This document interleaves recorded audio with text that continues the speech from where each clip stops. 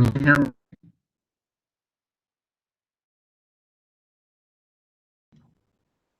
Yes, I can hear you.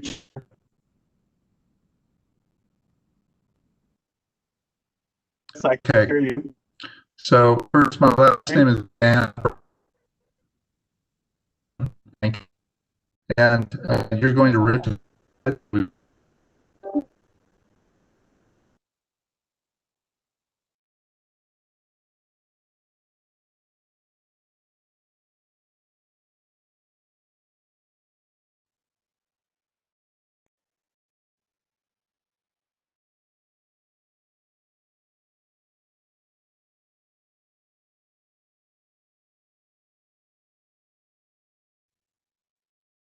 Can you give me your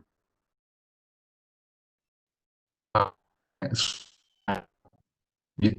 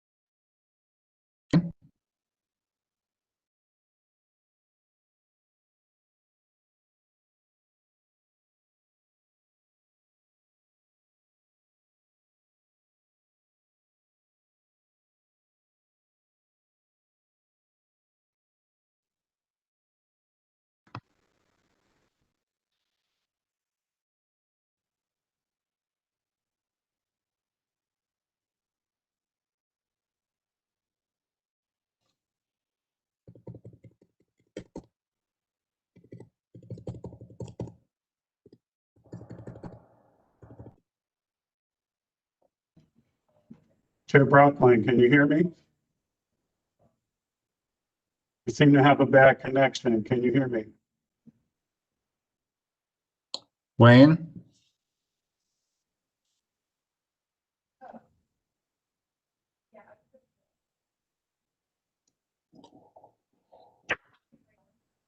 I can hear you. Could you quit calling me Brockland? Yes. Yes, can you hear me?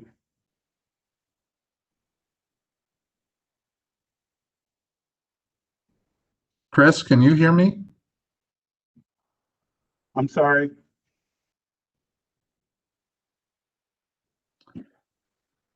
I can. Yes. Can-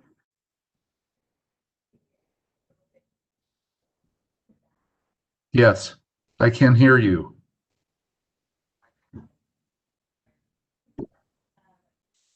Okay, are we ready to go?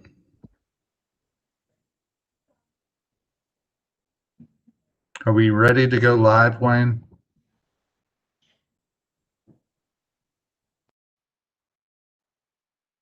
I'm not hearing Chris. Mr. Yes. Chair, I'm not Chris, are hearing you you talking? at this moment. Yes, we are live. I think Chris is talking. I'm not hearing him. Okay, I'm now hearing you. I was not hearing you. So can anyone on Mr. Chair, we are call live, hear and me? if you can hear me, we're having a hard time picking up your audio. Chris, can you hear me?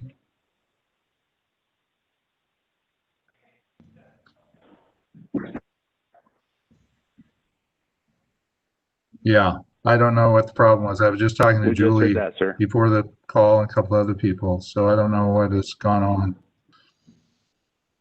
What's changed?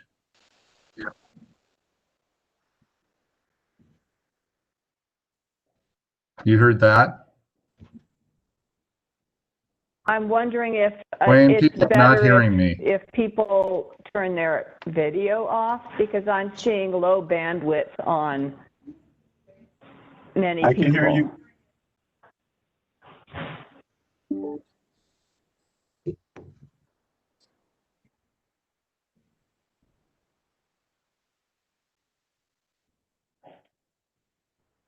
All right, let's try and turn off our video. See what happens.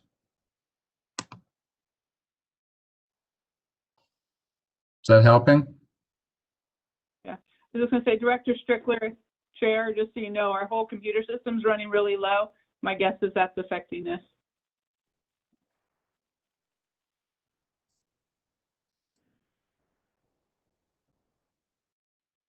Mr. Chair, Okay. might I suggest, if it's possible, Well, to log back out and then re-log back in, see if we can fix the connection and adjourn till maybe 9:15 and then restart at 9:15? that sounds good. Can you hear me?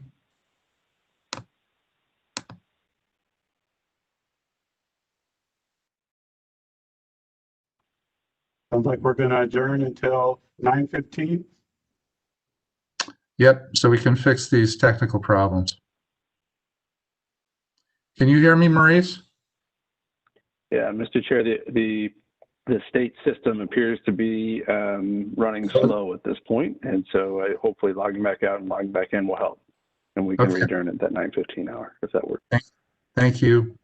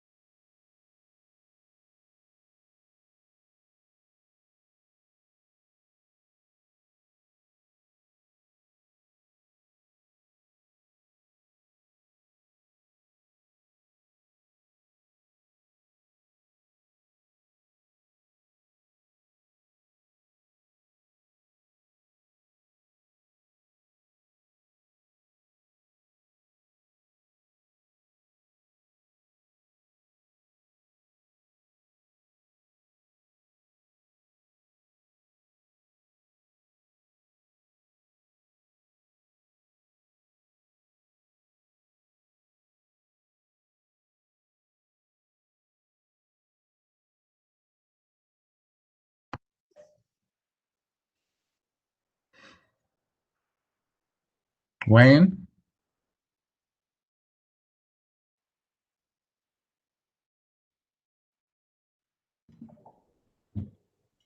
Yes, Chair Van Brocklin. Can you hear me? I can hear We you, can. sir. I can hear you. Okay, great. Awesome.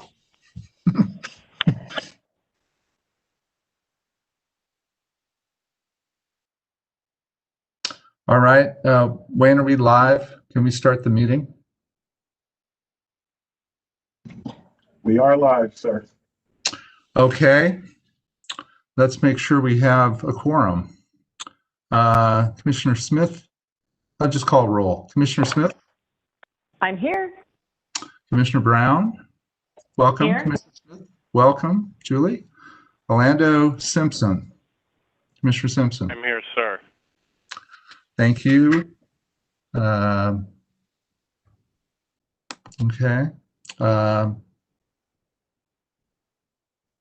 Commissioner Henderson's here. Yep. Commissioner Henderson? Here. Great. All right. Well, whoops. Turn that off. Okay.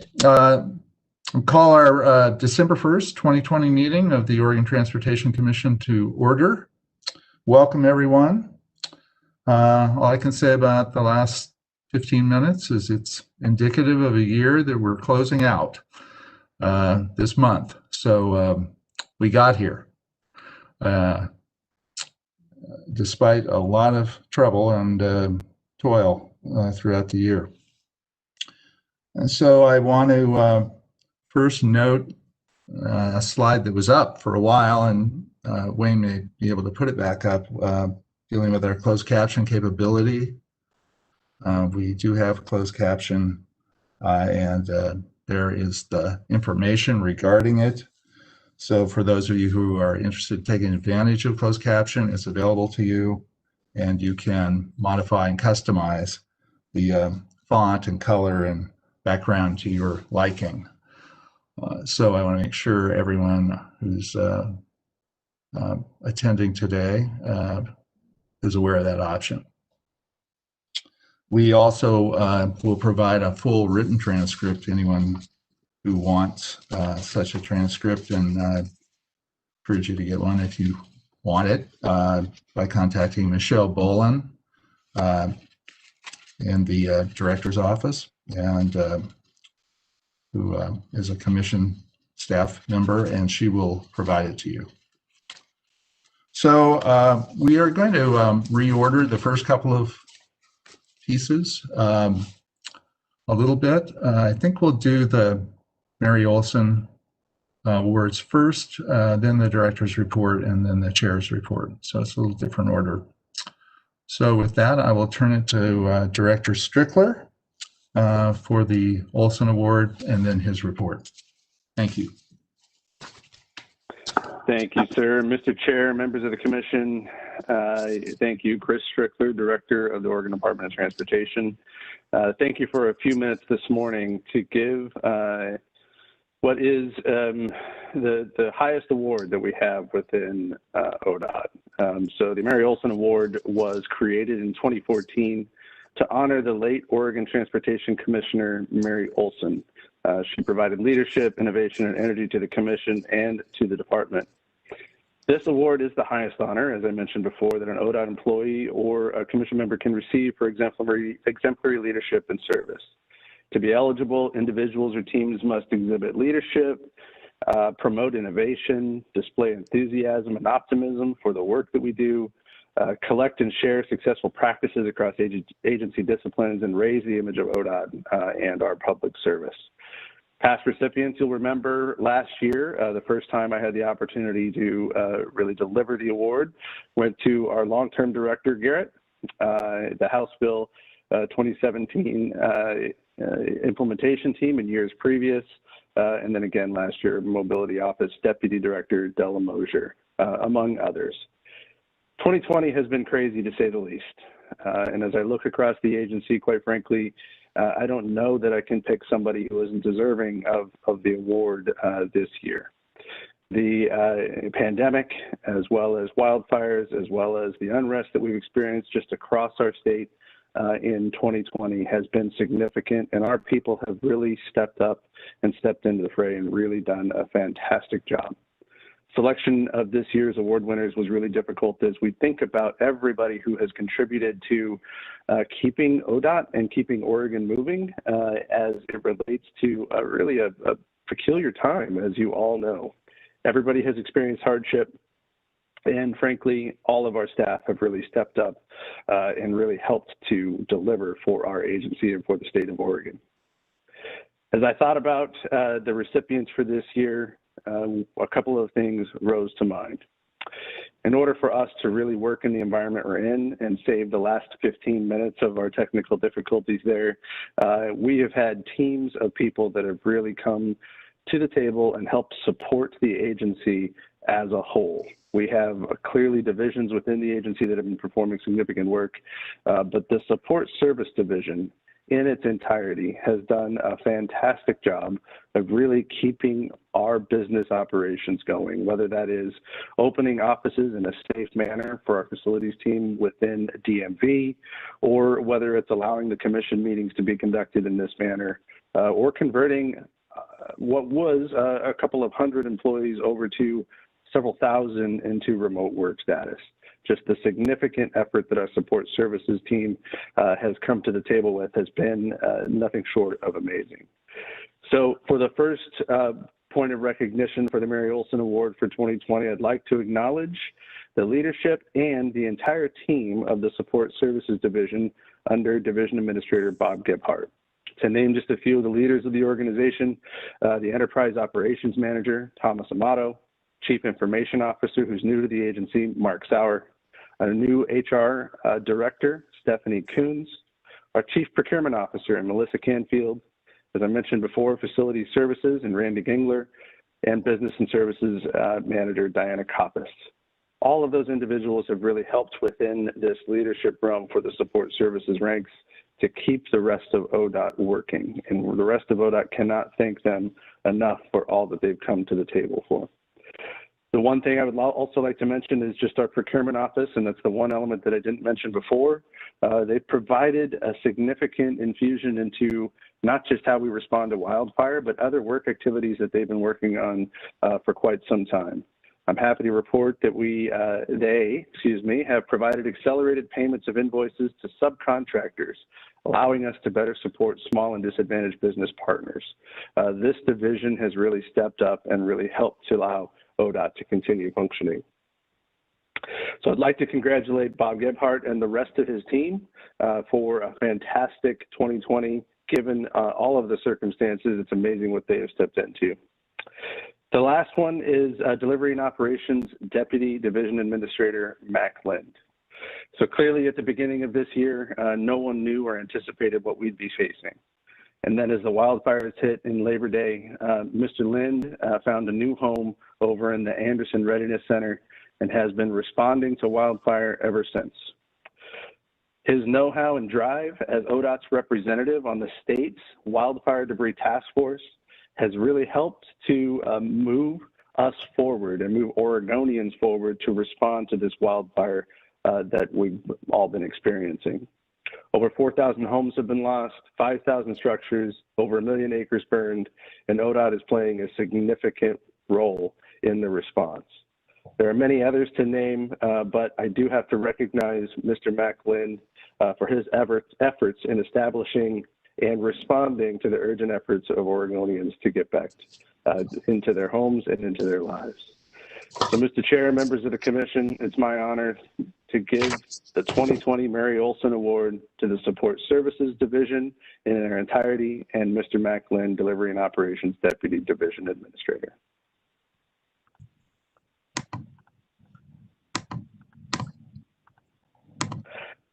Mr. Chair, if you'd like, I can transition into Director's Report. That sounds great. Okay. And just let me, before you do that, Chris, just let me echo on behalf of the Commission what you've just said. Enormously challenging year. Great work across the agency from you right on through, really in all areas. But I think you've identified two key and deserving recipients. So thank you. And thank them. Absolutely. Thank you very much, Mr. Chair. Mr. Chair, members of the Commission, I have just a few Director's Report items before I turn it back to the Chair, but I did want to recognize a few significant moments that have occurred, not just over the last couple of months, but in at least one case over the last several years.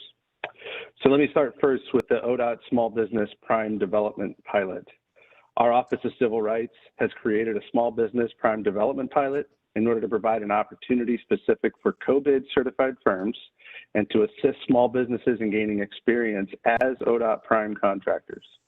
I must say this work began in our Office of Civil Rights well in advance of me taking the seat that I am in now, and they've been working on this for quite some time with our federal partners. I'm happy to report that they have most recently received approval by the Federal Highway Administration. So the primary goal of this pilot is to promote more diversity in the disciplines utilized to complete the heavy highway construction projects due to 100% utilization of COBID certified firms in all aspects of the contract. Selected COBID certified, which may be functioning as a prime contractor for the very first time, will still be required to meet all of the existing ODOT prime contractor requirements and must follow all contracting laws. But the final project of this pilot is intended to really grow and expand the prime contractor availability within our state. The final project for this pilot, capped at approximately $500,000, will be determined based on the 21-24 STIP through engagement with region construction staff, the intent on selecting a project that will go to bid in summer of 2021. We're excited to get the pilot moving. The next point is the Southwest Point Bus. On October 1st, Pacific Crest Bus Line became ODOT's new operator for the Southwest route. We have recently switched from a previous contractor, previous service provider, and entered into this new contract that is about a 6-year contract, introducing a number of improvements to this route. A couple of things of note. We are introducing a new schedule with faster travel times and shorter layovers, made possible by the new Medford Cave Junction bus bridge in partnership with Josephine Community Transit. Travel time for passengers across the entire route has been reduced by 4 hours as a result of this innovative partnership. In the spirit of One ODOT, we're also partnering with the Klamath Falls DMV to stage and park vehicles when they're not in use. Our contractors bring newer and safer vehicles to service, all of which are equipped with seat belts, unlike vehicles previously on the service line. As you all know, ridership has been impacted on all service routes due to COVID. And while we know ridership is somewhat down, we are excited about this new service and the steps ahead. The last item is the State Land Board Wetland Restoration Project of the Year Award. On October 13th, Governor Brown and the State Land Board awarded ODOT the 2019 Wetland Project of the Year for our vernal pool mitigation and conservation bank project in the Rogue Valley. I will spare all of the details of this project given the time, Mr. Chair, but I do want to stress congratulations are in order for Paul Benton and Brad Livingston and the Region 3 team and our partners at the Corps, Department of State Lands, and U.S. Fish and Wildlife for an enormously successful project in winning this governor's award. Mr. Chair, with that, that is my director's report, and I turn it back to you. Thank you, Mr. Director. Are there any questions from members of the commission on the director's report? Okay, excuse me. Well, we'll turn briefly to my report. I really want to spend this time today recognizing two longstanding leaders of the agency, Jerry Bohard and Tom McClellan. I'll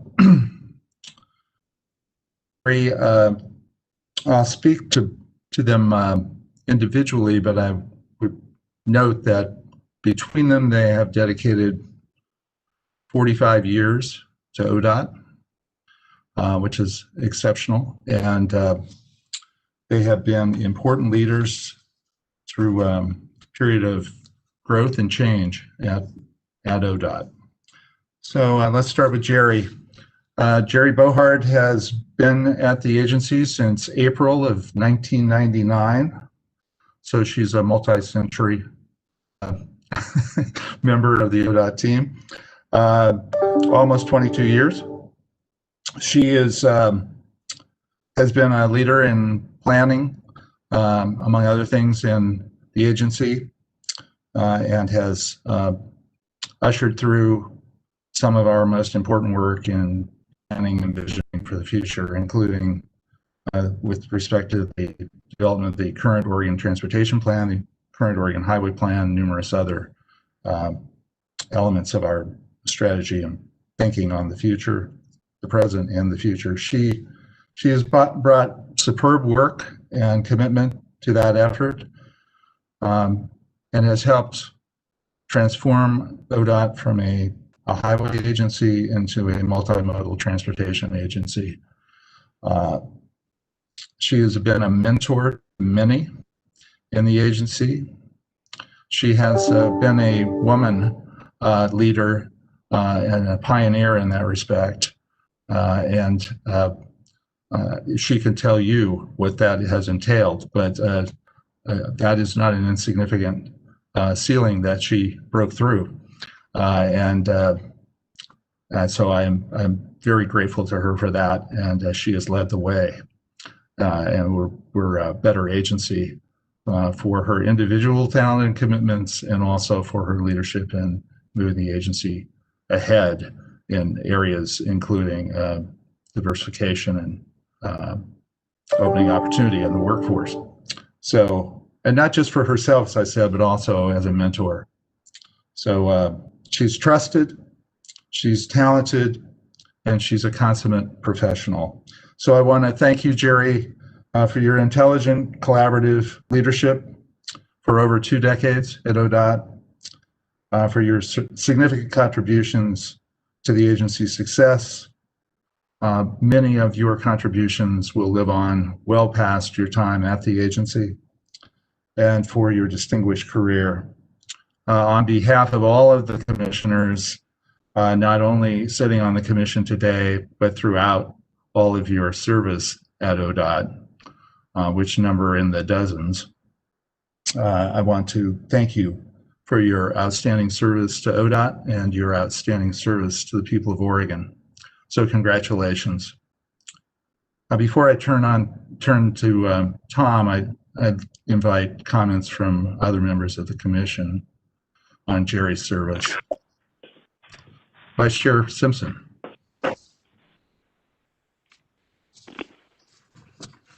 Thank you, Chair. I just wanted to throw a couple comments quickly too for Jerry. Jerry, I just wanted to thank you for our time we spent. Obviously, you've got to see me grow up in this agency, and I would be remiss if I didn't acknowledge you and all the other division heads prior to our transformation of the agency that have taught me and encouraged me to continue to, push this agency forward and continue to evolve and grow into the 21st century. So I really appreciate you and all the others that have allowed me to be myself and have worked alongside me and were patient with me through this process. But I would definitely have to say that I owe a lot of my intellect and understanding around the system of transportation, not only in the state, but just broadly outside of the state and beyond, to all of you who were there ever since the day I stepped in ODOT. And lastly, a lot of people don't really talk about it that much, but I would probably say the planning department is the most important piece to the agency or anything you're doing as it relates to big mega infrastructure work. And so I just think the state is a lot better because of you, and it's going to be hard to fill those shoes. So I appreciate everything, Jerry. Thank you, Mr. Vice Chair. Others on the commission? Yeah, Mr. Chair, if I may. Commissioner Brown. Jerry, I just want to thank you for all you've done for us over the years. And I've had the pleasure of working with you for many years. You've had to listen to me rant and rave over many issues, and I really appreciate your wisdom. You were always rock steady in giving me advice, and I just thank you. I kind of grew up through transit and can't remember when we weren't there. So thank you so much for your ODOT. And I'm going to have a lunch with you, but I'll give you a call whenever we get out of this situation.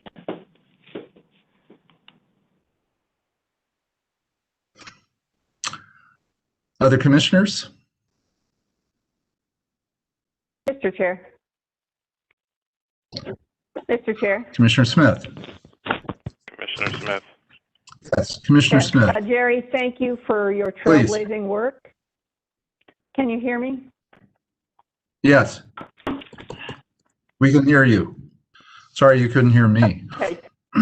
Okay. I just wanted to thank you, Jerry, for your trailblazing work in a non-traditional role for women, and I'm sure ODOT in the 90s was a very different place, and thank you for sticking with it and being a leader. And congratulations on a long successful service. Thank you, Commissioner Smith.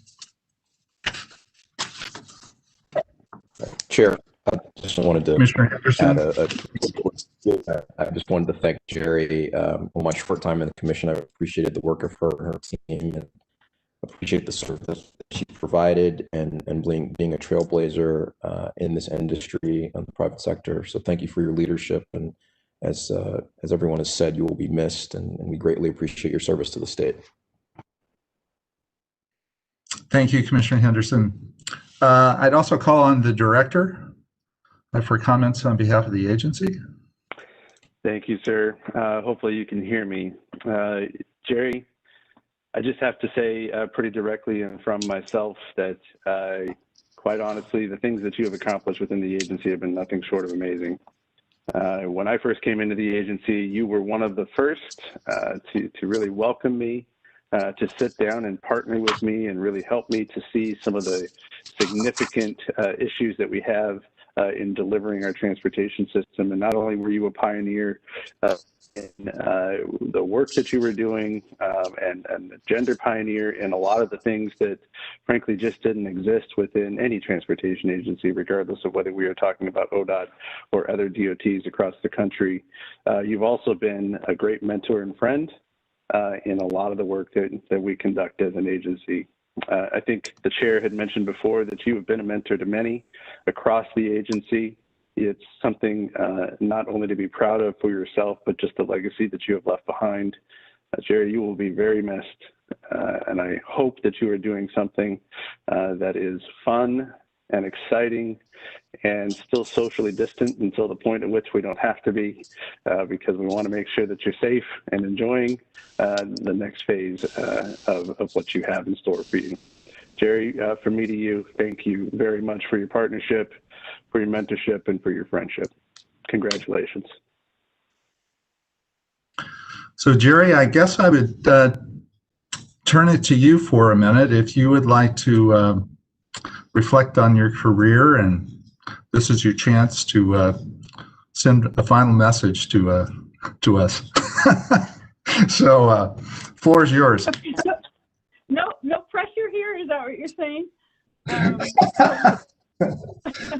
Hopefully you can hear me. I'm actually going to be around just a little bit in January as Assistant Director Cooper and the director figure out who's going to take over my position. But it has been such an honor to work here and see the transformation of the agency. And you're right. I think the greatest joy I've had is working with the people of the agency, particularly the women, and giving them opportunities because I was given opportunities, and I wanted to share that. The leadership of the agency is great. The commission has been wonderful. It's always been a pleasure knowing that the commission has respected the work that we do. Whether we take a different direction or not is irrelevant. The respect that the commission has always shown to staff has allowed us, I think, both of us to be successful. So it was a really hard decision, but it's time to play a little bit. So I'm hoping once we can do that, that's something my husband and I plan on doing. So I won't be gone completely, though, for a couple more days or about a month or so. But I just want to thank you for the honor of having served to the agency. I think the One ODOT is something that's part of my blood, and I will take that with me. So thank you. Thank you, Jerry. And we, again, on behalf of all of us, I'm sorry we are not in person and I'm sorry we're in the COVID environment for many, many reasons, but including the fact that just going to have to live with some virtual hugs until we see you in a better time. You have, I would just leave you with this. I mean, I really have noticed this all the way through. We all work in environments that we are very much focused on the here and now. But I think it's important in a moment like this to remember that the work we do is really built on the work that's preceded us. And of course, for some of us, in my case, being here since 2017, there was a lot you did between 1999 and 2017 that enabled us to do some of the things that we're doing now. And so, we recognize that and we understand that and we admire that. And you really are a pioneer in so many ways. And, and bringing the planning function to the level it's attained, to bringing our diversity agenda forward, and really being a leader for so long on that, and your patience, your ability to listen and then try and steer the conversation in a direction that reflects the world we're in, not the world we were in the past. I think that's a tremendous contribution, almost inestimable. So I really admire you for that. And I remember when my former law partner, Gail Achterman, and I were talking when she chaired the commission, and of course she was deep into the planning work, as you well know. And when Gail gets deep into something, there is no one quite like her. And I remember her saying to me before I'd even met you, what a tremendous asset you were, and how much she enjoyed putting together the 06 Oregon Transportation Plan, which is the plan we have today. So that's an example of the kind of effort and achievement that occurred. So thank you for being such a great part of the organization for so long. Thank you. Have fun, as Chris said. So I want to turn now to Tom McClellan, our other retiring senior leader in the organization.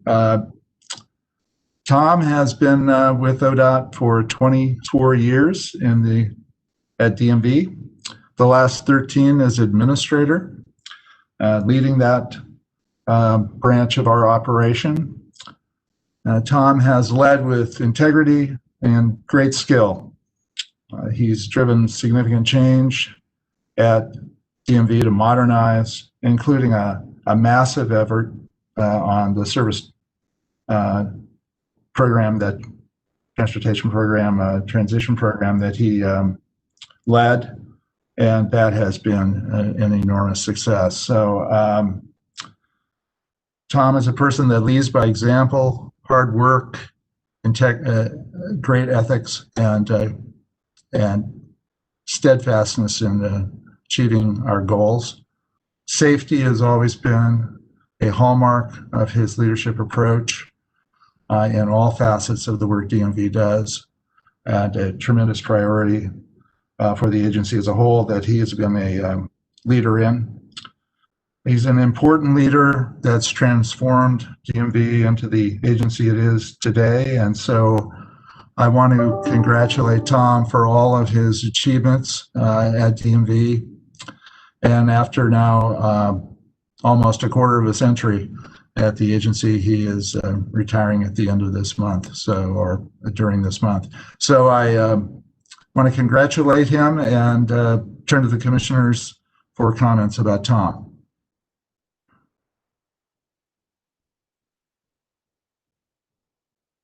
Chair, I'll just jump in real quick. Sir. Tom, just wanted to say I appreciate your leadership in this very complex time as it pertains to identification matters and technology shifts. You obviously were the right person for the job to kind of push us through that, and despite our little tug and wars here and there, I definitely think you've put the organization and the department on the right track for the 21st century, and just looking forward to seeing how it evolves and continues to become a lot more customer friendly and more efficient and accessible for our customers.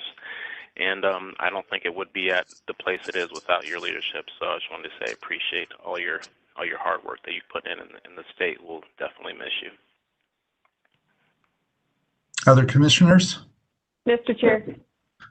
Commissioner Smith. Tom, thank you for all your wonderful work over all these decades, and I especially commend your getting us through Real ID, the pandemic, and the fires. It just seemed like one more thing after another, and you just kept going and got us through to the end. And so I think you are, well deserving of some time off to enjoy life and have a little rest. So congratulations and thank you. Thank you, Commissioner. Other comments? Yes, Chair, this is Commissioner Brown. Commissioner Brown? I just wanted to say thank you to Tom. I only got to know him over the last few years as a commissioner and was very impressed when he gave us a walkthrough of the DMV and introduced us to Oliver. And that was a big, job to take on it. And they pulled it off without any problems. And I thought he did a great job. And I don't know that he's on this call, but Tom, thank you for your service. We really appreciate it. And thank you for helping RVTD during the pandemic to get our buses licensed. So he was great about making sure that nobody was left behind during the pandemic. Got our buses out there. Thank you. Thank you, Commissioner. Other comments from the Commission?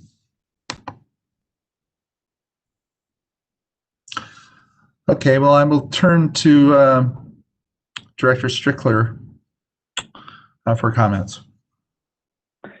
Thank you, sir. I think as Commissioner Brown just mentioned, I think unfortunately Tom could not make this meeting. He was otherwise engaged, but I do appreciate the opportunity, not just for the Commission, but for myself to say a few words for Mr. McClellan.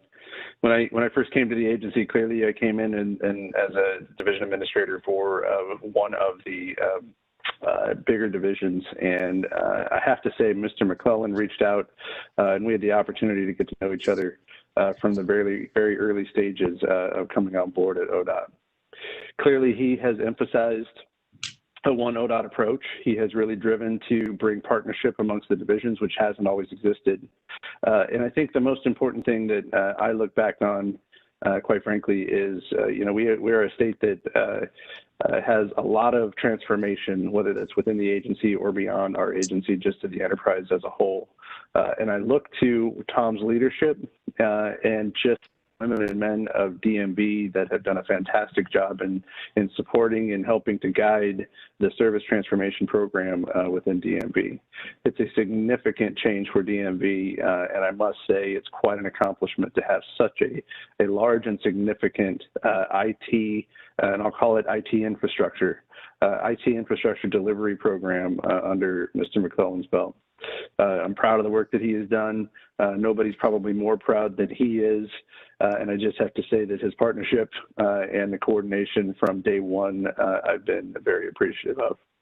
The last thing that I will say is you've already heard from many of the comments that Mr. McClellan is a man of ethics and management capacity and getting things done, and he's always driving and helping to protect his people. I was heartened because I was able to see a picture during one of our recent Fall Forum events of Tom actually pushing, I believe it was 2 of his grandchildren on a swing. And I have to tell you, the smile on his face for that photo was a mile wide, and it was fantastic to see. And my hope is as he's transitioning into the next phase, that he has plenty of opportunity to share it with those wonderful grandkids.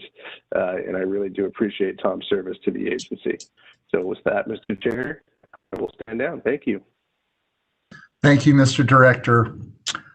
So 2 great leaders coming to the conclusion of their careers with us. We appreciate everything they've done and thank them again. So we're going to turn now to public comment. And I would ask Michelle to, first of all, I'm going to ask whether we're ready to turn to public comment.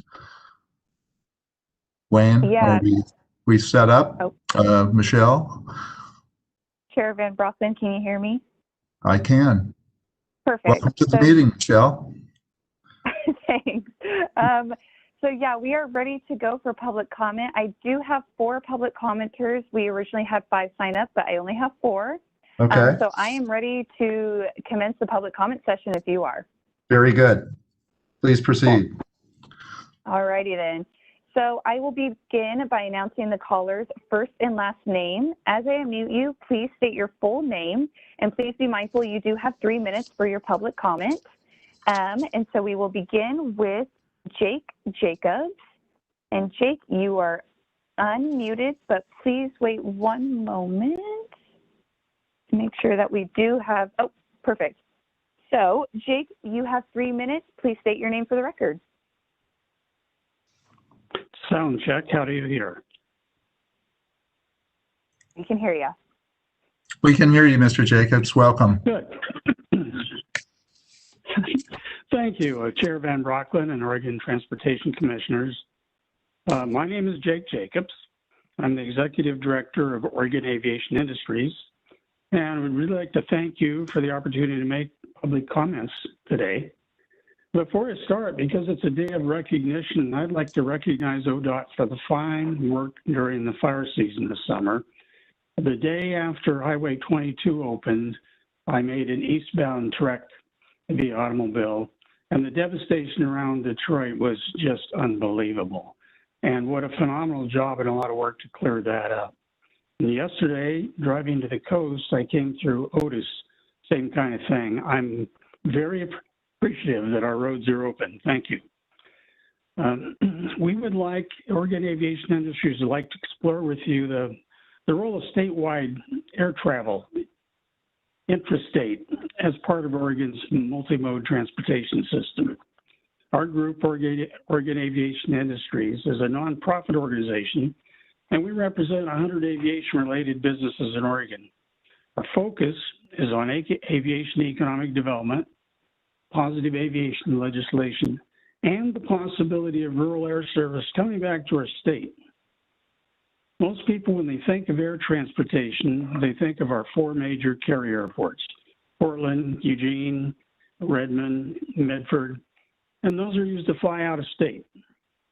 We'd like to go to Hawaii right now, but, you know, COVID. But after airline deregulation in 1978 in the hub and spoke system and all the larger airplanes, our smaller airports that once had air service lost it.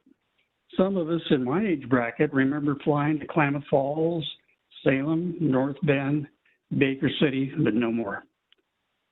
And with a state like Oregon versus Kansas, we've got mountains and rivers, and service transportation is really long and very tedious sometimes, especially in the winter.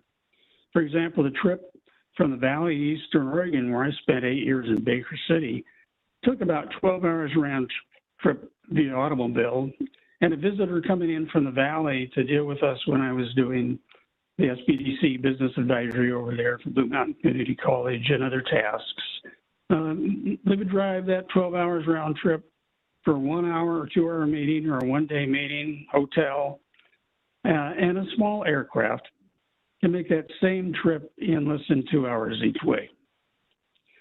And we talk about the 4 major airports and air travel, and it's really a surprise to many citizens that we actually have 97 public use airports in Oregon, and most rural communities have an airport located very close to town, within a mile to 3 or 4 miles. And large jets used by the airlines are not appropriate equipment for these airports. There's not enough demand. But a 4 to 8 place passenger aircraft, those are perfect fits for the number of travelers in rural communities. Most all these airports have a private terminal, and there's no TSA.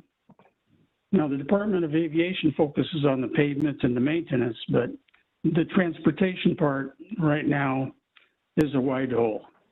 And what's changed, even though we have these just tremendous assets of the 97 public use airports, what's changed in the last few years is, number one, new generation electric aircraft and hybrid aircraft are now coming available.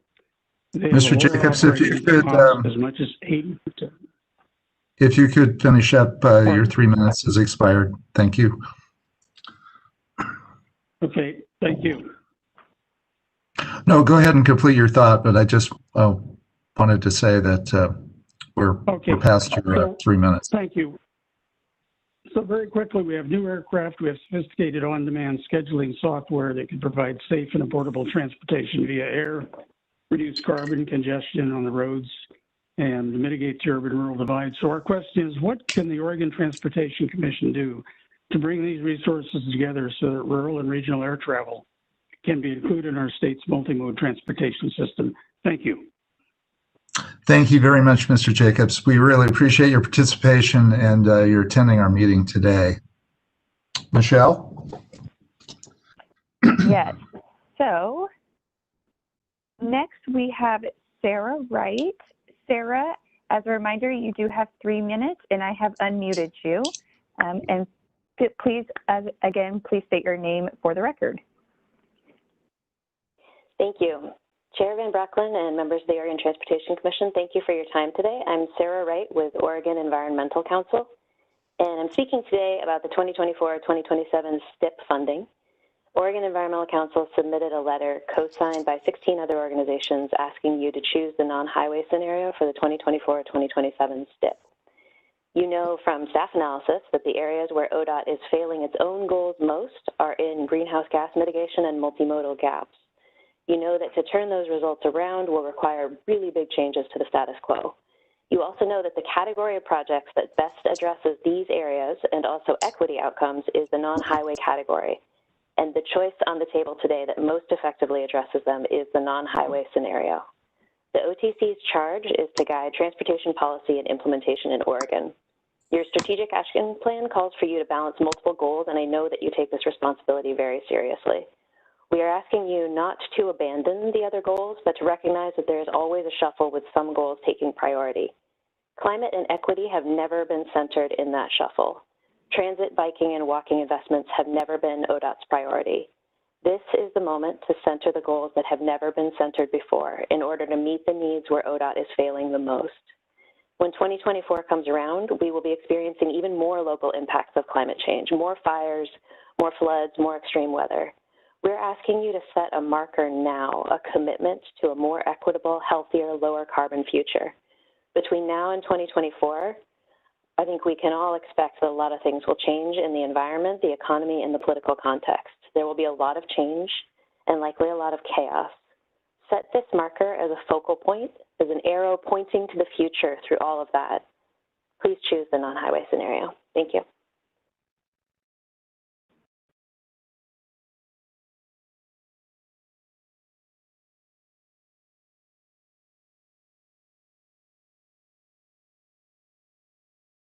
Bob, you're muted. We can't hear you. Sorry. I just wanted to thank Sarah. I wanted to thank you for coming and appreciate your comments. Also appreciate your written statement joined by other organizations, as you mentioned.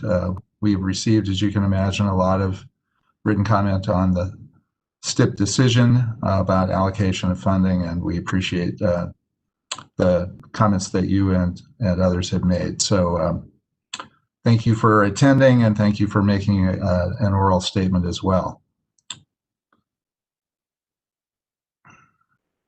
Michelle? Yes. Thank you, Chair Van Brocklin.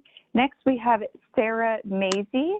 Sarah, I have unmuted you. As a reminder, you do have 3 minutes. Please state your name for the record, and you can begin speaking.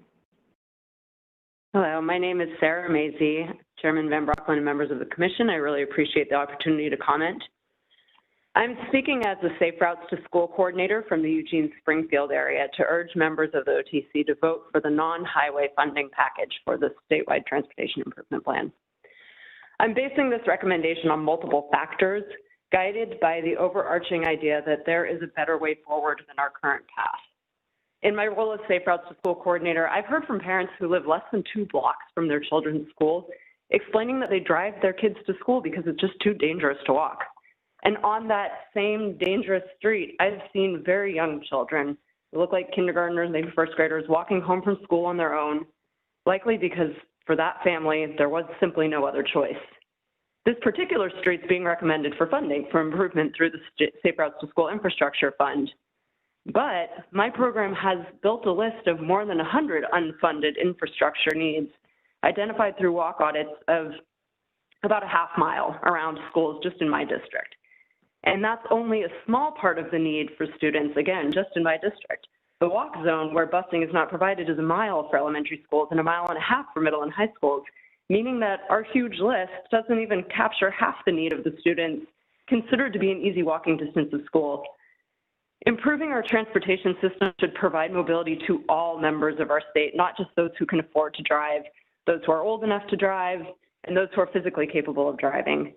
Improving the safety on dangerous streets for people walking and biking isn't the only benefit to come from more spending on non-highway projects. We all suffered through the truly devastating fires this summer that we know are tied to climate change. Transportation is Oregon's largest source of greenhouse gas emissions, and we need to shift to more active and shared transportation to reduce those emissions. Electrification is one part of the solution, but it will not get us all the way to our transportation emission reduction goals. So along with the climate and equity benefits of the non-highway scenario, please consider how economical it is to both build and maintain the part of our transportation system that's made for walking, biking, and transit. The benefits to public physical and mental health that are derived from physical activity and the time outdoors associated with active transportation and even that walk to and from transit. This pandemic has illustrated for so many of us the vital importance of time outside and the opportunity to be physically active. We need this. Consider also the space efficiency of moving people by bikes, foot, and transit, which is more and more vital as our population grows. And the congestion relief. I know this is not a piece that was identified in the staff analysis, but congestion relief really is possible as trips by active transportation and transit become truly viable alternatives to driving alone when when enough routes are made safer. So thank you for your consideration. And again, I urge you to select the non-highway scenario to benefit all Oregonians now and into the future. Thank you, Sarah. We appreciate your comments. Thank you for attending and providing them. Michelle? Thank you. Thank you, Chair. So last but not least, we have Joe Courtwright. Joe, I have unmuted you. Please state your name for the record, and you have 3 minutes. Good morning, Chair Van Brocklin and members of the Commission. For the record, Joe Courtwright. I'm an economist in Portland. And in April of last year, I testified before the Commission and stressed the importance of having a fact-based conversation about what we wanted to do, particularly in the Portland area around freeway widening. And I called out several errors and several instances in which your staff has not been honest about the facts on the I-5 Rose Corridor and now the revival of the Columbia River crossing. And essentially, I've been ignored. There's been no response to that. But let me itemize some of those challenges that haven't been addressed and a couple of others. Later this morning, you'll be talking about what you're calling the bridge replacement project. Your staff has been falsely claiming that there's a $140 million repayment liability if we don't move ahead with that project.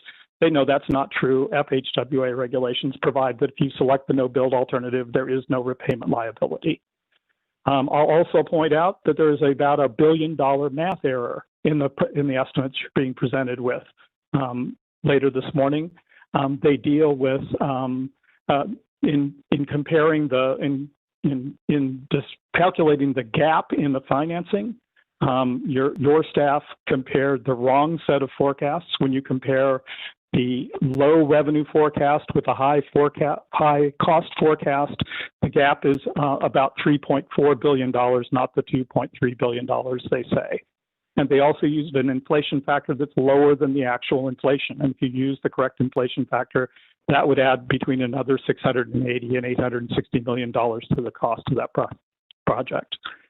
In addition, in the past year, there's been more duplicity on the Rose Corridor. You appointed an engagement civic and advisory committee, and when they started asking tough questions about the project, you fired them.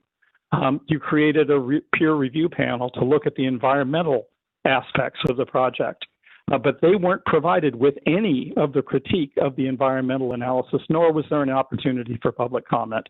So essentially, it just greenwashed it.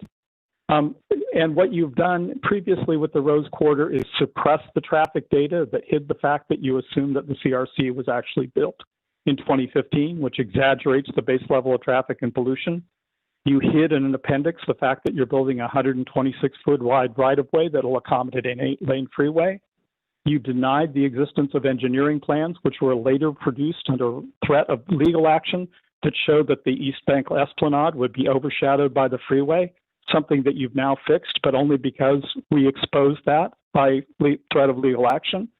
You've consistently and falsely claimed that this is the #1 crash location in Oregon when ODOT data show that's not true.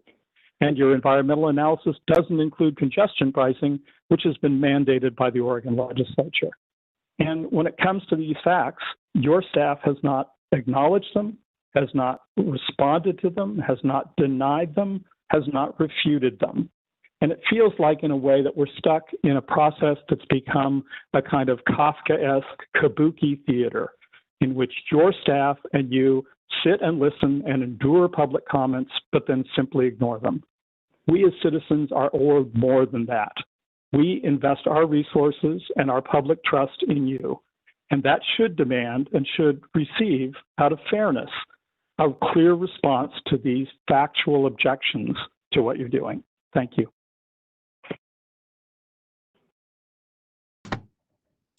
Thank you, Joe, for coming, and I appreciate your comments, and I appreciate your suggesting we drill down further, and we will.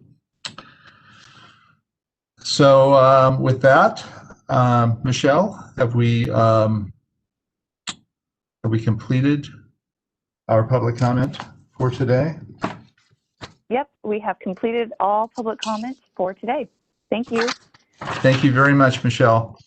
So we're going to move on now to a informational item on equity with our Assistant Director, Nakatris Perkins. Nakatris, the floor is yours.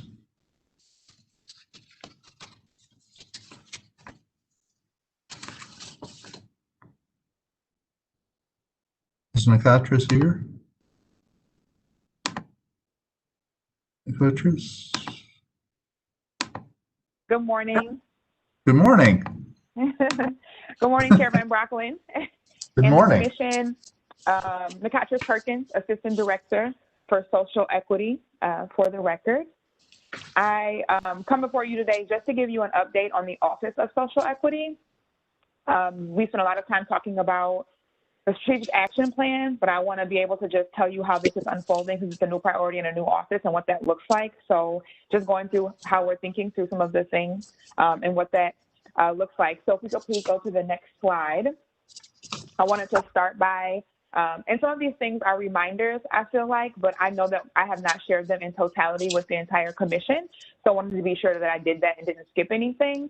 First, just talking about what equity is for ODOT. So we're using the definition that the governor's office released as part of their recovery for COVID-19. And so those are these three stanzas, if you will, that really talk about what equity acknowledges, what it centers, and what the effort looks like is how we're thinking about equity. In its totality, we're just hoping that we have no social demographic overly burden in accessing transportation. We want all social demographics benefiting from investments and decisions, and we strive to justly distribute benefit and burden. So we're really just looking at the distribution of impact or benefit and cost when it comes to public facilities and services, user costs and benefits, service quality, the external benefits, the economic impacts, as well as our regulations.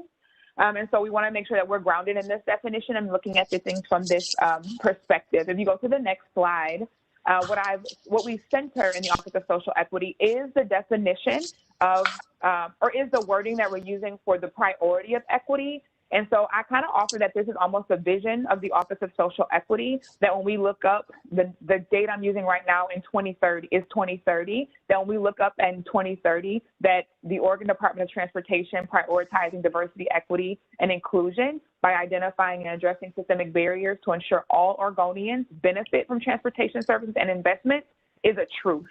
And then you would know that because we have very clear impact statements. I put on this slide a couple, like 4 things that could be kind of visionary or definitive impact statements. These are not them. We're currently working with an equity work group that helped us build the strategic action plan from some leadership within the agency to think about what it would look like to be able to very clearly measure those. So one could be something like our workforce will mirror the race and ethnicity and ability of Oregon's active workforce based on the American Community Survey. So we've really been working on who works at ODOT, where there's gaps in our recruitment and our hiring. And so as we unfold that, being very clear on what that goal should look like, and the American Community Survey seems to best align. We hope to make some of these quantitative because we want to be very clear that we're looking to meet something. And again, these are long-term, and looking up in 2030, these would just be truth. Like this is what we know is true at ODOT, and there's no question about it, and we can point to it very easily. We've also offered, again, these are examples of what they could look like, that 100% of communities are involved, thinking about our engagement spectrum, so that we've done a good job for the most part informing people, and we're working on consulting them in many spaces. And what would it look like to involve communities affected, especially those who are experiencing burden based on our projects. Projects being large, so things we do, things we write, things we maintain, and really looking at it in a holistic manner, that we're really transparent and communicative about our investments and project selection, and then also looking at our statewide mapping tool, or using a statewide mapping tool to really dig down on populations of interest. And then finally, that we've created a pipeline of employee, consultant, and contractor talent within Oregon. Right now, we do partner, we do have some investment in spaces, but how can we be more intentional and be clear of what that intention would look like in terms of a pipeline, so that there's no confusion about what we do and how we do it in terms of building businesses, in terms of building, thinking about vertical equity and the factors that affect transportation disadvantage. And so this is kind of the what, and if you go to the next slide, they're thinking about how the goals tie to the when and how. So the Strategic Action Plan has laid the groundwork for the Office of Social Equity, and we won't stray from that. But the when and how we get things done does need to be a flexible model, because circumstances are changing consistently. And if we haven't learned anything from 2020, we've learned that. But at all times, we'll be focused on these 4 things. So right now we are on so many interagency and internal committees to think about what culture and workforce operation looks like, what economic opportunity looks like. We're really excited about the pilot program that FHWA has approved, that Director Strickler talked about in his director report. We're starting the engagement process in terms of what it looks like to partner maybe with other agencies and engaging people statewide in making decisions a little more actively, and then also climate and what that looks like. When you go to the next slide, I have learned over the time that I've been here that this is very new. And though we've been talking about equity as an agency for quite a while, what that looks like in our day-to-day work has not been as clear for most people throughout the agency. So since I've been here, and I believe this will probably happen into 2021, but definitely has been my goal for how long I've been here in 2020, the last 6 months or so, is really socializing equity. So offering resources to increase the knowledge about individual, interpersonal, institutional, and even ideological oppression. That phrase by itself is really uncomfortable for people. It's really uncomfortable to talk about. It's really uncomfortable to point to, that we will ever be doing anything that would lead to this space, so that we're part of systems that uphold some of these things. And so how do we talk about them without attacking? How do we embrace that discomfort and conflict as we kind of figure that out and address unconscious bias or microaggressions that prevent belonging in the agency and prevent belonging for stakeholders? Because we also want contractors and consultants to feel like ODOT is also a place or an agency they would like to work with and for in terms of serving the state. We also need to get to the space where we possess understanding of disparities around social demographics, particularly race, gender, and ability throughout the state. Another thing that we're really thinking about is income, and where low income or poverty have great effects. And we found that that is something that we do actually possess emergent understanding about, but the race, gender, and ability throughout the state is a gap. And so how do we understand how that shows up in our work? And then lastly, to view equity, to include representation and community engagement as imperative to agency success. There's a lot of questions around, like, what does this have to do with us? And so socializing equity is imperative before us moving to a place where we have an amazing plan and a theory of change and what the outcomes and outputs would look like over the next few years. And you go to the next slide, though, this won't be something that happens by itself. And I actually think that somehow a slide was skipped. So if we can go back 2 slides, maybe. Yes, there we go. So right now we're in the phase of socializing, but I want to be very clear that we're not moving in a space where we're going to talk and study and think about equity for the next 6 years and not necessarily get to metrics. Socialization of equity definitely is a 2020 and first quarter of 2021 goal. It will never really stop because change doesn't stop, understanding and learning and growth doesn't stop, but we will definitely move into normalizing it, which is where the strategic action plan comes in. Most of the goals of the implementing actions for the strategic action plan are us starting the process. What does it look like to engage in 10 projects and to engage in all projects? What does it look like to look at our recruitment and our interviews? And we've started to do that process, but we want to make sure that we're doing it routinely. When we look into like 24, 27, that's the place where we think we'll be operationalizing equity, where it's a functional part of our process and people know the questions to ask, people know how to engage with it, but realize that it won't be, again, I think 2030 before we're able to optimize it, where it is a part of our agency function and it becomes second nature. Again, the socialization will never stop because there'll always be new things to think about as Oregon grows and changes in terms of population. There might be more things and things we need to think about differently, but it won't stop us from moving in this direction. So I wanted to just be clear that we're not stopping at the socialization, but there is a plan to continue to move forward. Now, if you can go and go probably, I'm guessing probably like 3 slides forward. So right, one more back.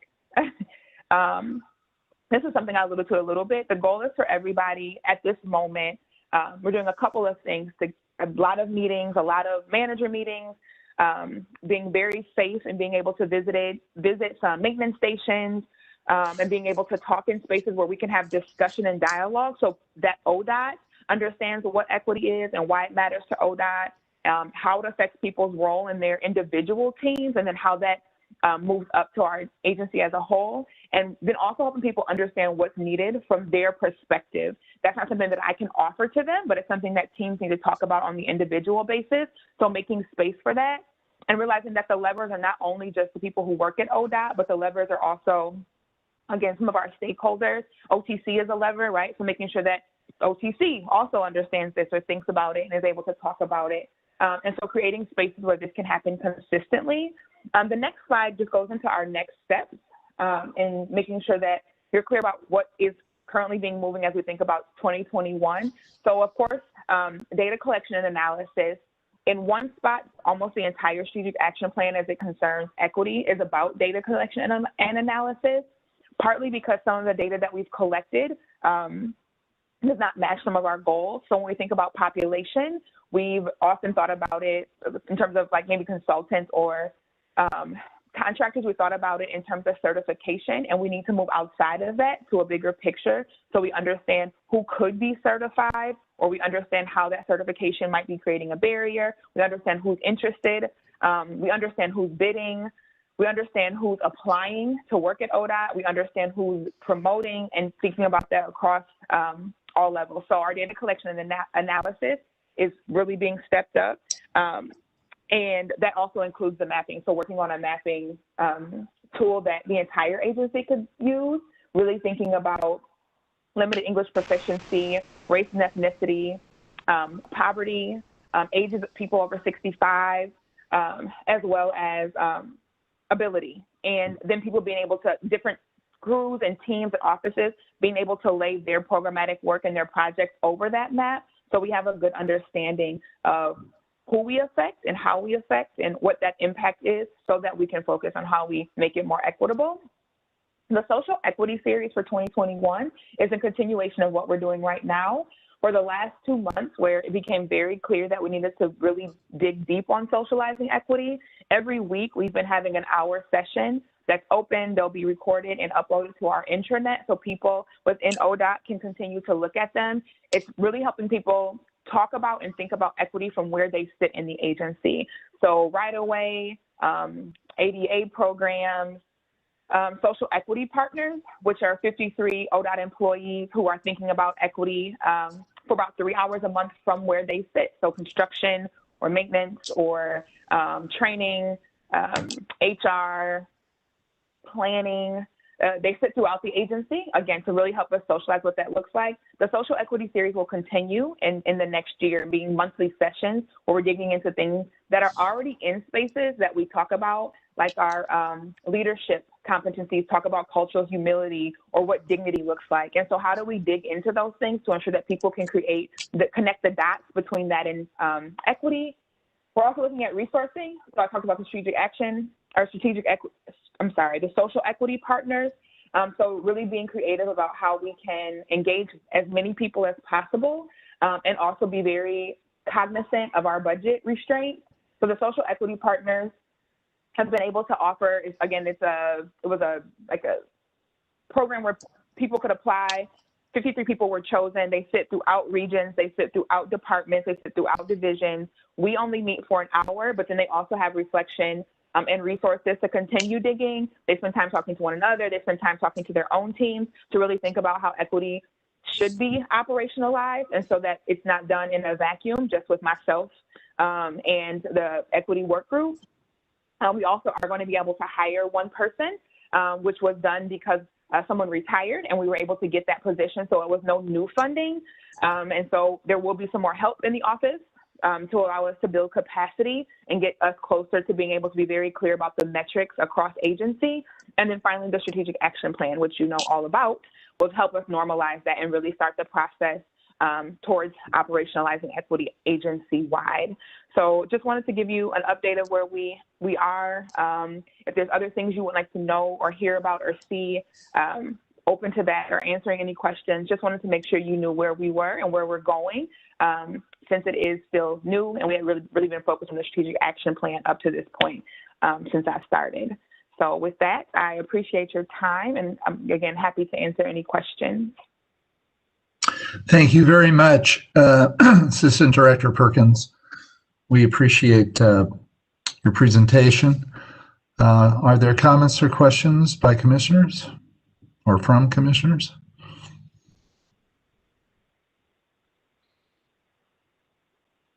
I have a quick one, Chair. Mr. Vice Chair. McCotras, thanks for the presentation. Very informative. Sounds like you've been busy. I have a really important question given to all these steps that we're taking, especially on the graph that was the socialize, normalize, operationalize, and optimize. I'm curious about that roadmap. How engaged and how involved is the legal department?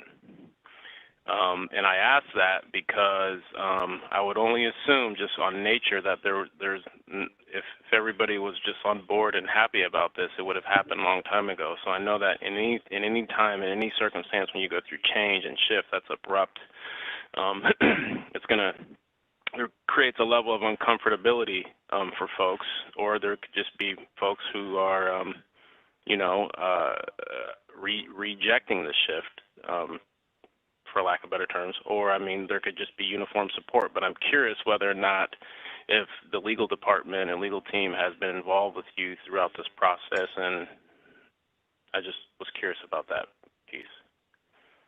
So I don't think that they've been directly involved throughout the process. I think how they have been involved is as we've thought about shifts in terms of culture change, again, on top of all the other changes that are happening, DOJ has been involved in terms of answering questions, and I think that FHWA has been involved in terms of asking questions to ensure that we are also aligned as we move and shift with our federal requirements, and so that we don't end up in a space where there's a move made that jeopardizes us being able to move forward. So I think that's the kind of no, but that's how we've been handling it at this point. And then, sorry, one follow-up to that, just based on the question. So thanks for the response. But then I'm curious whether or not have there been any, or whether or not the agency can conduct this, but have there been any surveys just related to all the employees within the agency, whether or not if they understand just these basic principles as you're outlining here around equity and what it entails and what it means, and what their thoughts are or sentiments about this new culture shift being implemented within the agency? Yeah, thank you, Vice Chair. So there was a short survey that we did, like as soon as I started, that connected gender to gender, race, and like the response to COVID in terms of people going home to work. And we just got those results to this morning. And so those will go out to the entire agency to talk about what that looked like. It was a survey that we didn't create. So there are some things that aren't in there that we wanted, and there's some things that will be really helpful as we move forward. We knew we wanted to create a survey, and we need to figure out how we'd be able to do that. And so we will create we are in the process of bringing on a product that will allow us to have an engagement survey once a year. We used to do it, the last time we did it was 2015, and there was a thought that we would be able to continue to do it. And the goal is to create a survey that will, one, talk to all of the things I just spoke about, but also agency-wide, so there's not a whole bunch of surveys going out consistently, but so that every year we know how all employees feel about the agency, what's happening and how it's happening. The survey that we did was created by McKinsey, and we were able, like, given the right, invited to participate. And so about 1,800 employees participated in that survey, which we hope the numbers will be higher when it's our own, and it's, again, across all goals and divisions. So yes and no, and it's coming.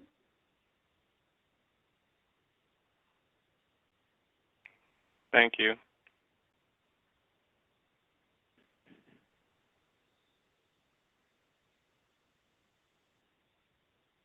You're on mute, Bob.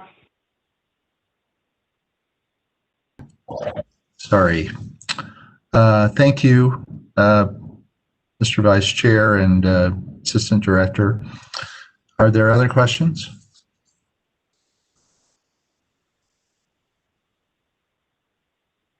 Okay, if not, thank you very much, McCutcheon, for your presentation, and we look forward to further updates. Thank you. So we're now going to move to an urban mobility presentation by our Urban Mobility Office Director, Brendan Fenn, and Urban Mobility Deputy Director, Della Mosier, and Assistant Director for Revenue Finance and Compliance, Travis Brower. Hi there, Mr. Chair. Good morning. Good morning. Welcome. Thank you for having us here. Thanks for the introduction. Again, Brendan Finn, Director of the Urban Mobility Office. As you stated, Mr. Chair, I'm joined by Della Mosier, Deputy Director, and Travis Brower, ODOT Assistant Director for Revenue Finance and Compliance. Before we begin, and we will be moving rather quickly so we can get you back on time, I do want to turn it over for Della for a quick recognition as well. So Della, why don't you jump on right here? Thank you, Brendan. For the record, Chair, Vice Chair, and Commissioners, my name is Della Mosier, and I'm the Deputy Director of the Urban Mobility Office. Mr. Chair, if I may, I'd like to take a moment to echo the sentiments made by the Commission and others for Jerry and Tom this morning. As a fellow female transportation professional, Jerry has personally had a hand in my career progression at ODOT, and I am incredibly grateful to have known her both professionally and as a friend. I appreciate the opportunity just to take a quick moment to make that acknowledgement. And with that, I'll turn it back to Brendan. Thank you. Thank you, Della. Thanks, Della.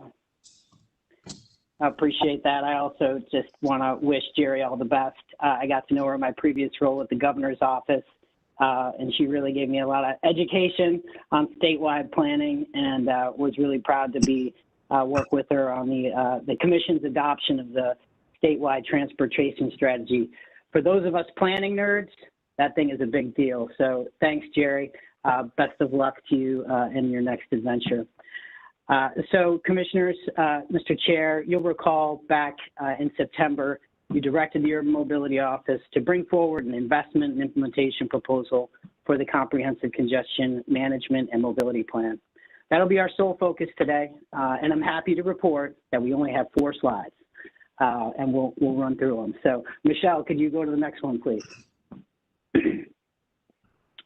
So, your last few meetings, we've used this map as an illustrative depiction of the CCMMP, we'll do a better job of figuring out how to narrow down that acronym. But each time it's been adjusted and reflected your direction and input from our regional partners. Recent additions here include Highway 212, the Sunset Corridor planning in Clackamas County, as well as the 99W corridor planning, 217 Phase 2 design, and the US 26 TDM planning efforts over there in Washington County. These additions rounded out ODOT's corridors included in the Metro Regional Transportation Bond Measure. And as you'll see on that date there, on November 2nd, this was the last iteration prior to the election on November 3rd. And while the bond measure was not approved by voters, these projects will continue to be incorporated in the state planning efforts, as well as the Regional Transportation Plan, which coordinates investments in the transportation systems for Clackamas, Multnomah, and Washington counties. The Urban Mobility Office, and as well as Region 1, will continue to support and synchronize with these regional leaders, as the next steps are contemplated. So next slide, Michelle. This slide displays the agency-led suite of projects and programs in the I-5 and I-205 corridors, as well as the Sunset Highway Multimodal Improvement Study, which the Urban Mobility Office will be partnering with Metro on. At your last meeting in October, on the 22nd, you remember brought the entire Urban Mobility leadership team along with IBR Program Administrator Greg Johnson. And we gave you updates on the projects and programs, as well as accompanied them with the narrative of how they're all connected into the Commission's comprehensive congestion management and mobility plan. This plan utilizes the tools from HB 2017 and beyond to create a system-wide approach you have endorsed and directed. Today, we're here to report back on our next methodical step forward. To provide the substance on how we can take that next step and deliver on this plan, I want to turn it over to Deputy Director Della Mosher. Della. Thank you, Brendan. For the record, again, Della Mosher, Deputy Director of the Urban Mobility Office. Michelle, could we please turn to the next slide? The proposed investment and implementation strategy proposal that you see before you today provides a comprehensive way to deliver these agency-led priority investments using tools provided by the legislature in House Bill 2017. First, I would like to cover each investment in detail and what it does and does not include. The first investment listed on this proposal is the I-5 Rose Corridor Improvement Project. The cost that you see there from $715 to $795 million is consistent with the cost to complete report that was presented to this commission about a year ago. The cost range is based on a 15% design and includes the I-5 mainline improvements, the baseline highway covers, local street improvements, and the Clackamas pedestrian and bicycle bridge. Additional funding could be required for the expanded highway covers and other elements. Some of the construction timelines shown here may be subject to change as we begin our work with the construction manager, general contractor, CMGC, who joined the Rose Corridor team just this past month. The next item listed as an investment is the Interstate Bridge Replacement Contribution. That contribution is listed in a range of $750 million to $1 billion. And as you will hear from our Interstate Bridge colleagues on the next agenda item, this cost range reflects the previous $450 million Oregon commitment to the Oregon components of the Interstate Bridge replacement. It's been inflated for additional design and a new delivery year. The actual project cost estimates and changes to the finance plan are anticipated once the environmental process is complete in around 2024. The next investment listed on here is the I-205 Abernathy and Seismic Improvement Project. For phase one, the estimated range is $410 to $460 million, and this is based on a 60% design with a late 2021 construction let. The team will continue to refine costs over the next year as the design progresses to this construction phase. The next phase of I-205 extends from 10th Street to Stafford Road with an estimated cost of $190 million to $240 million. and this estimate range reflects inflation and other factors due to a delayed construction start year out into 2025. The next investment listed is the programmatic tolling implementation. This is estimated to range between $300 and $400 million, and these costs will be refined after additional planning, environmental review, and design work is completed. The next investment listed is the I-5 Boone Bridge and a seismic improvement project with a range of $450 to $550 million. This cost range reflects a very conceptual planning level estimate, around 3% design, which will need to be refined after additional planning and investigations, in particular geotechnical and seismic investigations are conducted, as well as environmental review and completion of design work. The next investment listed is the Southwest Corridor Light Rail Jurisdictional Transfer for $65 million. This item denotes ODOT's contribution of $65 million to the project as part of a Barber Boulevard jurisdictional transfer agreement with the City of Portland. And finally, $550 to $700 million for operational projects on the I-5 and I-205 corridor that are at around a 3% design phase with, for operational improvements, which typically include auxiliary lanes and dynamic signage. Next, I would like to address how each of these investments are connected over time. Between now and 2025, the plan would be to implement Rose Quarter, I-205 Phase 1, and the toll program. I-205 and the toll program would be covered by short-term financing that would be repaid with revenue generated from system-wide tolling. The purple area on the schedule depicts the time frame when toll revenue becomes available, at which point we can look to fund construction of Boone Bridge and associated improvements, as well as strategic operational projects along the I-5 and I-205 corridors. I would like to caveat that this proposal is a strategy spread over 15 years. While we are now in the first of those 15 years, updated information related to funds that can be generated from tolls and refined costs of investments are still ahead of us. And beyond our technical homework, we will also be working with our partners, communities, and stakeholders at the direction of the Commission to look at toll corridor limits, corridor definitions, and how net toll revenue can be used. We will also want to ensure we take the time necessary to have intentional conversations around how equity and climate goals can match up with these investments. With that, I'll turn it to Brendan, who will describe the Urban Mobility Office's next steps for this comprehensive approach to congestion management and mobility. Thank you, Della. Mr. Chair, Commissioners, as Della mentioned, this is the plan before you. It's a 15-year marathon, and we're starting to jog here on our first mile. But built into this proposal, as you're seeing it here, is flexibility and adaptability. As this course that's mapped currently now may need to be adjusted by the Commission as you look at that system-wide approach and as it's continuing to be unveiled.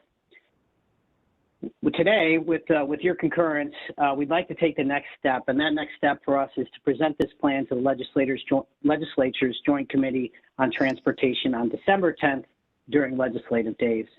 We will seek affirmation from the committee as well as solicit feedback as we've done periodically with the previous iterations that the Commission has approved. So with that, Mr. Chair, we do have Travis here along with us as well, but we want to turn it back over to you to see if you have, or the Commission have any other questions and further direction. So, back to you, Mr. Chair. Thank you very much. So are there questions from the Commission?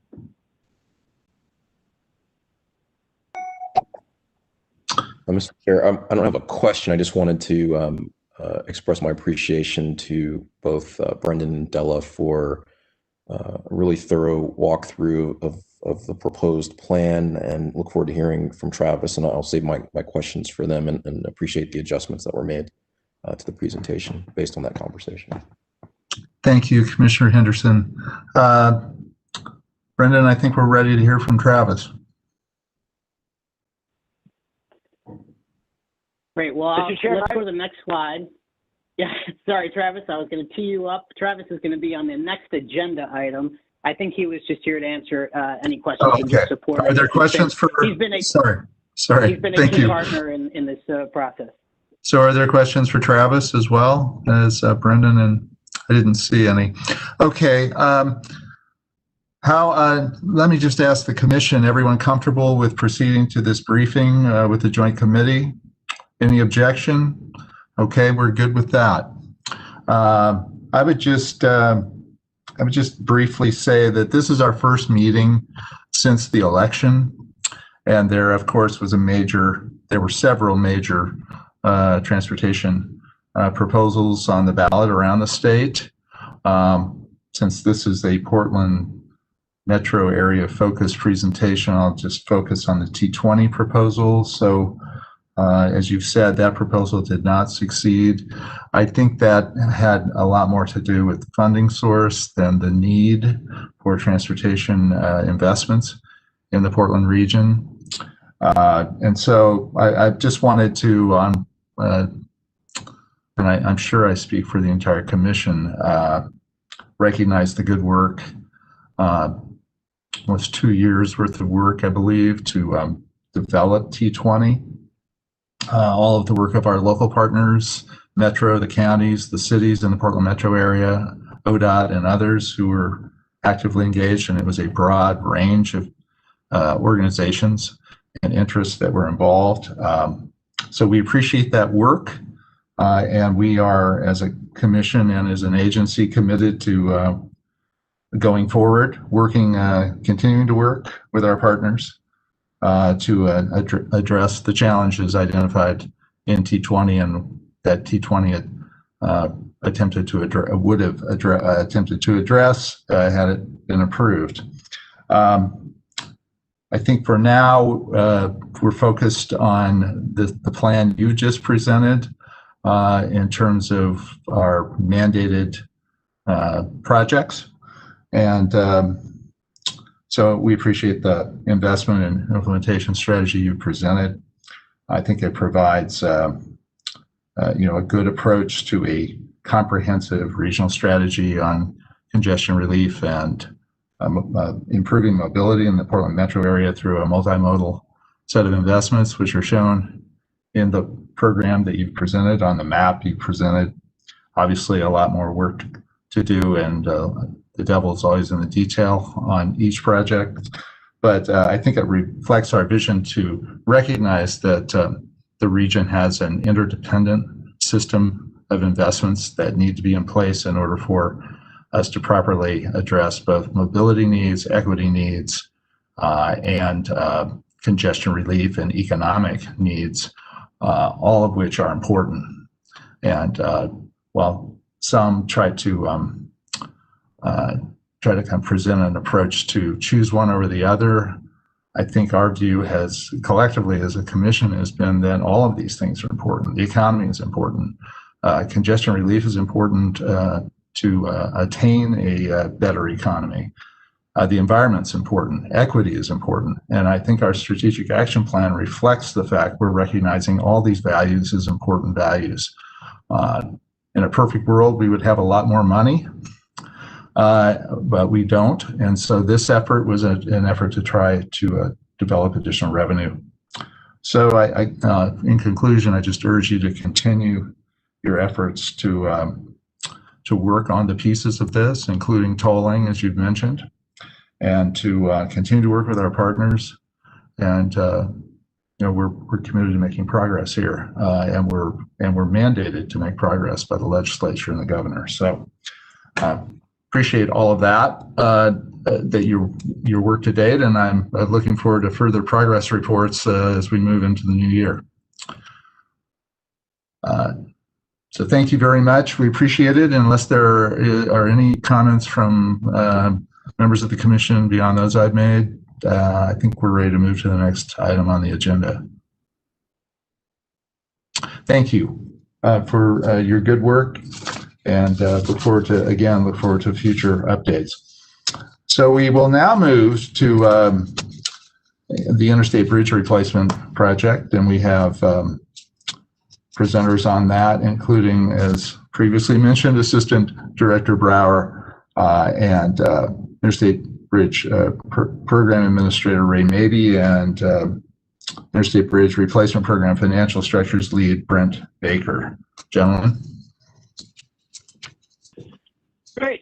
Thank you, Mr. Chair and members of the Commission. For the record, my name is Travis Brower, and I am the Assistant Director for Revenue Finance Compliance. I am here just today primarily to give a brief introduction and then to be able to answer any questions about this as it relates to Oregon-specific transportation funding needs. But what I wanted to do today is to set the stage for Mr. Mabey and Mr. Baker's walk through this presentation by just giving you a little bit of background and then the three key takeaways I see from this report. So first off, it's important to know that this is really early in the process. We were required by the Washington legislature to provide a conceptual finance plan today, December 1st, 2020, written in statute with that deadline. So this is obviously very early in the process. And this is really a conversation starter and a first draft of what is to come in the future, of which the Commission will have a great deal of opportunity to provide input and direction as we go forward. And this is all based on the previous scope of the Columbia River Crossing project, as it is too early in the Interstate Bridge Replacement Program to really develop any strong original cost estimate or finance plan. So that's a little bit of background on how we got here today, and Ray and Brent will talk to you much more about that. As for the three takeaways, after I read the report in draft form several weeks ago, I think there are really three things that I took from it. The first off is that tolling is going to be essential to moving this project forward. Without tolling, there will be no project. That much is very clear based on the funding needs to replace this aging bridge. Second of all is we will need to look to the federal government for support. Particularly for the transit component, also potentially for some financing support from the TIFIA program, and also potentially even for some discretionary funding for highway elements, the bridge replacement and interchanges. But at the same time, I think it's important to note that Uncle Sam will not be our salvation. There is no scenario in which we think it's realistic that the federal government will simply swoop down and provide us the billions of dollars that we need to replace this bridge.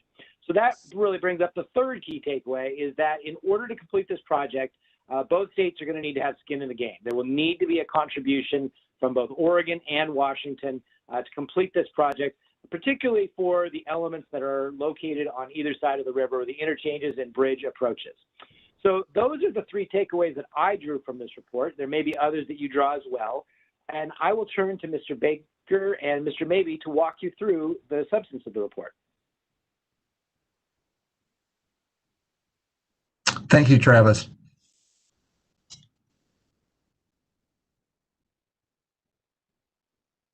I think, gentlemen, you may be on mute. I know this from personal experience. There we go. How's that? That is much better. You're welcome. Okay. I'll say that again then. Thank you, Travis, for the good intro. Covered many of the points we'll hit today. Chairman Brocklin, Vice Chair, committee members, good morning. For the record, my name is Ray Mabey. I'm the Deputy Administrator for the Interstate Bridge Replacement Program and State Bridge Engineer. With me is Brent Baker. He is the Financial Structures Lead for the program. We'll be tag teaming on this presentation about the Conceptual Finance Plan, which is being delivered today to the Bi-State Legislative Committee. Next slide, please. In this presentation, we'll outline our progress on the Conceptual Finance Plan and discuss what it captures and what it doesn't. We'll discuss the difference between funding and financing. We'll review updated and adapted financial conceptual costs from scenarios based on prior planning efforts, as Travis mentioned earlier. And we'll identify potential funding sources and resulting gaps from those scenarios. And finally, we'll conclude with recommendations from this work. Next slide, please. The Conceptual Finance Plan is based on previous design assumptions from the CRC. We don't have new design assumptions yet, as we have yet to develop the updated purpose and need and resulting design alternatives. While we're proceeding with the IBR in an inclusive and transparent process, the information from the previous effort is really the best available at this time. We're on schedule to develop a conceptual finance plan today that includes possible funding sources and their purpose, the analysis of those potential funding sources. It also includes development of a conceptual construction funding range from toll revenue based on the CRC toll funding capacity assumptions. And lastly, again, it outlines next steps. Next slide, please. As I shared, the conceptual finance plan is based on the existing input from the previous CRC design effort, including high-capacity transit options. While these assumptions capitalizing on the existing work, it doesn't mean we'll have the same outcomes as CRC. The process will develop new or revised designs with commensurate estimates that will need to be factored into future finance planning. And these costs will continue to be refined as planning and design progresses. Next slide, please. Because we're at the preliminary stages of the project, the conceptual finance plan is just that, it's conceptual. We've examined previous studies, updated some costs, and identified potential revenue or potential funding options. But it's not a complete evaluation of those funding options, nor does it provide firm project cost estimates for the program. It utilizes the best available information, estimates from the CRC, that were developed for a replacement bridge and 2 transit modes, BRT and LRT. Use of this information doesn't preclude us from analyzing other options such as an immersed tube tunnel or high-speed rail. As I said, these costs are conceptual. We won't have more concrete costs until that updated purpose and need has been established and is underway, and we have design alternatives in hand. This plan does give us a foundation to build upon, though, to continue progress on the program and home in on those funding sources, availability, and cost. Next slide. As I shared earlier, these costs are from the 2012 CRC estimates. We're driving that point home. The future design refinements and decisions will heavily influence costs as they develop. And at this point, I'll turn it over to Brent to discuss the conceptual cost estimate. Brent? Thanks, Ray. On the next slide, there's a table that shows the conceptual cost estimates, and we've grouped them into 4 representative options. It's important to note that all 4 include a replacement bridge with transit in its own fixed guideway, separated from other vehicles. Within that, there are 2 transit modal options, bus rapid transit, or BRT, and light rail transit, or LRT, and 2 levels of project scope, high and low. The differences in scope pertain primarily to the transit elements north of the Turtle Place station in Vancouver and the improvements made to the North Portland Harbor Bridge on the Oregon side. You'll note that the LRT and BRT cost estimates are somewhat similar because the prior work assumed that the BRT would operate with high frequency and capacity in its own right-of-way in order to be eligible for the same type of FTA New Starts funding as light rail transit. This doesn't preclude us from looking at other BRT options, though a change in the BRT project type could reduce or change the potential grant funding available to support it. If you look at the second column in this table, those are the cost estimates, which are sort of the foundation for this work that come from CRC. Additional adjustments were then made in that third column to account for, to sort of further expand the range of high and low costs in consideration of other risks and opportunities.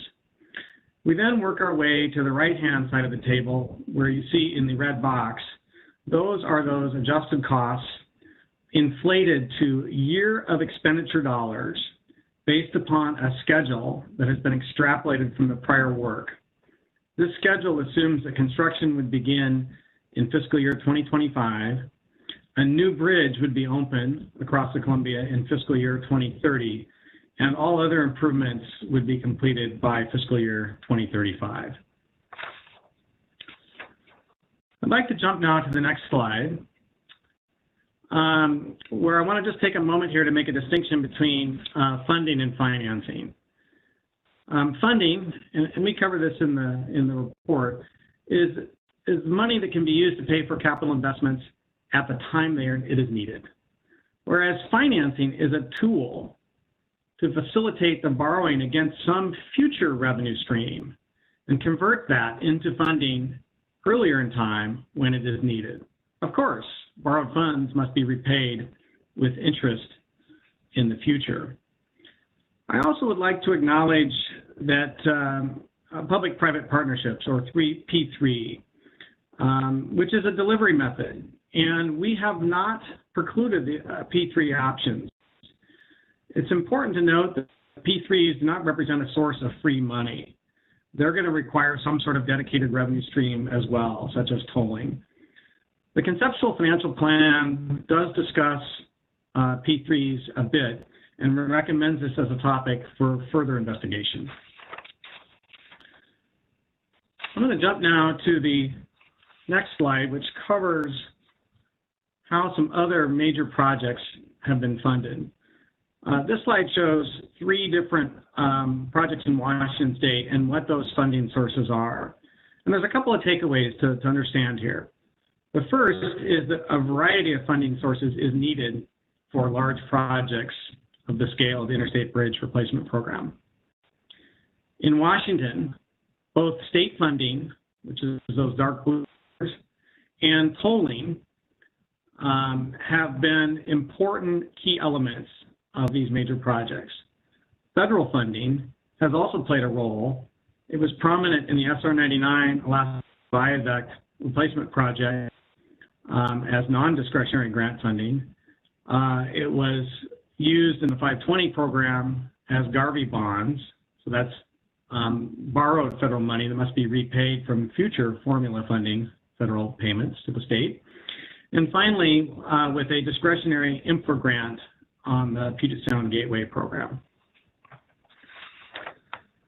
Okay, on the next slide, we're going to talk a little bit about some of the key funding options. And the first thing I want to point out here is that second column heading. The yes or no's really describe whether or not that particular funding source was included in the conceptual financial plan's analysis of sources and uses and resulting funding gap. And the first 3 items in the table are existing funding, so not much to cover there. The fourth item talks about a Federal Transit Administration capital improvement grant, which we have assumed in the range of $250 to $930 million. At that high end, that basically replicates the favorable assumptions that were secured for the CRC program for FTA funding, which at the time was $850 million. So that's sort of using the same processes here. The low end is a more conservative estimate and also scaled to fit a smaller transit project. We've also assumed that some sort of discretionary grant, such as that from a US DOT build grant or its successor program, would be obtained over the life of the program in a range of $5 to $20 million. You heard Travis mention earlier that tolling will be a key part of this, and we have extrapolated some information from the prior work that ODOT did in the CRC program to come up with this funding range. And you see here that the debt funding portion of tolling is from $850 to $1.3 billion, $850 million, that is, to $1.3 billion. Important to note that this plan does not assume pre-completion tolling, that is, tolling the existing bridge while the new bridge is being constructed, which was a component of the CRC finance plan. We acknowledge, however, that pre-completion tolling would generate an additional $250 to $300 million, and it's something that should be warrants further consideration for sure. Finally, we'll note here that there is a mechanism that we have assumed that is related to tolling, and that would be Washington sales tax deferral on construction and deferring those sales tax payments effectively could lower the project cost and it becomes something that gets paid, or those project costs are paid at a later date and time out of future toll revenues once the project is operational. The remaining items on this list, of course, are other items that have, we believe, have potential, but didn't quite yet rise to the point of being included in our gap analysis. And I would point out that the bottom item here is potential future state funding package from both Oregon and Washington. I think we all acknowledge that that's going to be part of this, but again, we haven't established a specific range on that yet. All right, the next slide here shows graphically what it looks like when we tumble the funding sources indicated in the prior table against the ranges of project costs. And so we've paired basically the high funding options with the high funding cases with the high capital cost options for both LRT and BRT. And we've taken the lower range of the funding options and paired them with the low capital cost options for both LRT and BRT in this chart here. And you'll see that the white dotted line box represents the current funding gap. So even with tolling as a major funding source, there's still going to be a significant gap to be filled. Is showing in the range of between 1.8 and 2.3 billion.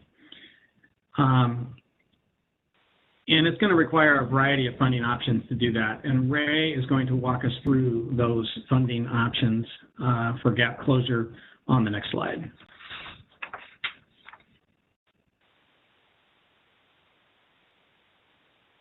Brent. This chart shows the same information we saw on the previous slide in just a slightly different way. But as Brent mentioned, the conceptual finance plan will estimate a funding gap of that 1.8 to 2.3 billion in year of expenditure dollars. This estimated gap is large compared to due to several items, but not limited to our conservative tolling estimates, adaptation of the estimate to include additional right-of-way costs from changes in the built environment, that exclusion of pre-completion tolling that Brent mentioned, and that escalation of the past estimates to year of expenditure. This gap can be addressed by several means, not just state contributions. And to reduce the state ask, the program will need to do several things, including to seek additional funding sources, consider that pre-completion tolling, continue design development with economy in mind, and consider a phased approach concept, focusing on the river crossing first. But it's important to note that phased approaches incur additional escalation and mobilization costs for any work that's been deferred. In the next slide, I'll talk about the work that's in front of us.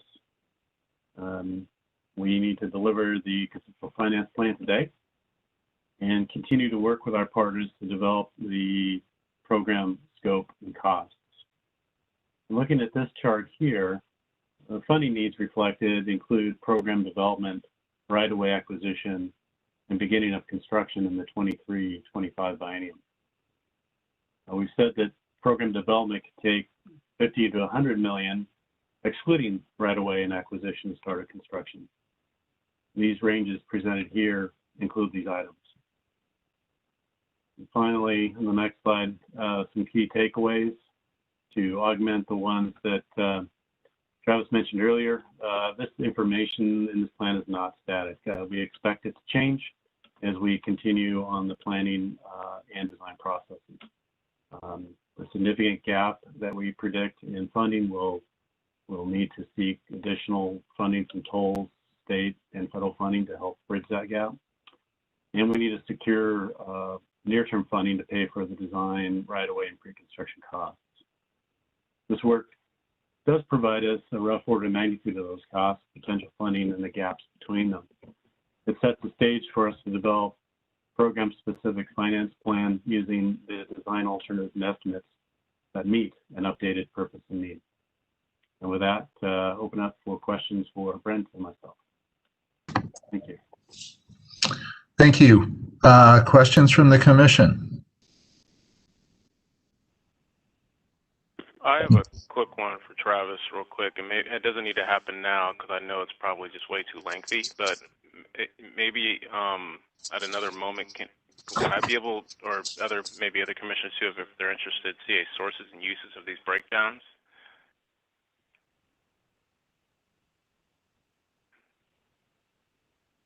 You're after, excuse me, Commissioner Simpson, Vice Chair, this is, you're looking after the details of the sources and uses? Is that what I heard? Yeah, just, soft costs, hard costs, and what it all requires and entails that goes into these numbers. Because I'm sure they're amended just based on certain elements related to the whole project in its entirety. Yes, I think the conceptual finance plan will answer those questions in large part, and we will be posting that once it's been delivered today. And we can happy to answer any further questions or meet with you as necessary. Thanks, Ray. Other questions or comments? I've got a couple. So you talked about the LRT and BRT. Are those exclusive? In other words, are you choosing one or the other? Could you have both? At Chair Van Broeklen, we used the work from the previous effort that had included both. So that was the limit of our study at this time. Okay. As Brent mentioned earlier, the costs are very similar because they both have a dedicated guideway. So another question, thank you. Another question is how much, if at all, are you, and I think your presentation indicated that you are to some degree, relying on kind of CRC work to be foundational, and how much is just kind of a fresh look? Just trying to get a sense of the methodology for developing costs. How much are they borrowing from the analysis that's now 10 years old or more? Well, I think for the purpose of Chair Van Broeklen, for the purpose of the report, it took from the CRC effort, and maybe Brent can address the adjustments that we made. Sure, thanks, Ray. Chair Van Broeklen, we looked at the cost estimates, and they really are. There has been no additional, new scope development for the IBR program, in part because the public process is just beginning for that, and we're developing a purpose and need. I will say, though, that some refinements were made to the prior CRC costs from 2012 to capture some things we do know about. So, for instance, there are some right-of-way parcels the project would need that now have structures on them that weren't there at the time of CRC. So we've increased the right-of-way cost to capture the additional acquisition expenses that would be incurred for something like that. And then, of course, everything has been escalated into year of expenditure dollars on the schedule that I mentioned earlier, which is essentially, roughly 10 years from 2025 to 2035 for all of the improvements envisioned in the highest scope scenario. And that process did recognize that right-of-way costs have substantially in the last decade or so relative to general inflation. So those kinds of things have been captured, but it's definitely grounded in the footprint and design elements that were considered for CRC. Okay, thank you. And then finally, just because I hear all kinds of things kind of out in the public, assertions of design. Obviously, it hasn't been designed. It was designed, but in terms of the new version, it's not been designed. But just curious what the discussion's been on traffic lanes. So we currently have 4. What is the range people are talking about here in terms of traffic lanes? Chairman Bachman, it's been early to be talking about the crash planes. As we mentioned, the public process in front of us to develop the purpose and need and update that purpose and need will drive the alternatives that we have to look at for the program. And from that should drive the number of lanes that we would need in those alternatives. We definitely want to learn from and use work that's been done before and analyze that, but also bring a fresh eye to examine solutions that meet the updated purpose and need. So while we've got good work, we're not bound to it, but we're also not going to discard it offhand. We've spent time and effort developing that, and we want to make sure we get value from it. Very good. Thank you. Any other questions from members of the commission? Yes, Mr. Chair. Commissioner Henderson. Commissioner Henderson, thank you. Ray, Brent, thank you very much for the presentation. And Ray, I just wanted to sort of drill down on your last comment about prior work, but also keeping an eye towards new innovations and other perspectives. And given some of the concern and history with this project, and I believe at least one of the comments from the public comment, I was hoping that I could ask Travis if he would indulge one more meeting. I believe it was Mr. Courtwright who had made some comments about some of the funding and other things related to both this and the Rose Quarter project, and I was wondering if you and your staff could take a call with Joe and check in and circle back with me on the results of that conversation. Commissioner Henderson, of course, we'd be happy to. We have had conversations with Mr. Courtwright, and we'd be happy to have more. Thank you. Thank you, Commissioner. I'd also be interested in the results of that conversation, so maybe you could report back to me as well. So with that, I think we are ready for our break. It's 11:11 by my... So let's break till 11:20. Just a short break. We're having a lunch break here at about somewhere between 12 and 12:30. So appreciate the presentation, gentlemen. Thank you. I know this is another like Mr. Finn was referring to the timeline on the congestion and mobility map. The set of projects there. This, of course, is one of those, and he was referring to a 15-year marathon. I know this isn't quite 15, but this is a multi-year, many-year development effort. So appreciate your updating us, and obviously we have a lot of further discussion to go on this project, so we're in the early stages. Thank you. We are breaking for 8 minutes till 11:20.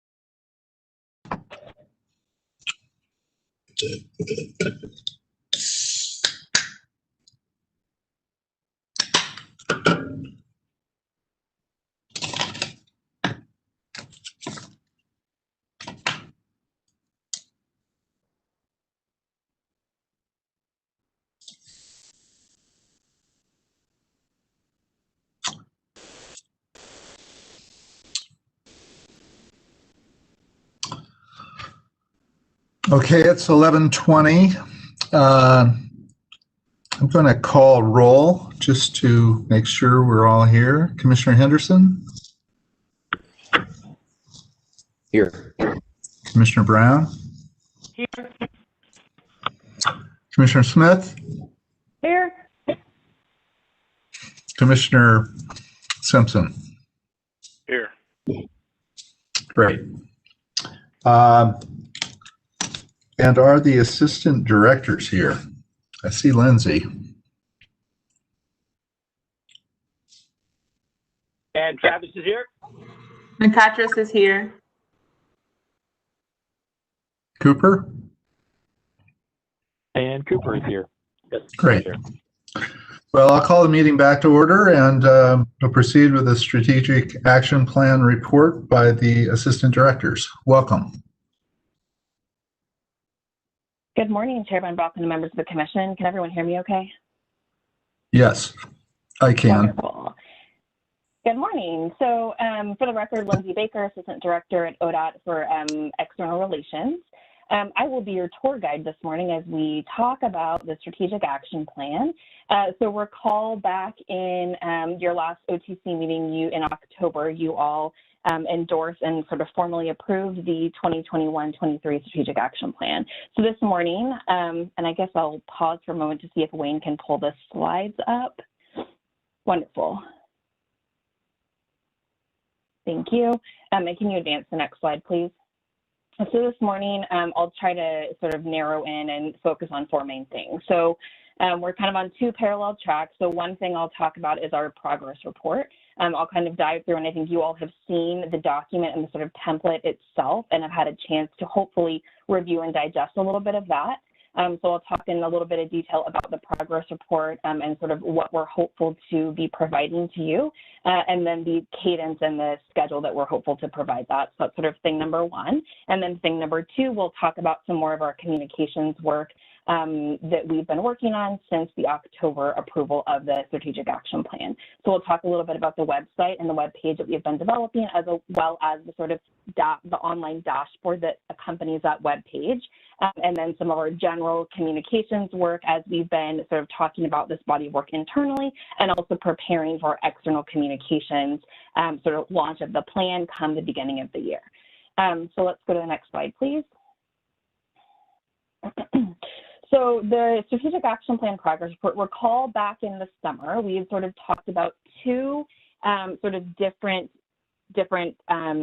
deliverables. So the first one was the progress report, which is you'll see here in front of you, which is really a management tool. So this is something that we as an agency would be providing to the commission to really provide that sort of oversight and the reporting of here is how we're making progress on the individual bodies of work and on these sort of very discrete efforts that are encompassed within the Strategic Action Plan. So breaking down the sort of 10 outcomes into, I think we've got 65 different sort of milestones within each of the implementing actions. This is sort of structured on what might be familiar to many, but maybe not all of you from the House Bill 2017 package tracker. So this will hopefully look very similar in sort of format and style, and is really intended to strike that similar balance. So again, having executive sponsors, having sort of a lead person or a group of people that are sort of leading these individual outcomes, and then having this first page, which is here before you, that sort of bottom left one, which really will give you a snapshot in time of the different initiatives that are currently active or sort of open, the ones that are sort of completed, and that'll be the ones in the green column, and then the ones that are not yet underway, but we are planning for and are projecting out to be working on into the future. So that's kind of how this first page is to, again, orient you. And then in that highlights box, this will, again, be the pieces that are certainly that are underway. but that really are worthy of particular note or particular highlight. So noting that this will all be a completely subjective exercise in what we think is most important and most valuable for you all to be knowing and tracking, but will, again, evolve over time. So in here, and I think we saw, I would assert, pretty good success in the House Bill 2017 tracker in terms of giving you all that very broad, holistic framing and that broad sort of universe of here is all the things at any given point in time. This will become your sort of single source of truth of here's how we're making progress, here's maybe where we're slipping, here's where we know we're going to be looking ahead and work has not yet begun. So in the progress report, as of right now, the document that you all have seen and the one that's posted online reflects everything as a green, and that's because we're in the stage of starting to get to work on all of these things, right? We've not yet hit the deadlines really associated. A lot of those are coming in the first and second quarters of calendar year 2021. So everything's looking green, and we don't have any major sort of risks or anything that is in need of intervention or mitigation at this point, which is why it looks the way that it does. So I might pause there after giving you a little bit of framing and see after you had a chance to look at it and digest it, if there are any pieces of feedback that you would like to provide at this point or any questions you want to ask about it, or if there's any place that we need to sort of tune up or tune down in terms of the strike level of content and level of detail that's currently provided. So feedback from the commission on this form of a dashboard for the SAP. It does look a lot like what Kat Silva had developed for House Bill 2017. So it's a tested model. Mm-hmm. Yep, seems very clear. Thank you, Chair. Thank you, Lindsay. I agree. Anyone disagree? Wonderful. Anyone think it's too messy or too busy or not busy enough? Just right. Okay. Looks good. Okay. Wonderful. Thank you. There's your So if we can advance to the next slide. Thank you very much. So these, oh, my apologies. So I'll go into a little bit more detail now about some of the pieces that were included on that report. Again, this is just a further detail of what was included on that sort of first page that you already saw. So we talked about the internal comms ones. That's an item on that first kind of highlight on that first page. The 65 different milestones for these implementing actions. Again, right, you'll see a theme. These sort of things just build upon each other. And then specifically noting some of those near-term and 2021 quarter 1 actions are already underway and are things we're already working on. Next slide, please. So the proposed reporting schedule, so recall back in at the beginning, again, just sort of going back to the model of House Bill 2017, we were reporting to you all on a monthly basis on the, I think at the beginning of House Bill 2017 for that first probably 12-month period. And then we started to report, I think, quarterly, and then once it sort of became ingrained into the operations of the organization, we just sort of put it on consent calendars. I think we would structure it pretty similarly for this one, noting that I think the level of intentionality, the level of sort of focus is similarly important here for this body of work. So what we're proposing is that we would report to you all in a sort of a formal agenda item, so not on consent agenda, a formal agenda item for every other meeting next year, which I believe that the meetings are already set as a sort of every other month. So the goal would be it's as close to a quarterly reporting as possible, recognizing that the sort of logistics and the scheduling of the commission meetings next calendar year are different than what they have been historically. So that is, we'll continue to report, we will be reporting on those. The first one would be March of next year and not the January meeting, just because that's, I think, a month and a half from where we are right now. And then in the intervening commission meetings and then in all of the conversations that we have, we would continue to work with all of you and really drill down in on these key initiatives, which are related to the strategic outcomes in a more holistic sense. So importantly here, this would be just the progress report as a document, and as that kind of management tool. And then all of the other work will certainly continue, and we'll have a lot of conversation outside of that sort of formal reporting schedule and structure. So I will pause there and look to you, Mr. Chair, and the members of the commission to see if that reporting schedule you are comfortable with, or if there's modifications that you'd like to see either more or less frequent on that schedule. So just for myself, and I'll open it to other thoughts. I think Commissioner Smith has some thoughts. I think that's fine to try. I guess like anything new, I'd like to have a continuous feedback loop and be able to modify as we go along.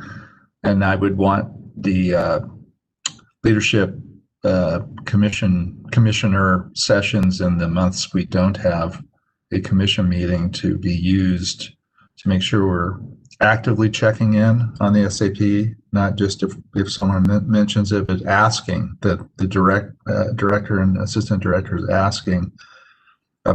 So that would give us further check-in on a more informal level. So I guess succinctly, these look fine, provided we do a maybe mid-year and then end-of-year check-in to see how people are feeling about them, and provided that we use the meetings, the leadership meetings, and the non-commission meeting months as opportunities to have informal discussion about how things are going on issues of concern to any member of the commission. Are there other thoughts on this? I think Commissioner Smith, you had a comment? I just have a thumbs up. I just think it looks fine. Okay, great. All right. Any other comments? All right, let's move forward. Wonderful, thank you. So next slide, please. Oh, next slide after that. Thanks. So this is sort of segueing into the second half of this agenda item, talking a little bit more about the communications plans, materials, tools, efforts.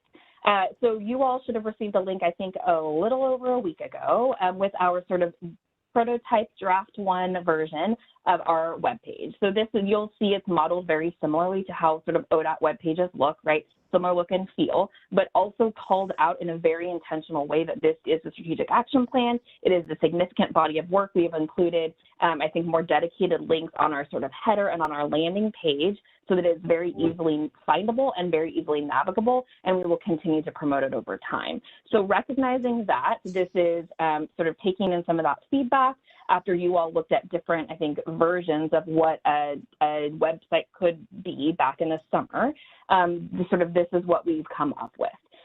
So you'll note that on the top right-hand image, this is the sort of landing page. It talks in a little bit of detail about our sort of that overarching framing of why strategic action plan, how it is governing all of the work that we're doing, and really functioning as that sort of guiding set of principles and set of priorities. It goes into detail about the individual priorities themselves. It has links off of it from to each of the strategic outcomes, and then obviously to the plan itself. And then in your the bottom sort of left image is really the place where that will become that kind of online dashboard, which will be, again, that sort of articulation and that very visual and graphic representation of how are we doing on the strategic action plan and on meeting the goals included within it. So this is where we will see, once we sort of are able to establish the metrics and sort of establish the baseline and the information for, are we doing good, are we doing poorly, are we doing sideways?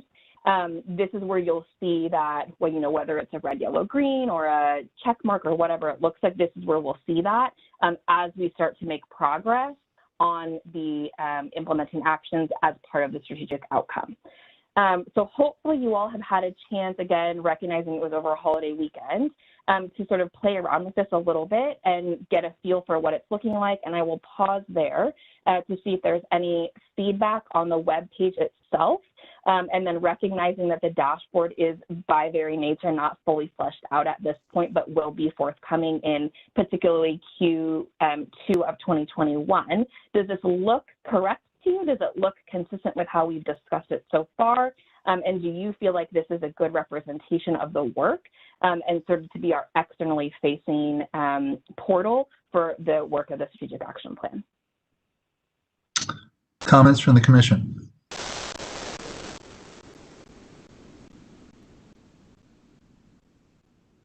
I think it was fine. Hey, Lindsay. Wonderful. Thank you. Yes. Commissioner Henderson? Sorry to interrupt. Just out of curiosity, when the dashboard pages are uploaded, those are static images. Those are not live images, correct? So you're not able to drill down further into the individual metrics, correct?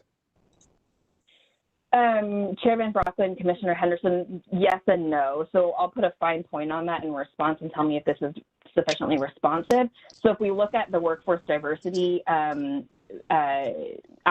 or sort of priority area here on the bottom left, the idea is that we would have a single metric that is associated with the outcome area that would show whether holistically taking in all of those implementing actions and all of those kind of sort of sub-efforts, for lack of a better term, whether in a holistic sense we are making progress or we're staying static or we're not making progress. So the idea is that that metric would be at that outcome level. So that's kind of number one. And then number two, the idea would be that they are not real time insofar as they change every single day or every single week even, that they would be developed after collecting and collating all of the data over whatever that reporting period is, which will likely be a kind of a quarterly reporting period. And so every quarter you will see them change, and hopefully they will all stay trending green or trending in the positive direction, but you might see them start to slip depending on how the work is rolling out and how the work is progressing. So I think the answer to your question is it would be a static representation that would change on a regular cadence, but would not be a real-time, very, very dynamic adjustment. Does that make sense, and does that answer your question? That does. I just wanted to, and you sort of provided an illustrative example of, if there's a metric that is starting to slip, could we disaggregate data to see what the sort of elements and underlying work that may need additional attention, or maybe there was a business reason why we had to slow down or stop one piece of work to focus on another. So I think that's really helpful. Thank you, Lindsay, for that explanation. Absolutely. And Mr. Chair, if you would indulge me, the one piece I would add on to that as well is that, again, the dashboard is intended to be that sort of visual and graphic and sort of like a roll-up level of how we're doing. And then in the progress report itself, when you really start to pull out the sort of finer detail and those really specific and sort of smaller chunks, I guess, of work, is when you'll see the more specificity. And so again, if we can, can imagine a scenario where in Q2, the workforce diversity is trending positive, and then in Q3, it starts going sideways, you would then be able to track that back to the progress report and to all of the other work that's ongoing to see why that was the case and what caused it to sort of start trending sideways instead of up, if that makes sense. Hopefully it does. Wonderful. Any other feedback or questions or thoughts on this, recognizing again that it'll change over time, and we'll continue to send out links furiously to you all to review these over your holiday weekends. None from me. Okay, hearing none, I'll ask to go to the next slide, please. And I'll just talk a little bit about our communications work. So one thing that we've really been focusing on has been our internal communications as it relates to strategic action plans. So I think in a consistent theme of what Assistant Director Perkins noted earlier about sort of socializing, what we've been doing since from sort of October through now and into the beginning of the year is really starting to socialize the strategic action plan out into the organization. So we've had a number of conversations with our sort of senior leadership group, asking all of our division administrators and their sort of manager and management teams to start working with their teams. And again, the goal really is having all of our employees understand what the work is, why it is critically important right now, and sort of how they relate to it. With the end goal of ensuring, and I think hopefully ensuring, that all ODOT employees will become ambassadors of this work and ambassadors of the strategic action plan at the highest level into the future.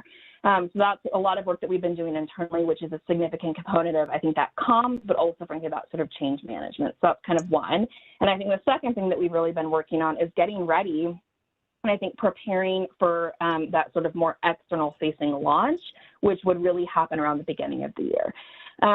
So again, this is taking the shape of the web page as you all have seen it now. Also just sort of materials, slide decks, making sure that we're giving presentations out into the community with all of our sort of partner groups, ensuring that our leaders across the organization are sort of sufficiently aware and have sufficiently internalized all of this work of the strategic action plan. So we are really, I think, excited is the right word. I can certainly speak for myself when I say that. And I think feeling ready to start actively and really proactively talking about this work and linking it to all of the other work that we're doing across the organization. And then the other piece here is, again, just going back to that sort of cadence of reporting. March of 2021 is when we would come back to you all with the first progress report for the strategic action plan. So with that, I will pause again to see if there's any sort of final thoughts or feedback or questions. Otherwise, that concludes my presentation. Any comments? I think we're set. Thank you very much for the presentation. Wonderful. Thank you. Okay. We are now going to move to a financial presentation from Mr. Brower et al. On the 21-24 STIP and updating funding levels. So we have an item later that is about the 24-27 STIP after lunch. That's at the beginning of the STIP approval the STIP allocation approval process. This is now we're well into we're into the 21-24 STIP shortly. And so I just, what we're getting today is a discussion and request for some feedback on 21-24. So with that, Assistant Director Brower.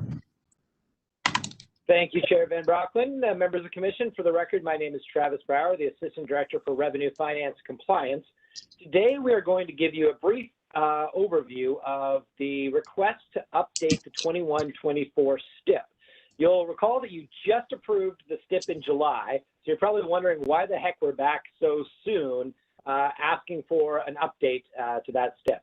The answer is that we have really been waiting for congressional action on extending or reauthorizing the Surface Transportation Act, known as the FAST Act, for quite some time now. And unfortunately, our wait has been in vain. Congress to date has not reauthorized the FAST Act. They did approve a one-year extension, though. So we are now at the point where we think it would be prudent and important for us to come back to you, given that little bit of information on congressional intent, to update the STIP with funding levels for the remainder of the time period and allow us to take care of some of the major needs that we know are on the table right now, those critical needs that need to be funded. We believe that rather than coming to you piecemeal on a regular basis for little dribs and drabs of additional funding, that it would make more sense for us to come to you once for a large-scale update to the STIP. So that is why we are in front of you today. We also have a little bit more information on the state revenue forecast that gives us a little bit more money in order to make some investments. And so it feels like an appropriate time to bring this back to you for a discussion. Next slide, please. We started by looking at what are the critical must-have needs for the remainder of the STIP period through 2024. Cooper Brown and I convened, Karen Rowe, other people within the Highway Delivery and Operations Division, and looked at what are those needs that we absolutely must take care of. These are needs that are familiar to you, as these are areas where we have made investments in recent months. 3 times in the last year and a half, we've been back to you looking for a little bit more money for these areas. So the 3 areas really are based on legislative direction from the governor, or a legal requirement. So in the case of tolling development and implementation, as you're well aware, we have a mandate from HB 2017 that Brendan and Della talked about earlier today to implement tolling on I-5 and I-205.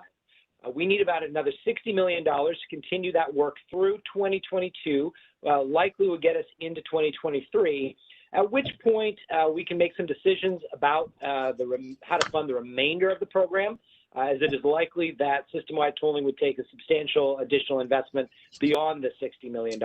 However, at that point, we might be able to begin borrowing against future toll revenues so that we wouldn't have to actually use these scarce resources in the STIP. The second area that you just heard about as well is the Interstate Bridge Replacement Program.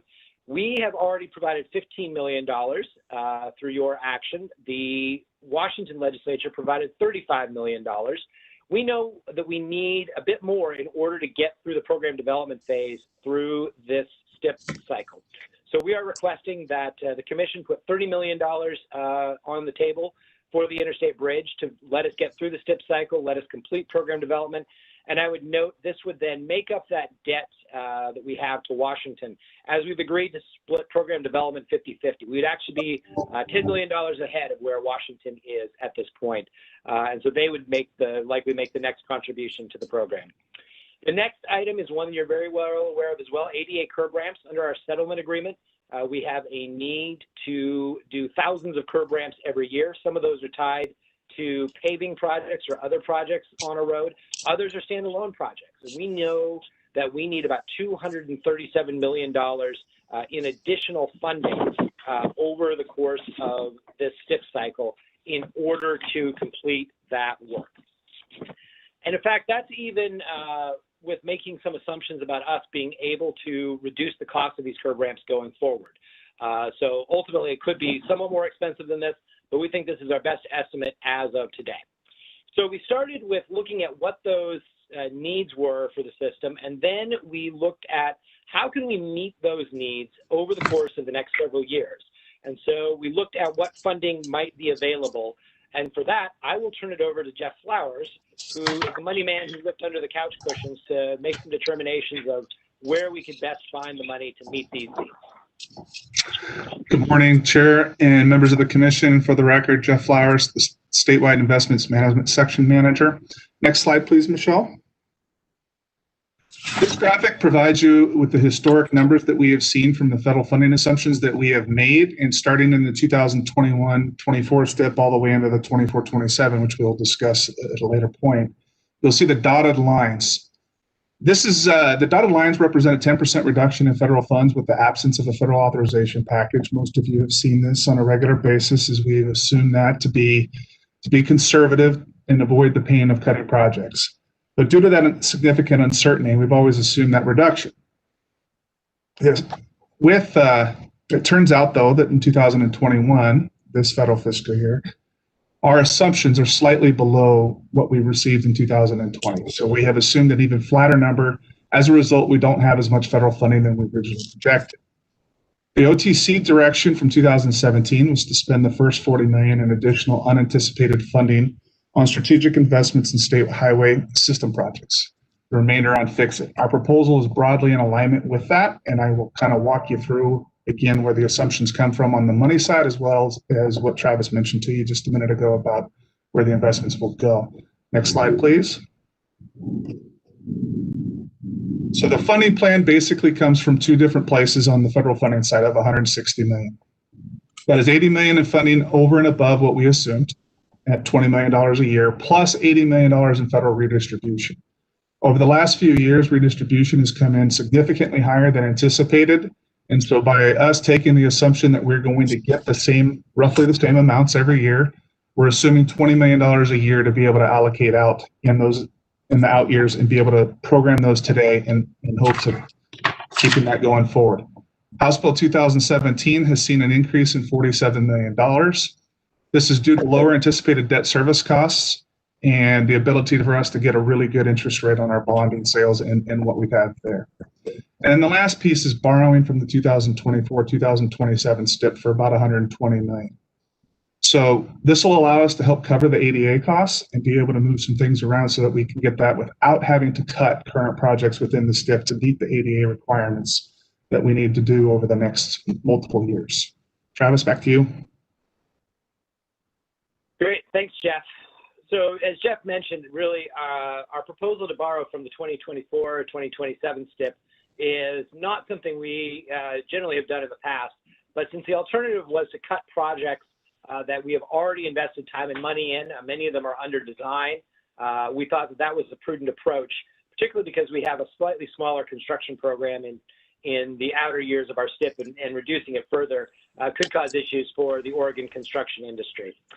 So it's important to note that with this funding plan that Jeff just laid out, we have typically taken fairly conservative and fiscally responsible assumptions about federal funding because it often does come in lower than the amounts that we have seen in recent years. It dips and goes up and down over the last decade. So if you were to accept this funding plan that we're proposing, it's important to note that essentially all of the reasonably anticipated federal dollars that we could expect over the next several years would be allocated in the STIP. In the past several years, we've been able to come to you every time there's a little bit more federal money coming in and make some additions to the STIP. There likely would be very limited or no opportunities to do that in the future. So if additional needs came in, we would likely need to find projects to delay or cut in order to meet those needs. The other thing that's important to note, too, is that certainly there is a potential that Congress in the next session could enact either a stimulus bill or a revenue relief sort of bill, or enact a long-term service transportation authorization act. If that's the case, we would be back right in front of you once again to update the STIP, just as we did when Congress passed the Recovery Act in 2009, or when Congress passed the FAST Act in 2015. So this does not lock the commission in for all times, but it does set a base level of funding. And then anything we get in over and above that in a reauthorization or stimulus bill, the commission would be able to allocate. So there's a few next steps. One, we wanted to get your feedback today on this plan, both the proposed investments that we've laid out, those three areas, and the funding plan. We wanted an opportunity to put this out there for public comment, given the size and scope of this update to the STIP. Third, we are going to wait to see over the next month what congressional action on the FY 2021 budget may do.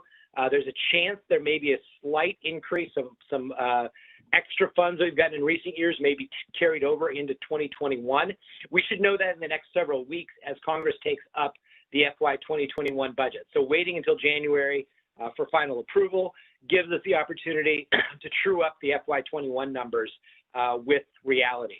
And then we would ask for, based on whatever direction you give us today, if there are any changes, we will bring this back for commission action and approval in January.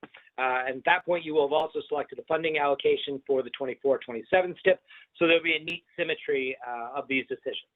With that, we will stop, and happy to have any questions.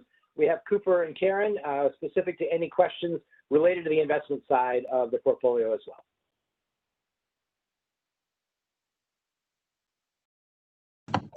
Thank you, Travis. Questions for Travis? Commissioner Smith. Thank you, Chair. Travis, does this funding plan assume that we'll just have the continuing resolution through the term of this STIP? Commissioner Smith, it assumes that Congress will essentially flat fund programs at their current authorized levels. So it could either be that we have a continuing resolution at current levels, or that they do a reauthorization bill at current levels. But it essentially takes what funding was in 2020, 2021, and just extends it forward through 2024. Okay, great. And then a follow-up. If it ends up that we get some additional funds, is it likely that what we would do is just reduce the borrowing from the 24-27 STIP for the ADA program? I guess that would be my preference, is rather than increase the other buckets to do less borrowing. Yes, thank you, Commissioner Smith. That was something that was noted in the letter. We would recommend that if there is some additional federal funding, that the commission does look to reduce that amount of borrowing and covers that need from that additional federal funding first. That, of course, is dependent to some degree on what you decide to do in the 2024 through 2027 STIP. So they are neatly or tightly linked in that regard. But of course, the commission can choose what to do with that going forward. We do think that we may be able to buy down that $120 million just a little bit over the course of the next several years. But unless there is a significant infusion of funding, it's not likely we'll be able to completely close that gap. And then my last question, thank you, is the STIP discussion we're going to have after lunch on the 24-27, are those totals assuming that we've borrowed the $120 million? Yes. Okay. Commissioner Smith, yes. Generally, what you see is the scenarios, the analysis takes account for the fact that we are asking you to borrow against that fix-it funding. So we will talk about that in that next presentation. But yes, it does essentially mean that if you go with this plan, any allocation for fix-it is reduced effectively by $120 million. So you have less money in the next STIP than you otherwise would. So maybe I'm just follow up, because I'm not sure that I'm understanding then. So if, for example, we choose a scenario that says fix-it is $900 million, of that $900 million, 120 is going to be taken out of it. So it's not already accounted for in those numbers. It will be a reduction to those numbers. Yeah, sorry. We wanted to have this conversation before we actually specifically deducted from them. So in the letter, for example, you will see that the number is listed at $1 billion for the hybrid scenario 1. I think it's $925 million for hybrid scenario 2. We have not yet deducted that money out, but the analysis that we will show you does take that into account. So there is some nuance here. We thought it was a little presumptuous purely to pull that completely out before getting feedback from the commission. We wanted to make sure that we were bringing these two to you concurrently so that you could see those trade-offs between the two steps.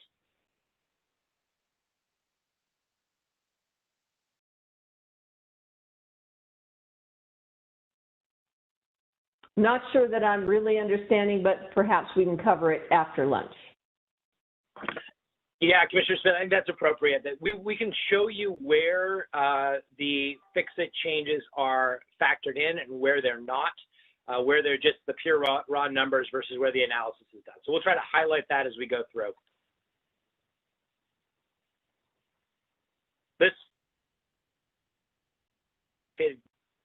The borrowing admittedly did make this a very complicated conversation that linked those two inextricably together.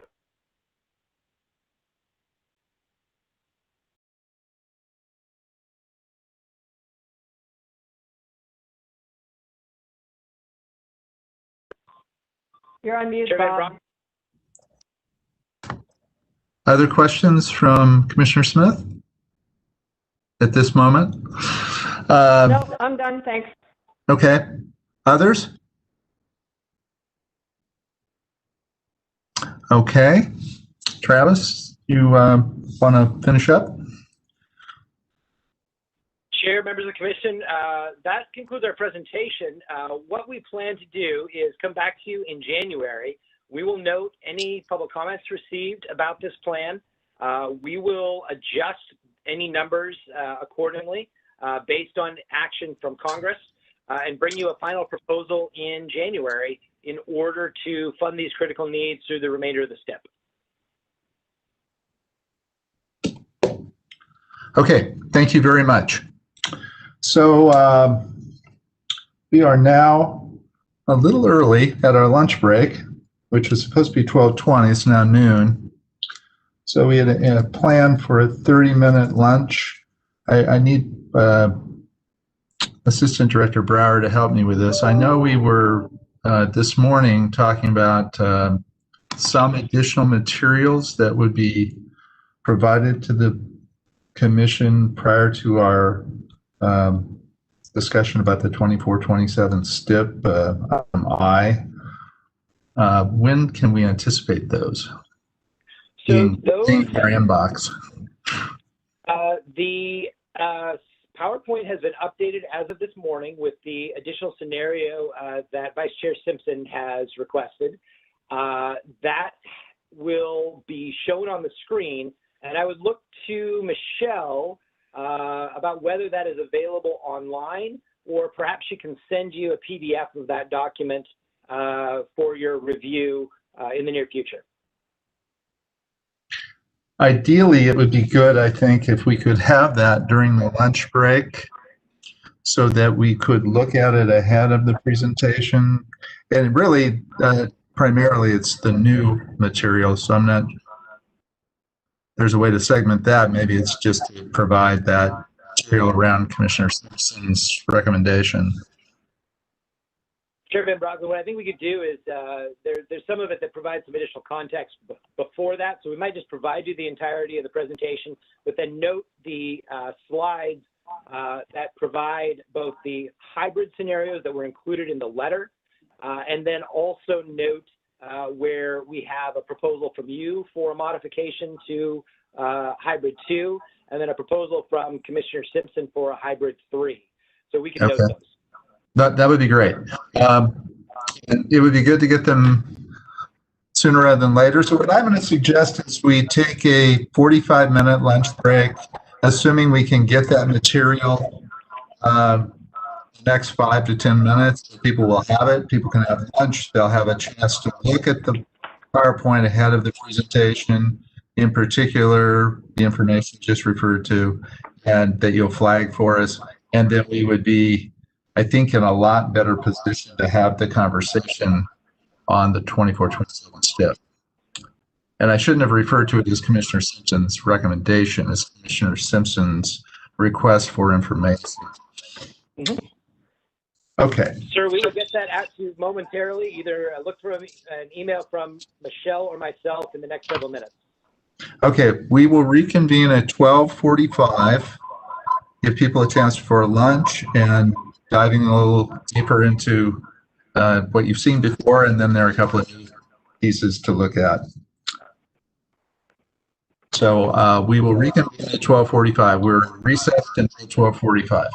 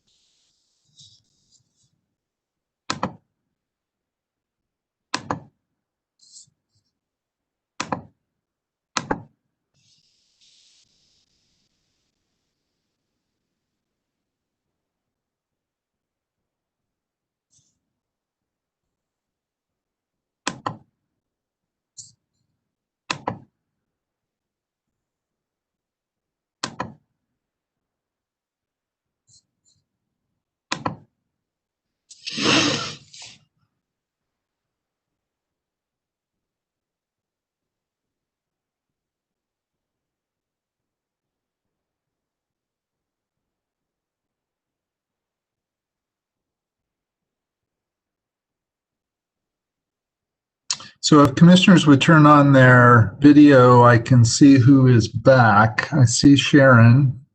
Thank you, Sharon. But I don't see Commissioners Henderson, Brown, and Simpson. So maybe just flick on your, there we go. Chris Strickler's here. So if Julie, Orlando, and Maurice would run your video, we'll be able to confirm we have a quorum.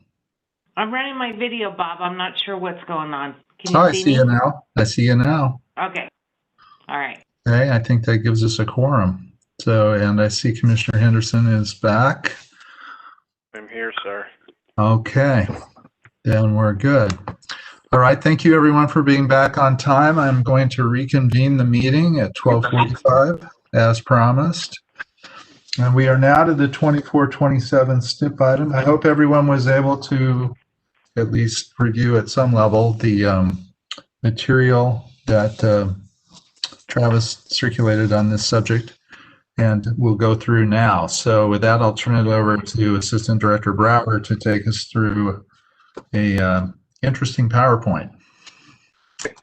So actually, this is Jerry Bohart, so I get to set the stage for this presentation. Oh, fantastic, fantastic. Sorry for the slight. No worries whatsoever. Miss Bohart, please. So let's get the PowerPoint up. So just want to remind you, so you really, like I said, I'm going to set the stage and then I'm going to turn it over to Travis. You're also going to hear from Karen Rowe as well as Amanda Peet. So as we go through this, we're going to be sharing the presentation. And just sort of a reminder of the packet, I know you saw the PowerPoint, but we also have the scenario analysis report that was finished through the Climate Office, and then a summary of the public involvement, which I know Travis will summarize as well. So next slide, please.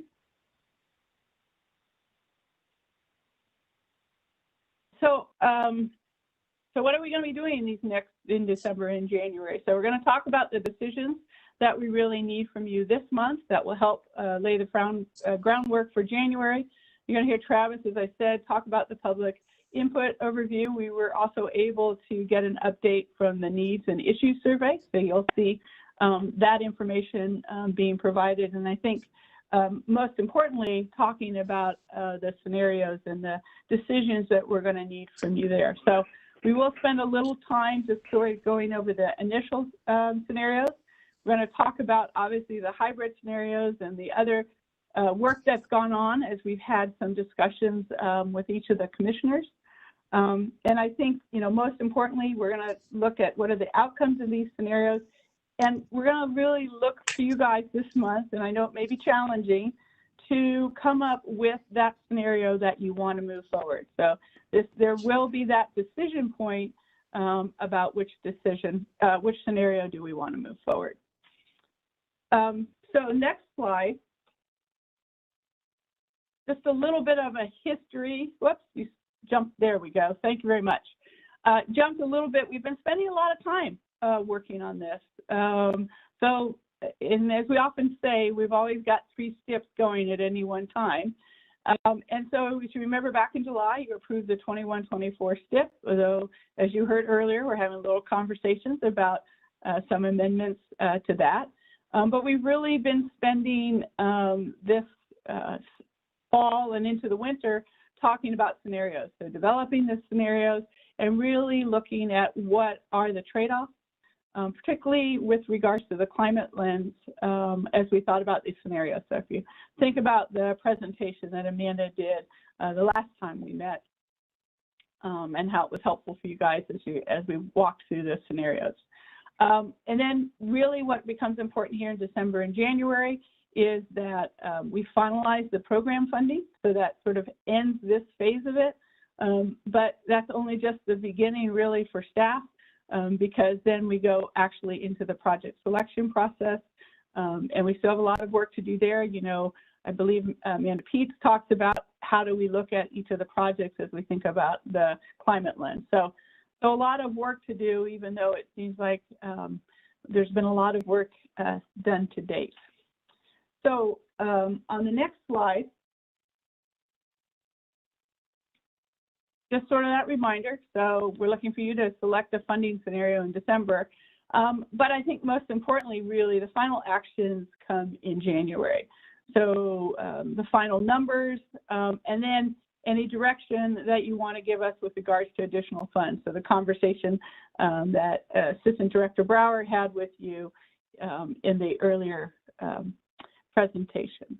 So on the next slide, as you're thinking about the funding scenarios, we're also going to ask some other questions, right? So depending on the scenario that you pick, for enhanced highway, so what types of projects? How do we prioritize it? Should it be a leveraged program? So there's some additional questions that will go into each of those decisions that you make. So for instance, we've talked about non-highway as sort of in a global way. So, but how much money are we going to put into bike ped versus how much money do we put into transit? So getting a sense of your priorities and what that looks like. With regards to Fix-It, typically you just do the sort of the top number for Fix-It, and then we look at folks like Karen Rowe and Mac Lynn and the region managers to really help identify what money should go into each of the assets. So bridge, pavement, culverts, our other operational needs, and they will bring that information back to you. And pretty much as they do that, so you get a sense of what the condition of the system will be after they've identified how much money is going to each of those assets, which is really, I think, the important point for you to know is what's going to be the condition of our pavement based on how much money we put into Fix-It. The other part of the table, because we haven't talked a whole lot about it, but remember in the scenarios, there's that bottom line where we talked about all these numbers stay the same, whether it's the administrative costs of the agency, whether it's how much money is going into our TGM program or IOF program, or how much money goes to the MPOs. So you're going to see all of those tables, and you will see all of those numbers in January, and that is all dependent upon the scenario that you all give us guidance to after our presentation today. So I think with that, hopefully I've set the stage. I'm going to turn it over to Travis, and I think you're going to see a chart that you've just seen recently. So with that, Travis, and the next slide, please. Thank you, Jerry. So I won't belabor this slide too much, as you see this on a regular basis, but as a reminder, we have, because of the significant uncertainty around federal funding in all the way out to 2027, we have assumed that there's some reduction in federal funding, about 10%, perhaps a little bit lower than that, in those out years. However, we want to make sure that we are prepared to be able to spend that money. So every STIP cycle, we have a conversation with the commission about how we should plan for that additional federal funding. Ultimately, the commission can make any decision it wants, but it's very useful for us to get that direction from you earlier in the process so we can start building lists, start building project pipelines, so we can make sure we can obligate that federal funding. As Jeff noted in the last item around the 21-24 STIP, last time you told us to spend some money on enhanced highway type projects and put the rest of the money into Fix-It. So the proposal we brought you earlier today was broadly consistent with that. The other important reason that we bring this up right now is that this is a way that you can potentially balance the investments that you make today in selecting a funding scenario by bringing in any of that additional unallocated federal dollars that come in over and above the assumptions in the STIP. So if today, at the end of the process, we get to a point and everybody, the commission approves a funding scenario, and yet people are feeling like there's an area that we've underinvested in, that we really didn't get as far as we would like, you can come back next month and tell us that that's the first place to put new federal money. And then we will have that slated, and it can help us balance those investments, fill in those gaps. Next slide, please, Michelle. So I'm going to walk you through the public input that we received over the course of the last month. We have done a huge amount of public input. Every STIP cycle, we ramp up our public input process another notch or two. And this time, I think we really did a pretty good, darn good job of this. And the virtual setting actually helped us be able to reach audiences very broadly. So we had discussions over the last several months with advisory committees. Just about every one of our advisory committee received at least one discussion from senior members of ODOT staff, where we asked for input on the funding scenarios and how funding should be allocated. And really over the last month, we've focused on presenting those funding scenarios to our advisory committees and asking them for their feedback. So you see in your public input document that we have posted that you will have comments from all the advisory committees, and many of them also sent in letters as well. We also held an online open house. Typically we do in-person open houses, but obviously in the pandemic, we aren't going to do that. So we did an online open house for public comment on the funding scenarios. We had over 200 people participate in that. We did a webinar earlier this month and provided people a public comment opportunity, knowing how hard it could be to come to today's meeting for public comment. And we also encourage stakeholders to weigh in through letters to the OTC. So in your packet, you'll find that attachment, this STIP public input document that mirrors one we did for you back in September when we had done the first round of public input.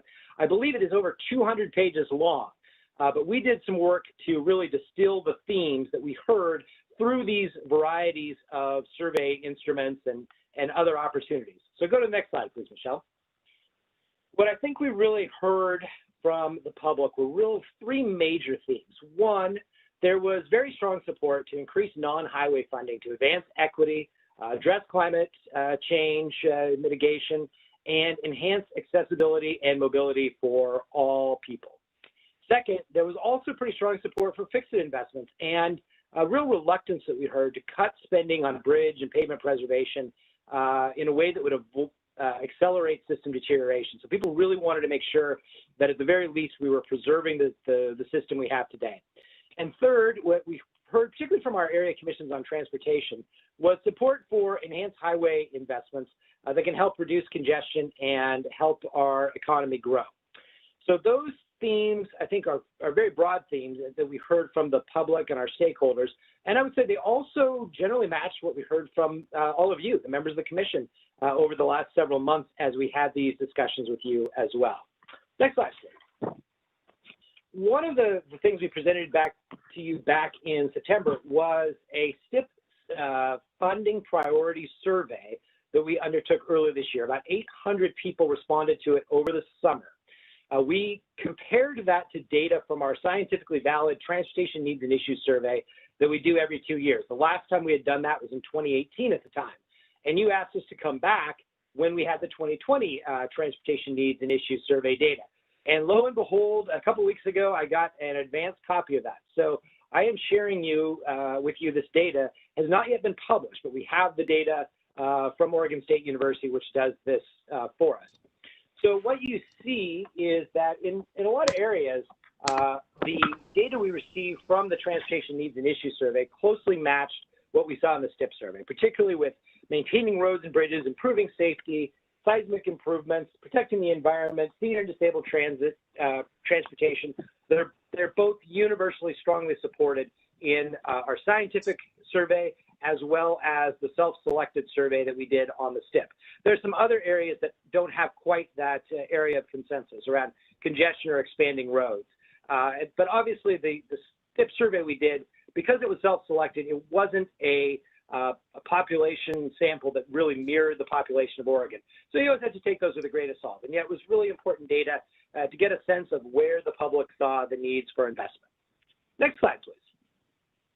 So just before we leave that slide, so if we could go back to it.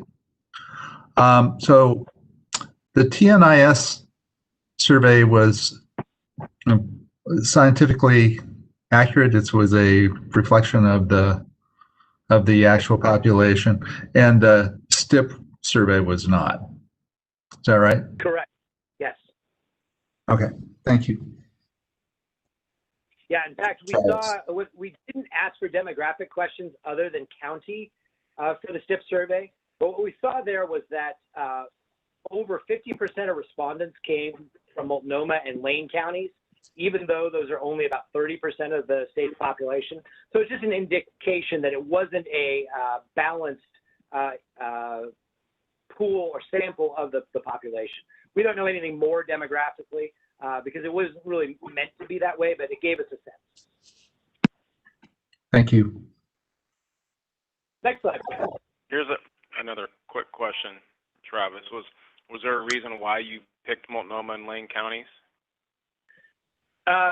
Commissioner Simpson, it was just actually something I noticed when I had the county residents data in front of me, that those were the two that really popped out, that were well beyond their normal share of the population. And I don't know why that is, just happens to be that those two were really highly overrepresented in those who responded to the survey. So this was an open survey that anyone could answer, and it just fell out that way, right? Yep, absolutely. That happens most of the time in those self-selected surveys. You're not getting the realistic portrait of the population. So, you know, when our survey research with the TNIS, they actually judge those demographics and they weight the sample, just as pollsters do, say, in the presidential election, because you can get yourselves into a world of hurt if you're not actually having a representative sample. So the TNIS is a representative sample. SIP survey was more for public outreach and engagement. It's still important data, but just always take it with a grain of salt. Travis, Commissioner Henderson, just real quick, since you mentioned the robust efforts for outreach, I'm just curious, could you give me a couple of examples of what that looked like, since there was an overweighting or oversample of folks from Lane County and Multnomah? Just curious what the outreach looked like. Certainly, Commissioner Henderson. So what we did every month was a monthly update on the STIP process. And almost every month we had some sort of opportunity for engagement. So the STIP survey was one month. The online open house that I'm going to get to in just a moment was another. We did 2 different webinars.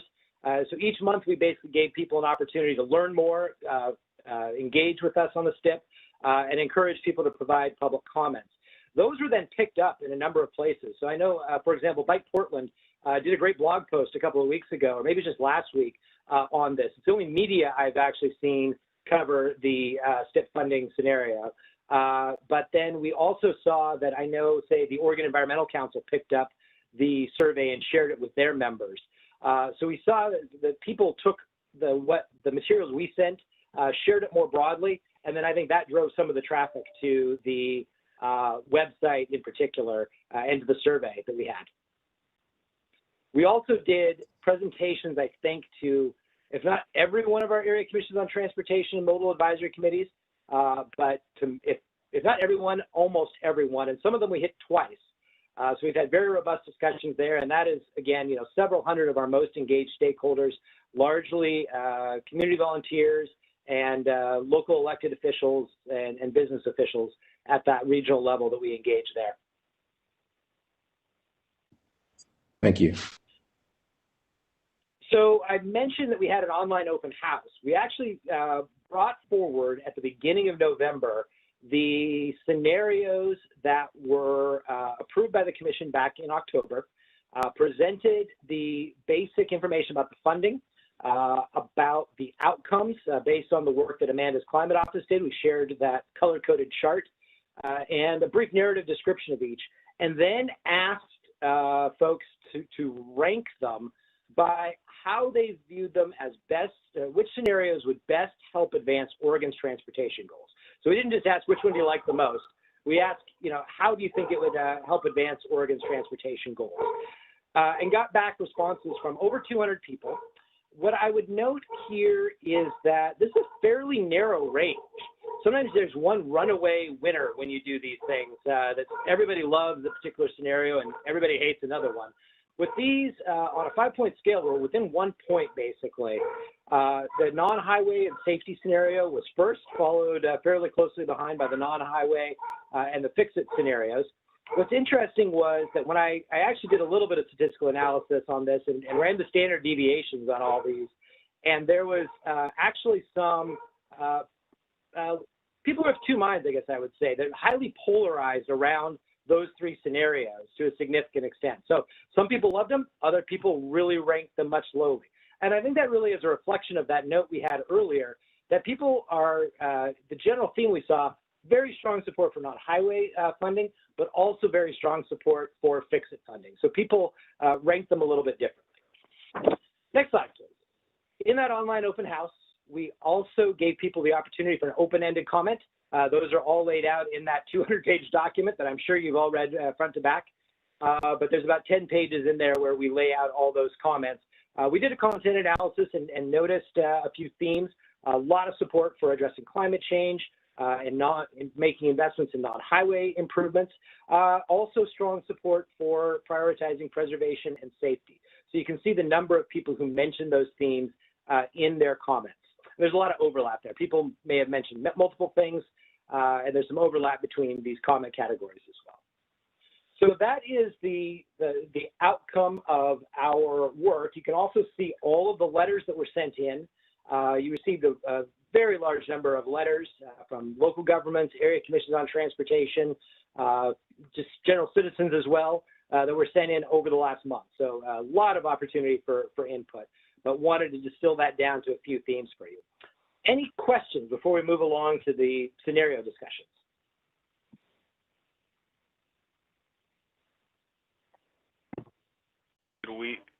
Did we happen to do any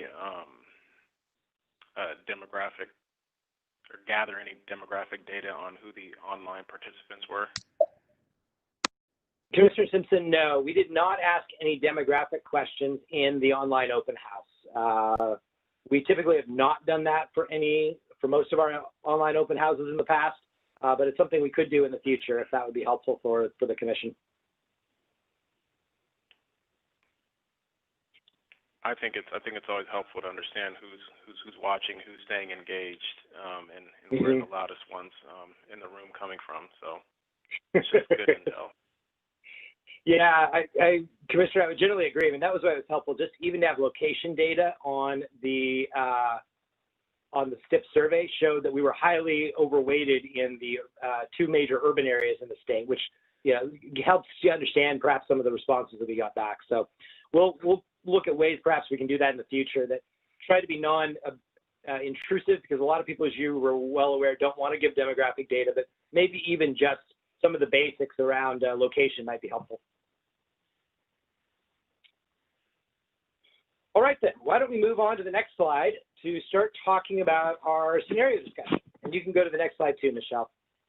So you'll recall back in October, you gave us a thumbs up on moving forward with these as the initial scenarios.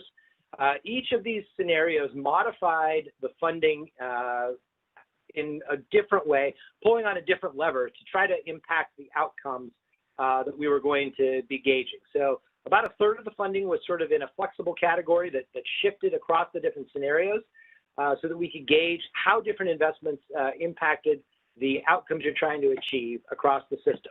Next slide, please. So we shared with you this slide, which was the fun color-coded slide, so you could see how each scenario did against a baseline scenario that we had defined. And you can kind of make some determinations about how well each performs in trying to meet the goals of the state. And this is pretty broad brush, as you can imagine, and there's a little bit that's left to judgment, but it's a really helpful tool to be able to see how the investments you make or considering make actually impact the system and the state and those of the traveling public who rely on the transportation system. What we heard as we took this out to the ACTS and the public and talked to you about it was there was some concern about the red boxes. As you can imagine, everybody likes seeing a lot of green. Nobody likes seeing a lot of red. And so as we were having these conversations, people particularly noted that in the fix-it scenario, going backward on equity and multimodal mobility and climate just was not a good look. Nobody seemed to really want to take those steps backwards. Similarly, on the other scenarios, people were concerned about the impacts on the system condition, given that most people, as we've seen in the previous survey, strongly support keeping our roads and bridges in good condition. So as we looked at those outcomes and contemplated what we heard from the public, what we heard from the commissioners, we took a look at seeing, is there a way that we could develop some sort of hybrid scenario that would take the best of the funding options and put them together into a single scenario with a balanced set of investments and a balanced set of outcomes. Michelle, if you go to the next slide, please. So we took those public comments, we took your input, and developed two hybrid scenarios for your consideration that really tried to have that balanced set of investments, tried to find essentially a consensus approach based on what we have heard over the last couple of months. These two are very similar because they do try to represent a consensus approach that's kind of down the middle. The other funding options, oftentimes went pretty high in one category and low in another. We tried to even it out a little bit here. We worked with Chair Van Broecklyn to get direction on these. I had a number of conversations with him and made sure we were heading in the right direction. But these also represent some internal conversations as well. So these scenarios both take into account the strong support for non-highway investment and offer a record level of funding for those categories, a pretty significant funding increase over the levels we've seen in the past, about 50% from the baseline and over 40% or more in both from the 21-24 STIP. They hold the safety, local government, and ADA curb ramp amounts fairly constant. So where they really differ was between how much money goes into Fix-It. As you can see here, they both keep Fix-It fairly close to 21-24 STIP funding levels when you account for borrowing against the future in the 21-24 STIP. So you'll note at the bottom there is a note about that we wanted to make sure that was considered. So in scenario one, you have a slight increase in Fix-It funding, about 4%. In the hybrid 2, you have a slight reduction in Fix-It funding. And the toggle point between these really is the first hybrid puts more money into Fix-It and zeroes out the enhanced highway discretionary component. So the only money that would be available for enhanced highway projects for congestion relief would be the $110 million in HB 2017 earmarks. On the other hand, the hybrid 2 would put $90 million into enhanced highway discretionary projects across the state, so that there would be $200 million total in enhanced highway funding across the state. That's still a historically small amount in comparison to, say, the last STIP, when there were a huge amount of HB 2017 earmarks that drove up that category to a significant extent. So that is really the toggle point between those two is one provides more for Fix-It, the other provides more for enhanced highway. In most other ways, they are fairly similar. So we will present these to you, and Amanda in a moment will walk through the analysis of these, the outcomes that we would see under these. And then we will also have her walk through the two additional scenarios that in recent days or modifications that we have heard from the chair and the vice chair as potential things we've analyzed and that you can consider. So with that, I will pause for just a moment to see if there's any questions before we launch into Amanda. So Travis, I just want to make clear that on this slide that shows enhanced going up 275%, that's just the discretionary amount. And what that means in real money is taking the discretionary amount had been at 24 million and taking it to 90. So the number, the 275 looks massive. The increase is not really massive. It's 24 million to 90 million, which in the context of these numbers is not a lot of money. So I just don't want people to see that 275 and, similarly taking 100% away on enhanced highway discretionary is just zeroing out from 24 million to zero. So I think I don't want people to overreact to the percentages. I think the numbers, the raw numbers, are a better place to look than the percentages. You avoid kind of getting misperceptions potentially. Yeah, Chair Van Broecklyn, thank you for mentioning that. And that's one of the things we struggled to show is how to compare apples to apples across these different scenarios and across previous STIPs as well.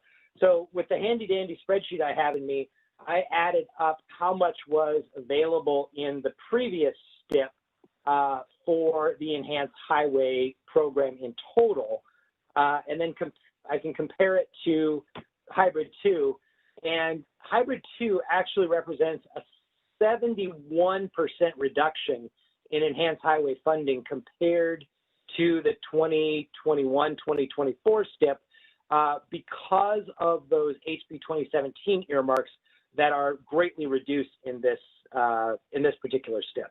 So while that 275% increase number looks very large, the actual reduction from the past total Enhanced Highway program is pretty significant.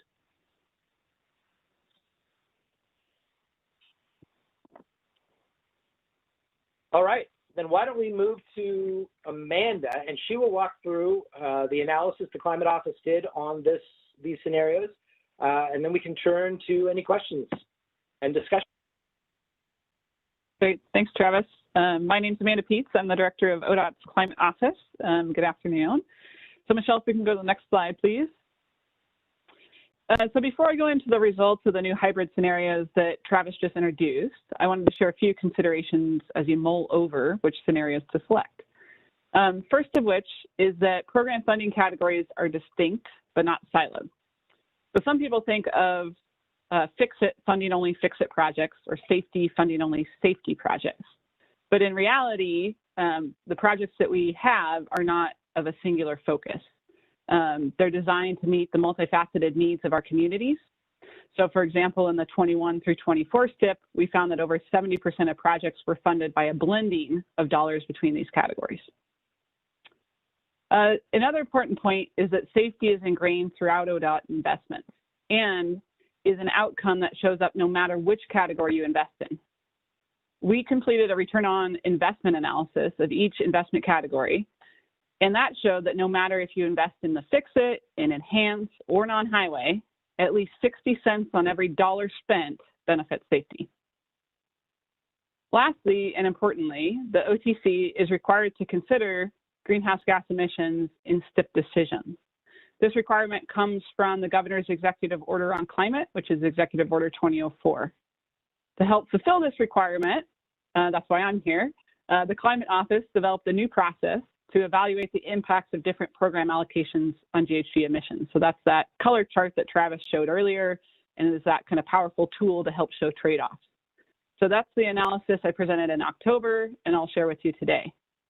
We expanded the results to do more than just look at greenhouse gas outcomes, but to provide a more holistic picture across outcomes that you identified in your strategic action plan. That way you can see the trade-offs among things.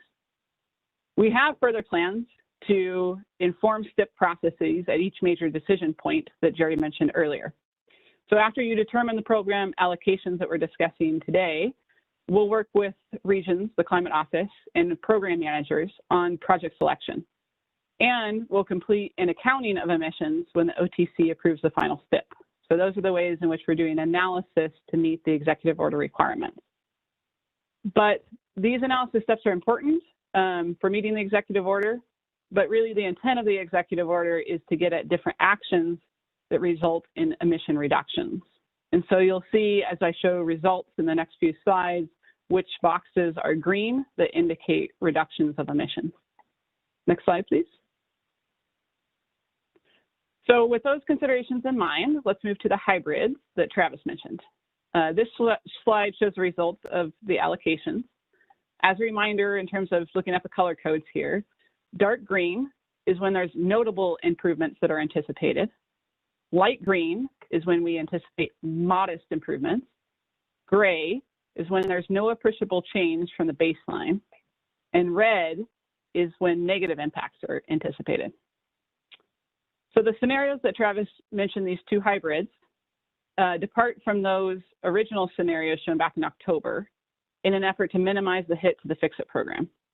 As a result, there are no red squares here, as you can see. Performance is either similar to the baseline or with modest improvements. Modest improvements, while not groundbreaking, can add up to measurable differences and help to show directionality towards achieving key outcomes included in your strategic action plan. So looking at each hybrid quickly individually, hybrid 1 increases non-highway funding and keeps Fix-It whole. As a result, you'll see that the greenhouse gas reductions are anticipated, so there's a light green square in Hybrid 1. Equity and multimodal mobility are improved, so again, light green squares for those outcome areas.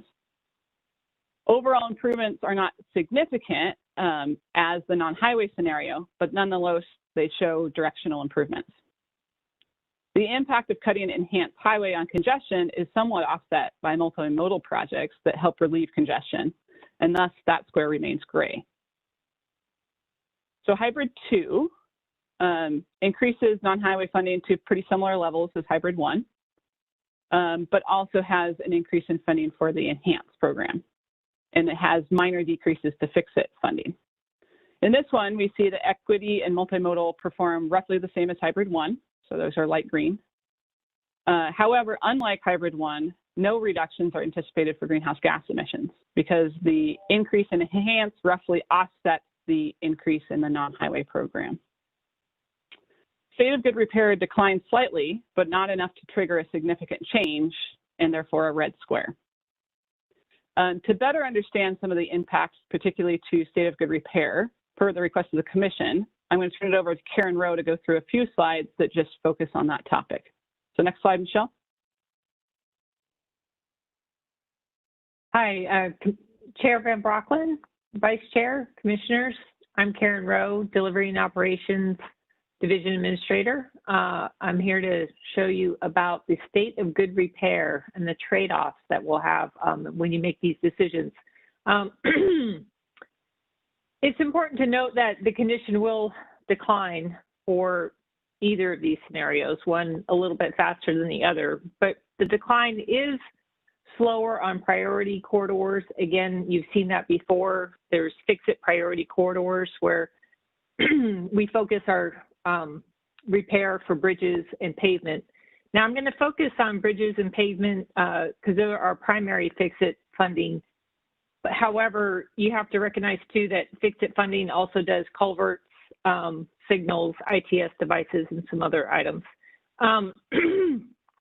With these scenarios, our bridge and pavement conditions are projected to legislatively not meet the adopted key performance metrics. That's the projection. As Commissioner Smith noted, though, we are trying to demonstrate here with the colors of the red versus the blue how the advancement of the ADA funding. So the chart shows it in particular, what the funding for Fix-It would be. We, again, use the baseline for the 21-24 funding is shown there at $848 million. Adjusted baseline for hybrid number 1 versus hybrid number 2. Hybrid number 1 would be $1,000 million or $1 billion, and hybrid number 2 is 925. But if you were to say we're going to advance that ADA funding into the 21-24 SIP, they decrease.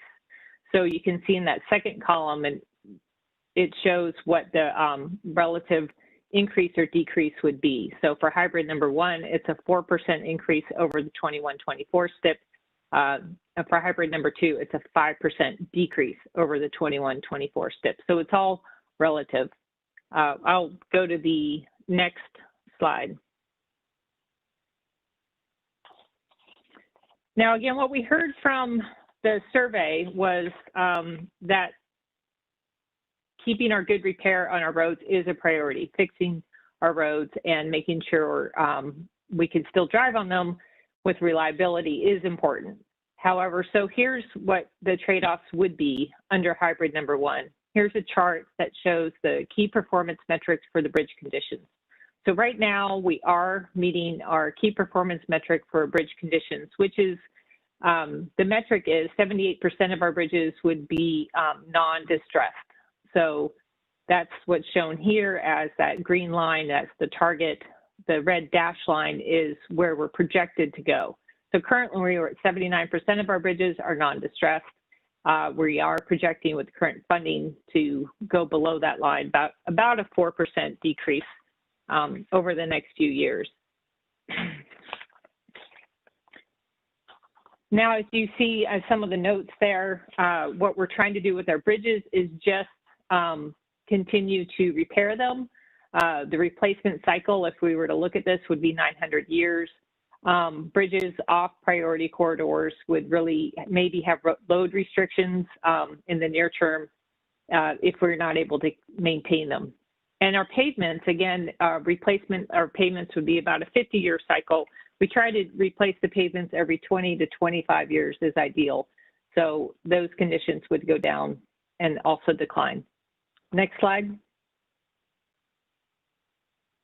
Now, under hybrid 2, again, it's very similar to hybrid 1. It would just decline a little bit faster.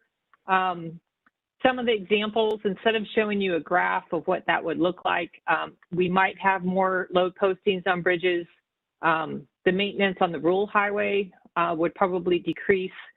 One of the examples would be maybe we'd have one less project on the interstates as one of our higher priority corridors, and possibly one less bridge that we would have replaced if we were to go with hybrid number 2.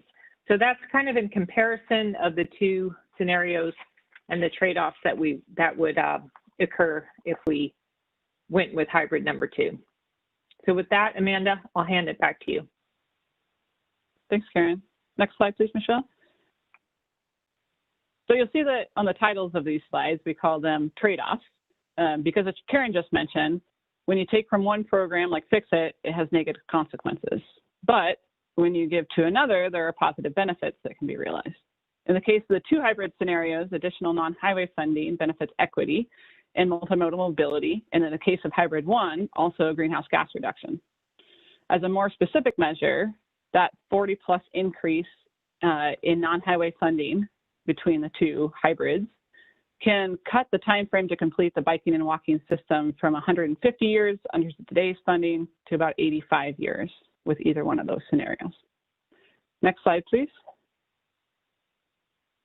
So as Travis mentioned earlier, we created these hybrids and then we created more. So since creating the ones that I just presented, we made a few modifications based on commission requests.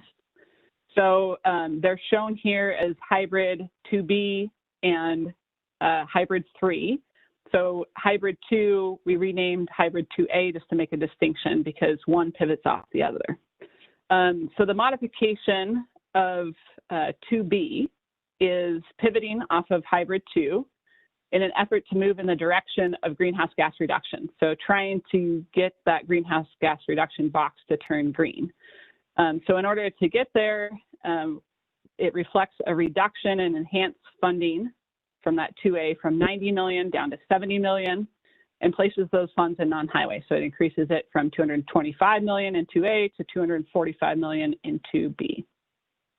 Hybrid 3 is a significant departure from the other hybrids, but it attempts to get at a more substantial change to key outcomes. So trying to get to dark green boxes versus light green boxes. To accomplish this, it creates significant reductions from Fix-It, but distributes those to other categories, most significantly to enhanced and non-highway. Next slide, please. So here is how those changes play out.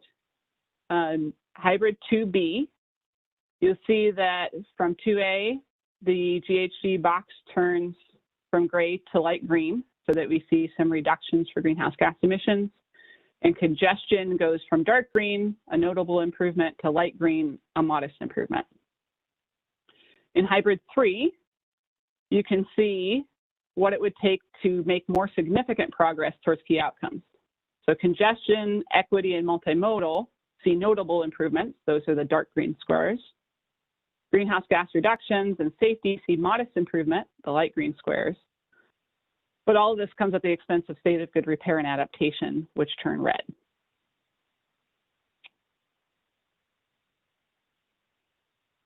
Just pausing a minute to look at it. And then next slide, please. This is our final slide, which I think we'll pause on to allow you to deliberate and ask further questions. But it shows a side-by-side comparison of the trade-offs among all of the scenarios, including the new hybrids. So with that, Chair, I'll turn it back to you for questions or deliberation. Thank you all, and I'm sure we'll have questions. just by way of explanation, I had sought scenario 2B because I was trying to make as much progress on as many categories as possible without turning anything red. So all categories would either be neutral or positive on the metric, or pardon me, on the categories that are being identified here. Vice Chair Simpson requested hybrid 3, and so I think, well, I won't speak for Commissioner Simpson, but what I was trying to do in 2B again was trying to eliminate red and turn as much green as possible. And so that was the theory there. So with that, I think we should open it up for questions to staff first. Let's see if we have questions from the commissioners. That's a lot of information.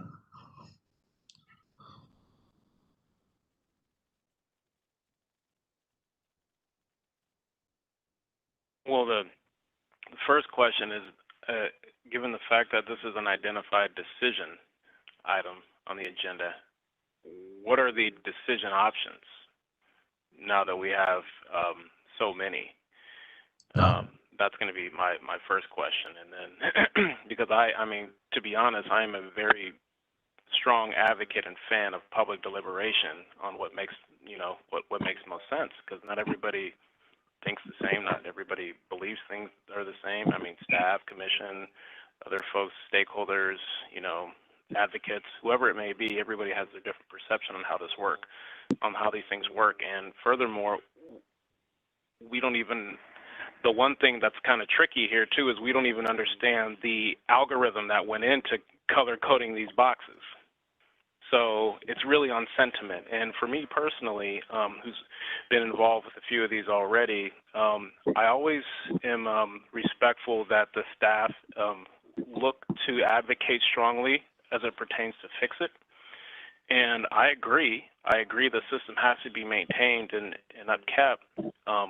My argument as to why the hybrid 3 scenario was something that I felt was necessary, and again, that may not be the final outcome, it was just an exercise. And if we don't try things differently, how are we ever going to know what our strong suits are, where our opportunities are? It's no different than a parent who's trying to get their child to eat vegetables, and it's like, hey, just try it. I mean, what's the worst that can happen? You actually might like it. And if you don't, then don't eat it.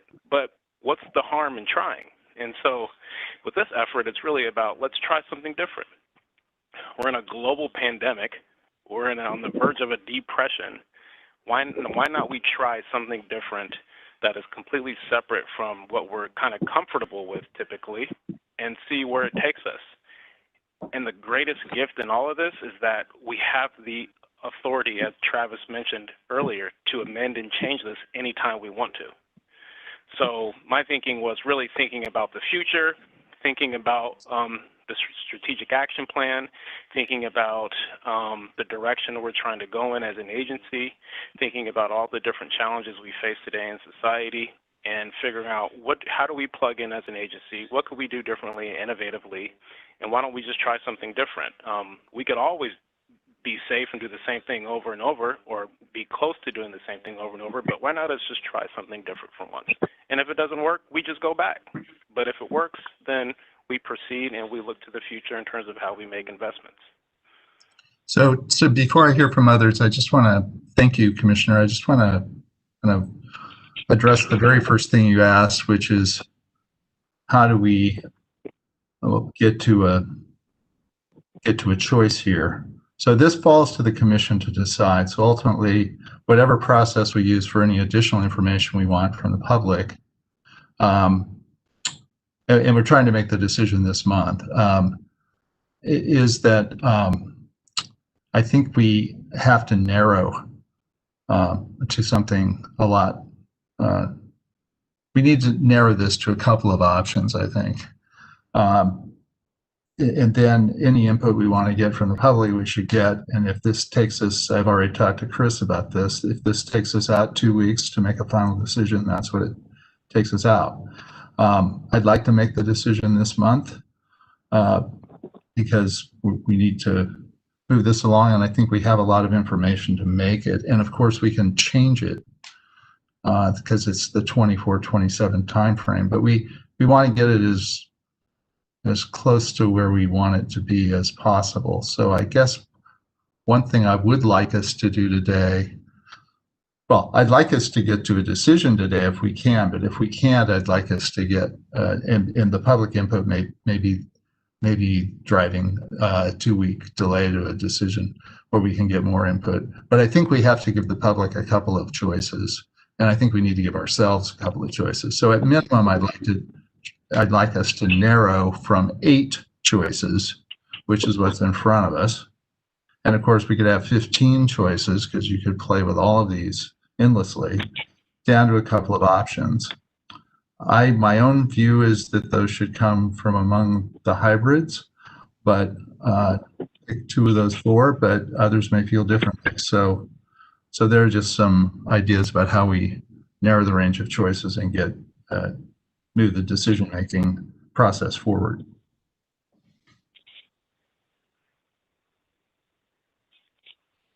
So other commissioners, how would you like, Commissioner Smith? Thank you, Mr. Chair. I'll just give you my thoughts and reflections on my perspective on the trade-offs, because that's what we're talking about. Because we don't have enough money to do everything we need to do. And so I look at each of what I consider to be the, quote, discretionary categories, and a few thoughts about each one. So safety, which I think, in most of the scenarios is at $147 million. It seems right to me because safety goes across all of what we do. And so we've got some minimum amounts we have to spend because of legislation and particular fund allocations. So I'm comfortable with that number, that $147 million. Safety is critically important, but again, it's in all of our categories. And then I look at the non-highway category, and I'm very strongly in support of keeping that at a good level, at a higher level, because it gets at reduction in greenhouse gas emissions, it gets at adaptation and resilience, and it gets at equity and multimodal, which I think are really critical things for us to be focused on. It's a little departure from what we've operated as an agency in the past. It seems to be the community is interested in that, although, the community wants everything, and I'd like to be able to do it all, but we can't. But I'm very persuaded that we need to invest in that category. And I fundamentally am a fix-it person, just in my philosophy, because, just like your own house, if you have a house, you don't add a bathroom if you need to fix your roof, because you can't really use the bathroom if the roof is leaking. So to me, investing in fix-it is fundamental to what we do. And the reality is, when we get earmarks from the legislature, and we get earmarks, funding from the federal government, they don't like to fund fixing things. The constituents go to the legislature and say, we need Rose Quarter, we need the I-5 bridge, we need all of these particular infrastructure projects. And so then we get money to do those things. I've never heard of anybody arguing at the legislature that, hey, we ought to invest in more bridges or fix it of roads. So to me, if we spend the money on fix it, we're going to get earmarks for enhance.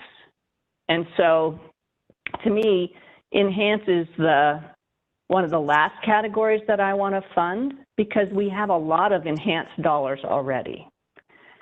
but I would like to hear from, especially Orlando, because I think you want to spend more money on Enhance, and I want to understand why.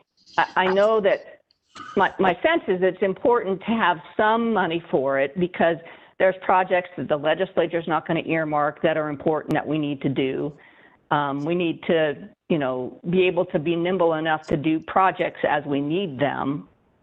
But I think I'm less inclined to support a whole lot of money for Enhance unless somebody can persuade me otherwise.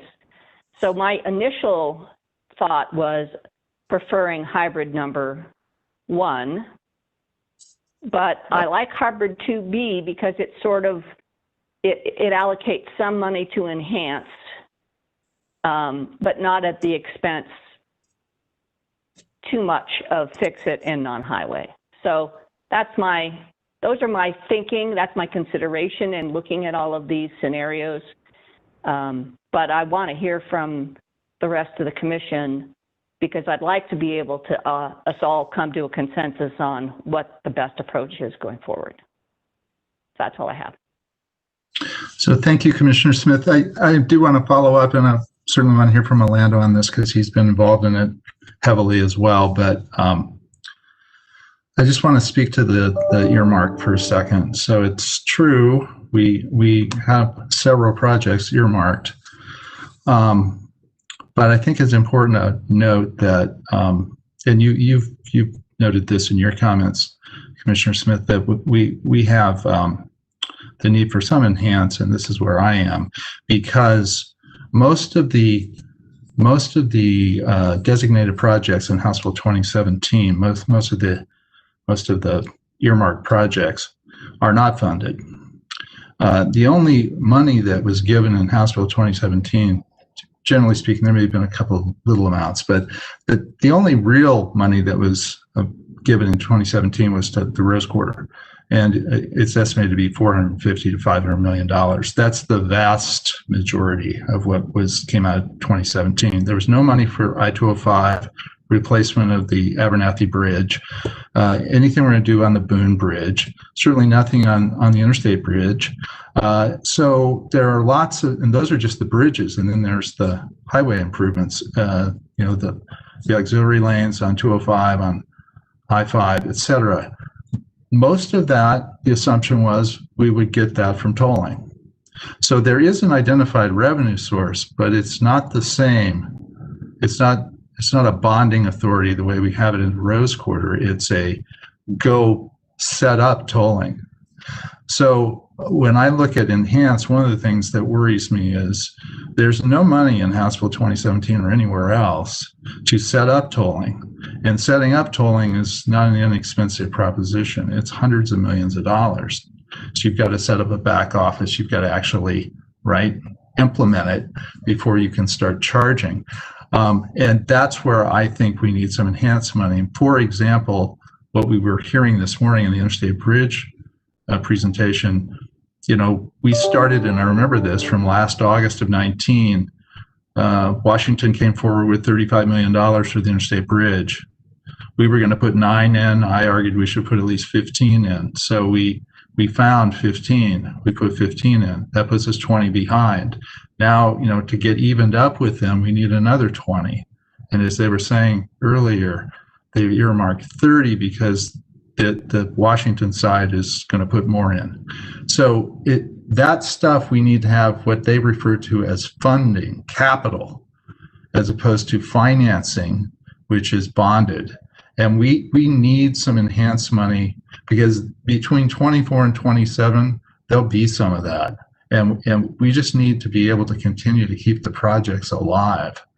So that's why I favor some in Enhance. I agree with you. There isn't enough money. And the comments are people are all over the place. And they're choosing one or two things. And I would love to be in a position to just choose one or two things that are my favorite things or that I feel most compelled about. Favorite things is not the way to phrase it. That I view as the highest priorities. GHG reduction or congestion or whatever it might be. But we're not in that position. because we're responsible for the whole system. Just as responsible for a road that needs to be fixed in and outside of John Day as I am the Rose Quarter project. So, and all of us feel that way. We're all statewide focused. So I just wanted to mention that about the enhanced. That's my concern about the enhanced. Zeroing it out is not going to give us the flexibility to actually succeed in the program that we keep hearing Brendan and his colleagues present to us at every meeting. We just won't get there. We need some interim capital in order to get from A to C. B is that interim capital. Orlando, I want to hear from you, as does Commissioner Smith on this, and I want to hear from the other commissioners, clearly. But to you on this question of why enhance? Well, before you do that, Bob, could I just, sure, of course, respond? Yeah, of course. I appreciate that. And I wasn't thinking that the funding for the standing up tolling was coming out of Enhance. So if that's the case, then I agree. We have to have the funding for that, because that's the only way we're going to advance those other projects. And so, yes, I concur with that. Yeah, and so far it wouldn't be enough, and at 75 or 70 or 90 million, it wouldn't be enough, but it would be something. We're obviously going to have to identify more because we don't have enough, but at least we wouldn't be completely out of the game. You know, we could make incremental investments that, and maybe with some additional funding that's identified by the legislature, that would get us to being able to set it up. Because we can't set it up. We basically have two major new revenue sources we're looking at. One is tolling and the other is road user charge. And so I appreciate the comment. So Orlando? I wanted to make sure I'm giving enough airtime for Commissioner Brown and Commissioner Henderson to chime in. If Yeah, of course, of course. Defer to me to respond first, that's fine too. I just wanted you to respond on the question of enhance, just that limited question that Commissioner Smith, I just want to get that out of the way before we hear from Commissioner Brown and Commissioner Henderson. Just your perspective on enhance. Yeah, so for me personally, it's more about providing a wider bandwidth of options. And so obviously you have a consensus somewhere in the middle. And so the wider bandwidth was, from my effort, was really the intent was to let's not put all of our eggs into the fix-it basket as we typically do historically. Even in the hottest economy, like in history, we focus on fix-it. I know that we didn't get the numbers we expected with House Bill 17 based on the numbers that are proposed on the table and what we ended up getting. So I'm not a big proponent of just hoping for the best. I'm a big proponent of addressing what it is right now that's in front of you. And if extra butter comes later on, great. We can figure out how to amend then. But I wouldn't want to rely on the feds or even the state legislature, given all the uncertainty right now in the world and society, that, you know, we're going to have this extra bucket of resources that are going to come to us in the future. We have no way to verify that. And right now, the only thing we do have the authority to verify is what's in front of us. And so that was kind of my gesture to it. But I would say that I agree wholeheartedly with what you guys have just mentioned in terms of not kind of just totally putting all the weight in enhance. I do think there's a combination of that and some kind of balancing act now, given the fact that what I recommended and proposed seeing as an option, a scenario versus based on what staff's recommending, and then based on where we come as through a consensus process amongst us all, it's going to be somewhere in the middle.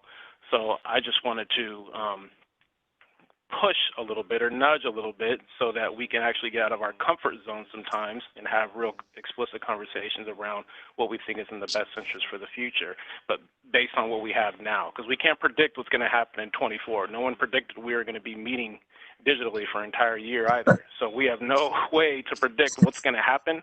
I just know right now, and since we have the authority to change things, my effort was really just to challenge us to think outside the box about something alternative that we otherwise probably never would have. Thank you.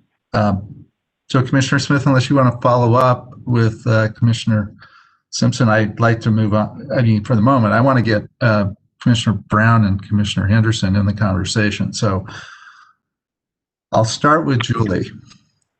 Commissioner Brown, thoughts? Do you really want my thoughts? You know, because I'm not afraid to say it, I'm just going to put it on the record right now. I'm really disappointed in our state. Looking at the executive order, looking at all the things that we have to weigh and trying to make decisions like this. And then the ADA is one of the examples, you know, it was an unfunded mandate by the federal government. And I'm not saying it's a bad thing, because anybody that knows me knows that I back the ADA movement all the way, have for years. But transit experienced it early on, where we just, you know, we had this mandate that we had to fund, and we weren't able to put service out there. And we're experiencing the same thing because of our lawsuit, because we didn't address it early on. And then the second thing is, now we have a climate bill, or a climate order, excuse me, by the governor that has no funding backing it. And so we're asked to cut things that are important. And right now I'm leaning towards hybrid 2B.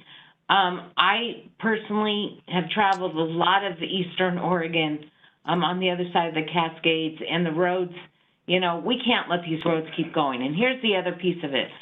Part of moving that needle on greenhouse gases is moving our vehicles towards using, you know, hybrid vehicles, or vehicles that don't use fuel, electric vehicles. Well, if your roads have potholes and are a mess, or even if we went to an autonomous vehicle and we've let our roads go, where are we at? I mean, it's just hard to juggle this.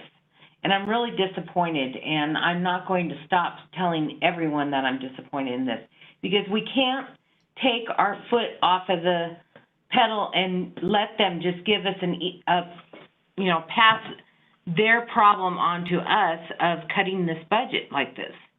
And so I say I would go with hybrid 2B, because I think it's a balance, but I'm not happy with it. And that's just my thoughts. And I think we have some work to do, Bob. Honestly, I think that we need to educate our legislators on this piece of it, because they can't keep doing this. We can't keep doing this unless we find funding. I appreciate the thought, and I agree with it. And the very first precept I think I embrace in this whole conversation, and actually most conversations we have, is we don't have enough money. And we're looking for new sources. We're trying to exercise the authority we have with the RUC task force, and certainly with tolling, which we're putting a lot of energy into. And that is an authority we have. We don't have to ask anybody for it. We just have to do it, except it's going to take several $100 million to set it up. And that we don't have. And so we do need more money for that. So I agree with you, though, that, and you didn't even mention the fires.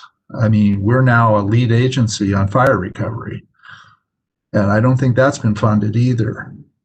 So we you know, there's only so much bandwidth in this agency.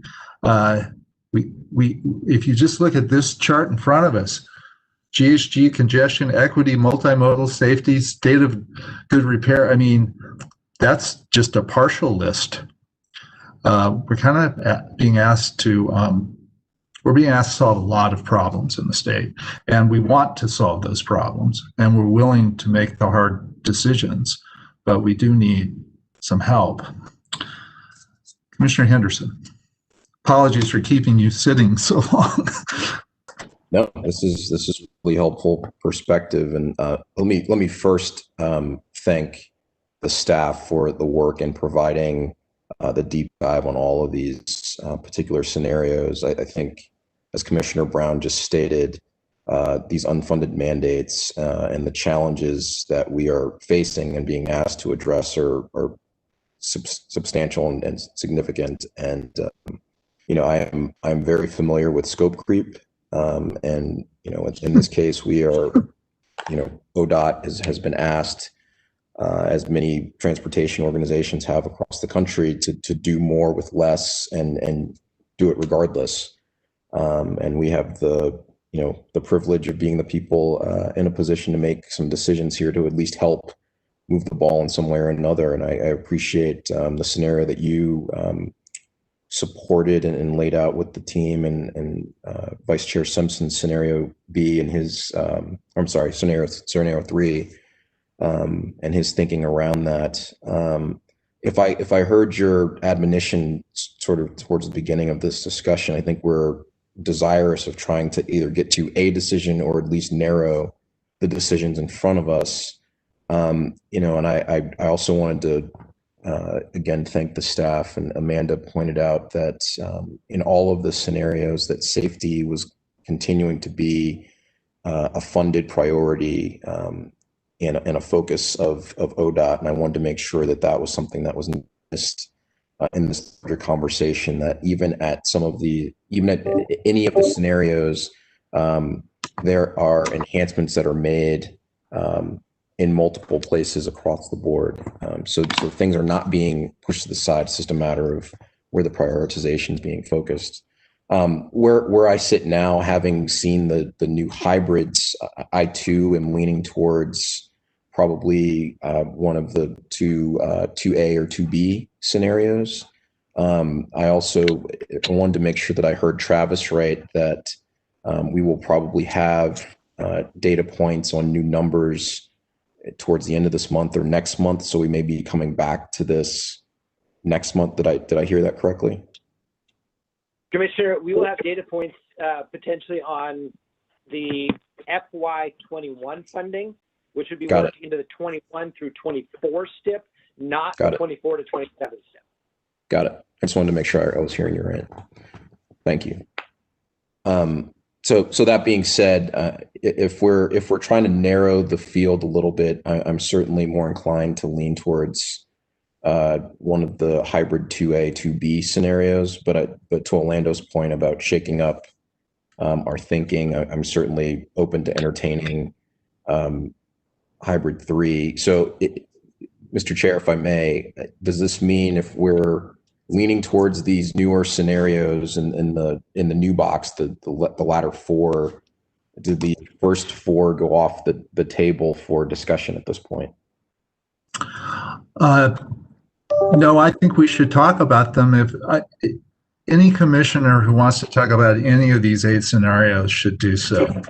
Okay. And if this takes a little longer, and if we run out of time today, because I don't want to keep people till 5 or 6 o'clock on this, we'll schedule a meeting next week to continue it, or the following week at worst case. So I don't want to preclude commentary on any of them. I would like to get down to a couple or maybe one today, even if it's a tentative approval that we maybe think about and come back and ratify or change in a week or two.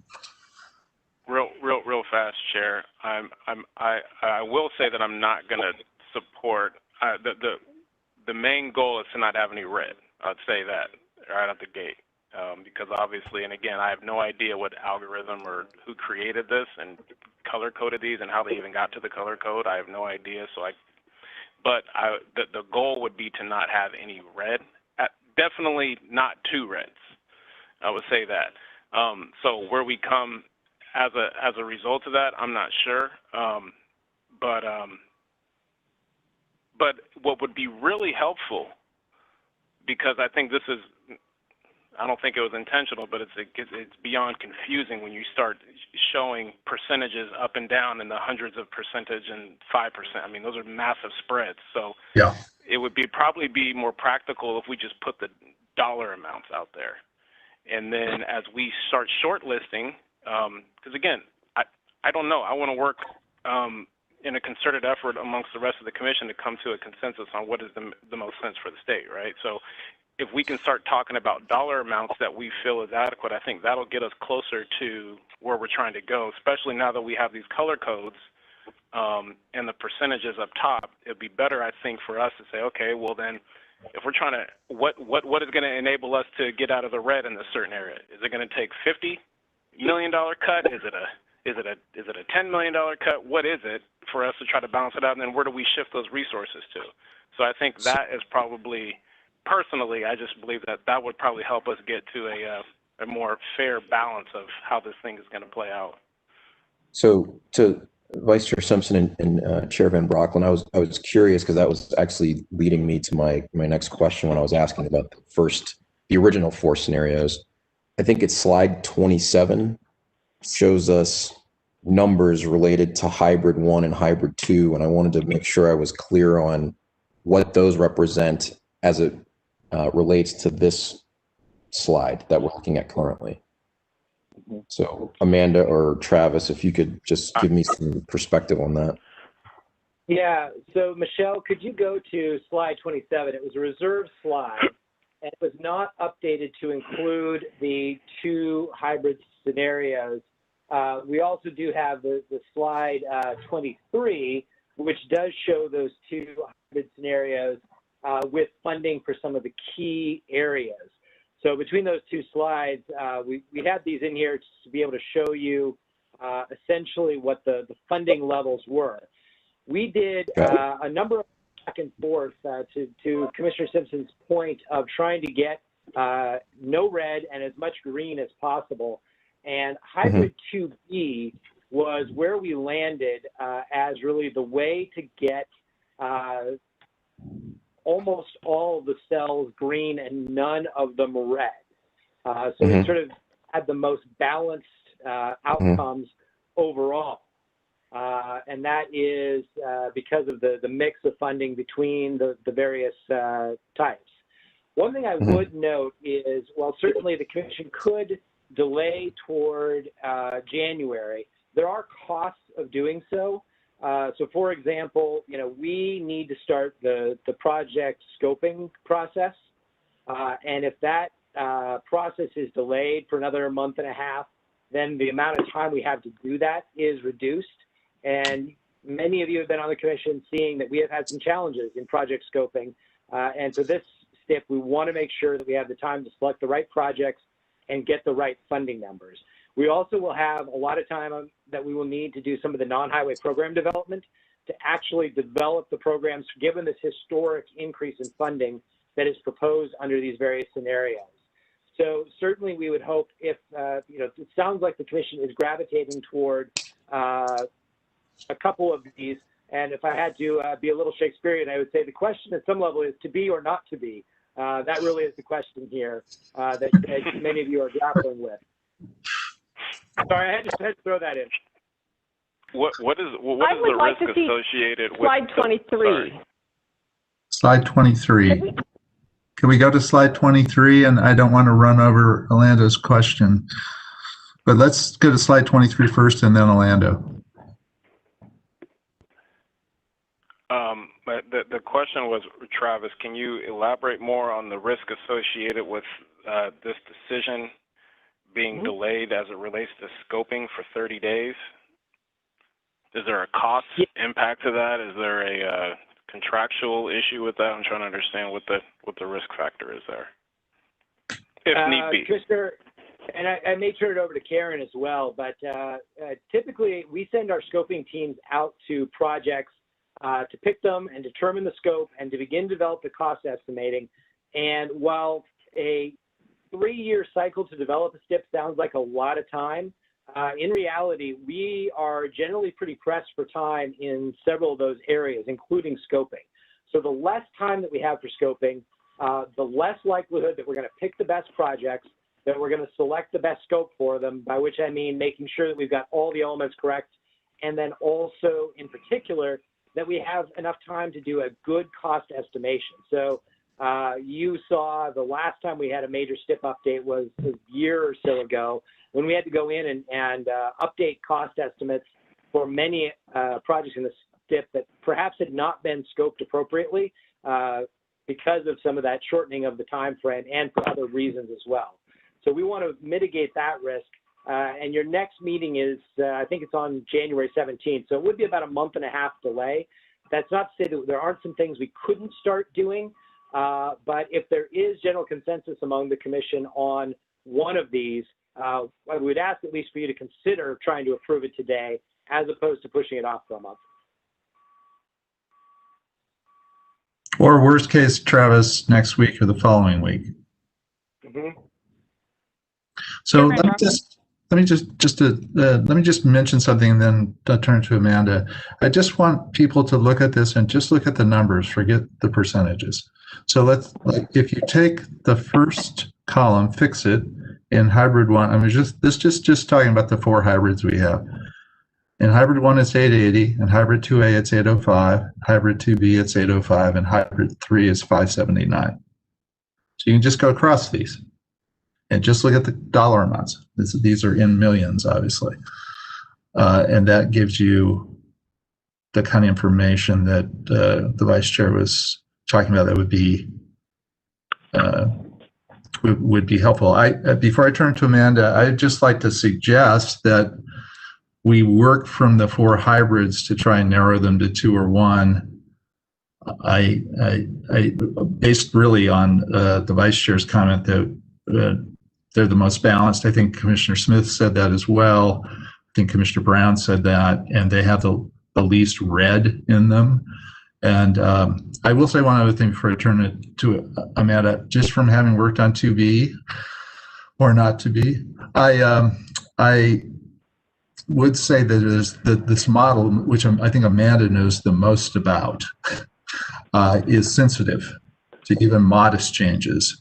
And you can flip one color over and flip another one in another direction. And I was hoping we could get to a point where we could say we're actually taking a bite out of GHG. We're supporting a multimodal model. We're supporting a model which at some level is continuing to invest in fix-it, clearly not at the level we would all like.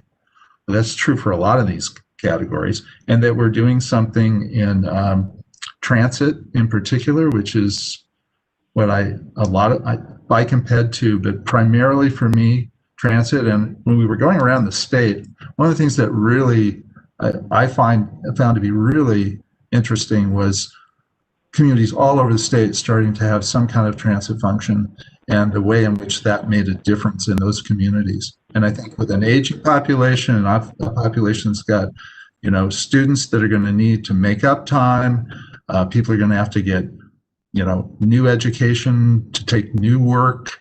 I think we ought to be providing systems for people that aren't going to have cars necessarily, just as an equity matter, making sure they have access to a system to get around. So I just like the idea of something that is investing pretty heavily in non-highway.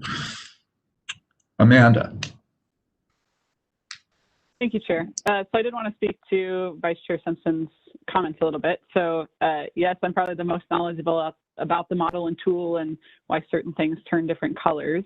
So just as a quick background, we looked at real projects in the 21 through 24 steps to see how money within each funding category was actually spent and what those real impacts were on the system, and use that kind of as our model moving forward to look at adjustments in money up and down. And so to Chair Van Brocklin's point, it is fairly sensitive to changes in money. You can see at the tipping point where something would turn red is a significant change, or something might turn green. So we modeled over a dozen scenarios to kind of see what that mix might be. So I think Chair Van Brocklin said it well, that these hybrids are probably the best mix that shows as many green boxes as we can get to within those, and 2B reflects that kind of tipping point where we can have enhanced and non-highway and still get a green box for the greenhouse gas emissions.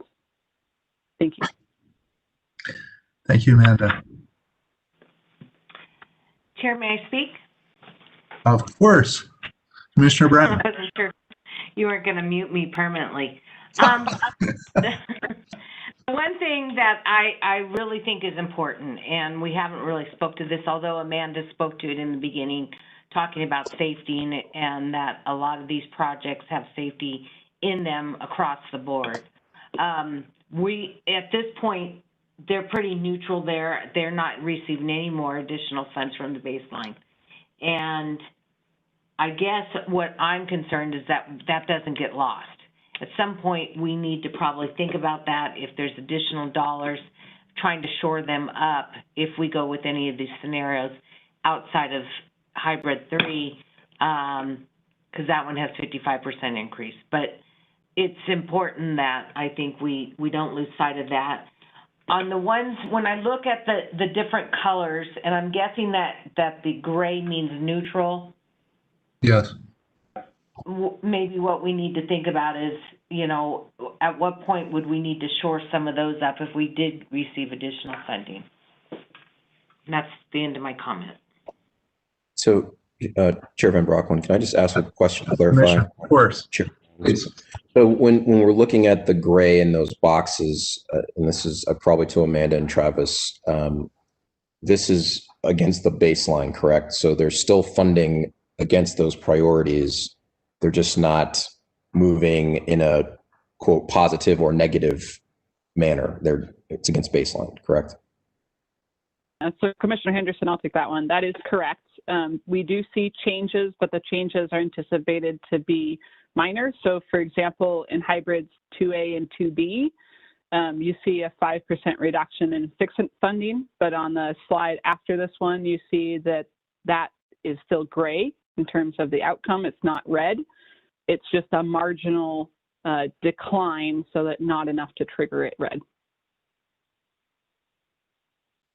Right. Commissioner, I would add to that we did have a significant increase in safety funding in about 2015-ish, as well as after HB 2017. So we have significantly increased our direct safety investment in the safety category. And then there's a lot of other investments in other categories that also go to safety. So we're not saying in any way that we're sliding backwards. We're going to continue to make record levels of investment in safety. It's just not stronger than the baseline that is provided there. Yeah, no, I appreciate it. I recall our conversation when you all were briefing me ahead of this, so I appreciate making sure that distinction's there. And the reason I'm asking is, assuming that there are additional dollars, say in the 21-24 step towards some of these functions, then we might actually see some of these gray boxes move to this lighter shade of green, potentially, correct? Okay. Yep. So can I ask a couple of questions to the commission? First question, are we prepared to focus in on just these 4 options and not continue discussion on the first 4, just the hybrids?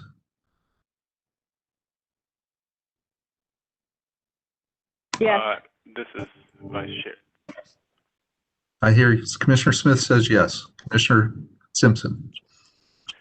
I would say yes too, but I was going to say, now that you can see the numbers and you see the drastic discrepancies in how they kind of lay out, what does this mean in terms of, I mean, because even though our focus right now is these 4 items, the question is back to the original intent, are we making a final decision today? If we're making a final decision today, there's only an A or B, or a to be or not to be, however Travis explained it. But I think, to me personally, it would help me to understand whether or not if there's some kind of balance between the 2B hybrid 3 scenario, because based on all the comments pertaining to safety that I've already heard, and then also as it relates to the ongoing maintenance issues within Fix-It. But I think that dip is probably significantly substantial, and this is why I asked, so I could see it compared side by side of Travis when we spoke a couple weeks ago. But now that I'm seeing how it looks, I'm curious whether or not if we should, on this time or another time, look at something that is a little bit more balanced from the hybrid 3 scenario, because as I had indicated earlier, having 3 or 2 areas that have reds don't really feel good to me personally. And again, I don't know who created the algorithm, but still trying to figure out how do we change those color codes a little bit more to make it more equitable, I guess you can say. But the first question again is, sorry, there's a train outside my window. are we just going to focus on talking about 4 options here since we're removing the other 4, if that's what others agree to, or are we looking at shortlisting this 4 down to 2 and then going from there, or are we doing that at another date? Well, so let's take them sequentially. First, does anyone want to keep one of the first 4 scenarios on the table? One or more? Commissioner Smith saying no. I'm saying no. Anyone want to keep any of those on? I say no. Commissioner Brown saying no. I would also say no, as my understanding is that we have now hybridized originally scenario 2 and scenario 3 at some level. I think some of the comments that we've heard previously in advocacy for one of those 2 scenarios, I think is matched at some level in these new hybrid approaches. So if that's the case, I'm fine with discarding the first 4 scenarios as well. I think that's right. I mean, I'm sure there are those who still advocate for one of the first 4 over any of these, but I think we're trying to be responsive to what we've heard and come to some kind of balanced approach, because I think we're in the position of having to do that, and a lot of those who have commented to us are in a different position, frankly. So just a point of clarification real quick, Chair. Yes. Was the both hybrid 2B and hybrid 3 were not put into our documents until this morning, correct? Correct. Okay. Just wanted to confirm that. I'm happy to do one of 2 things at this point. Well, one, I would like to, if we could, and this goes to Commissioner Simpson's comment, are there scenarios here that we would, I'd like to narrow this if possible, because I think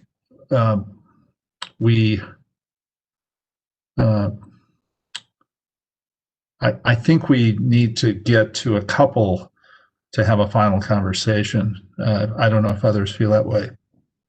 I'm feeling like we need to get it down to at least 2 today. And then if we want to put those 2 out for public comment for a week and come back week after next and decide. Yes, Commissioner Smith. Mr. Chair. Yes, thank you. Perhaps we could just do a straw poll to see if people could just say if they're comfortable with a scenario, which one they would pick. Just a straw poll, not binding, sure, but where people are leaning. Let's do that. That doesn't preclude Commissioner Simpson talking about a fifth hybrid if there's a value in that. So I'm not just shunning your thought. All right, so let's start with hybrid 1. Let's say you're having to pick, let's say you have 2 that you can vote on, okay? Get 2 votes. And don't put them both on the same one, please. They get really complicated. All right, is there any member of the commission that supports hybrid 1? I mean, in the context of this narrowing, I'm sure that there are those that like hybrid 1 better than something else, but any votes for hybrid 1?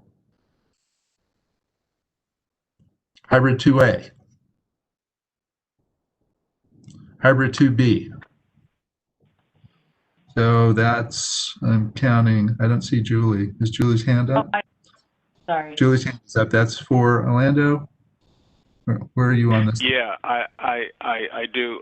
So just to confirm, we are straw polling which ones we prefer, or which one of 2 right now we're actually hoping to shortlist?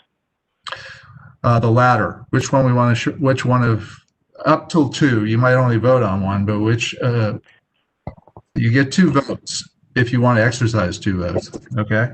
I got it, okay. I voted for 2A and 2B, so those are my 2 votes. Okay. And I'll agree with that. This is Commissioner Brown.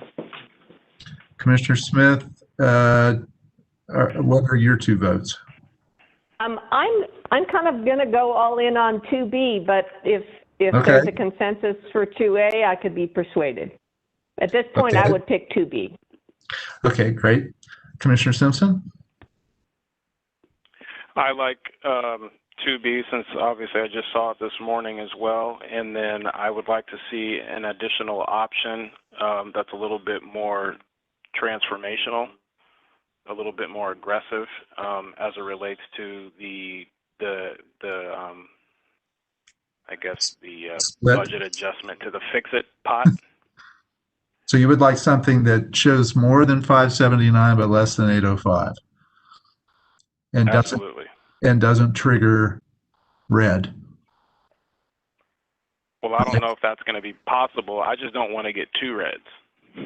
Okay, two reds. Okay, that leaves that no more than one red on, and see what that looks like. Okay, so I think that's where we are. We're at 2B and maybe 3B. And we need some Mr. Chair, time. I think we had some. I think Maurice wanted 2A or 2B, so Yes. I'm not sure that we are Oh, that's there right. yet. I'm sorry. And 2A. Apologies. And 2A. So, what's the sense of the commission on where you want to go from here? Do you want to try and talk about 2A, 2B, and what would become 3B? We don't have that to look at. So, are we done for today? Do we need to reconvene? We're not done. So, how long would it take to see 3B? Travis? Certainly, we can start getting numbers together. We may need to have a conversation with either you or the vice chair or both in order to ensure that we've got the right mix of funding and could bring that back within a week, most likely. Okay. Amanda, did you have a comment? Yes, I do. Thank you, Chair. So just real quick, Fix-It is really tied to state of good repair and adaptation. So I think what we could do is look at how much more could be squeezed out of Fix-It before turning that square red. But once one goes red, both will go red. So just to Commissioner Simpson's point about not wanting two reds, they probably will both go red at the same time. I understand now and more than willing to take that risk. Okay, so it sounds to me like what we have on the table is 2A, 2B, and a 3B to be developed. Travis, can I push you to get that by Monday? Yes, we can work with the climate office to try to get that done as quickly as possible. Okay, so if we could get it on Monday and just circulated it, we could reconvene middle part of next week for an hour. That'd be enough? 90 minutes? How much time do we need?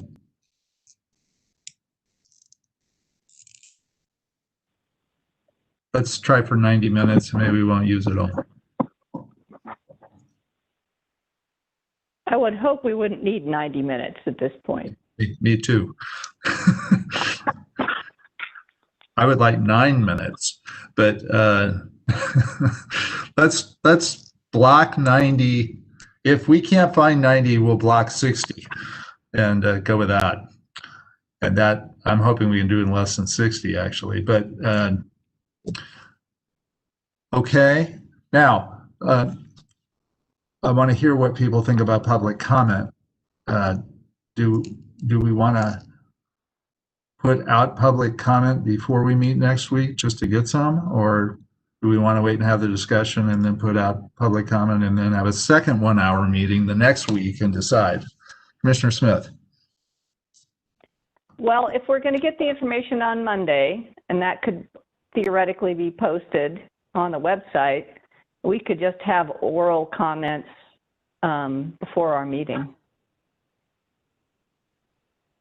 Can we set up something where or written, right? Just let people email something in to Michelle? Sure, but we've got to do a deadline then, say of, depends upon when we had the meeting, right? Because if we're going to have written comments, we need some time to review them before the meeting, so. So let's say we put it out Monday with opportunity to comment, close the commenting on Wednesday, and we meet on Thursday. We distribute the comments as soon as we're at the deadline, just forward them. Doable, Travis?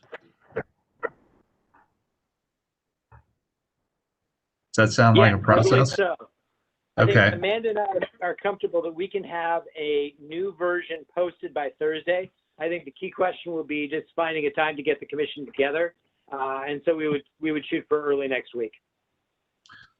Okay, so you can post something this Thursday, tomorrow? All right, great. Let's put a Monday deadline on it and try and meet Tuesday afternoon. Bad day? Yeah, could we do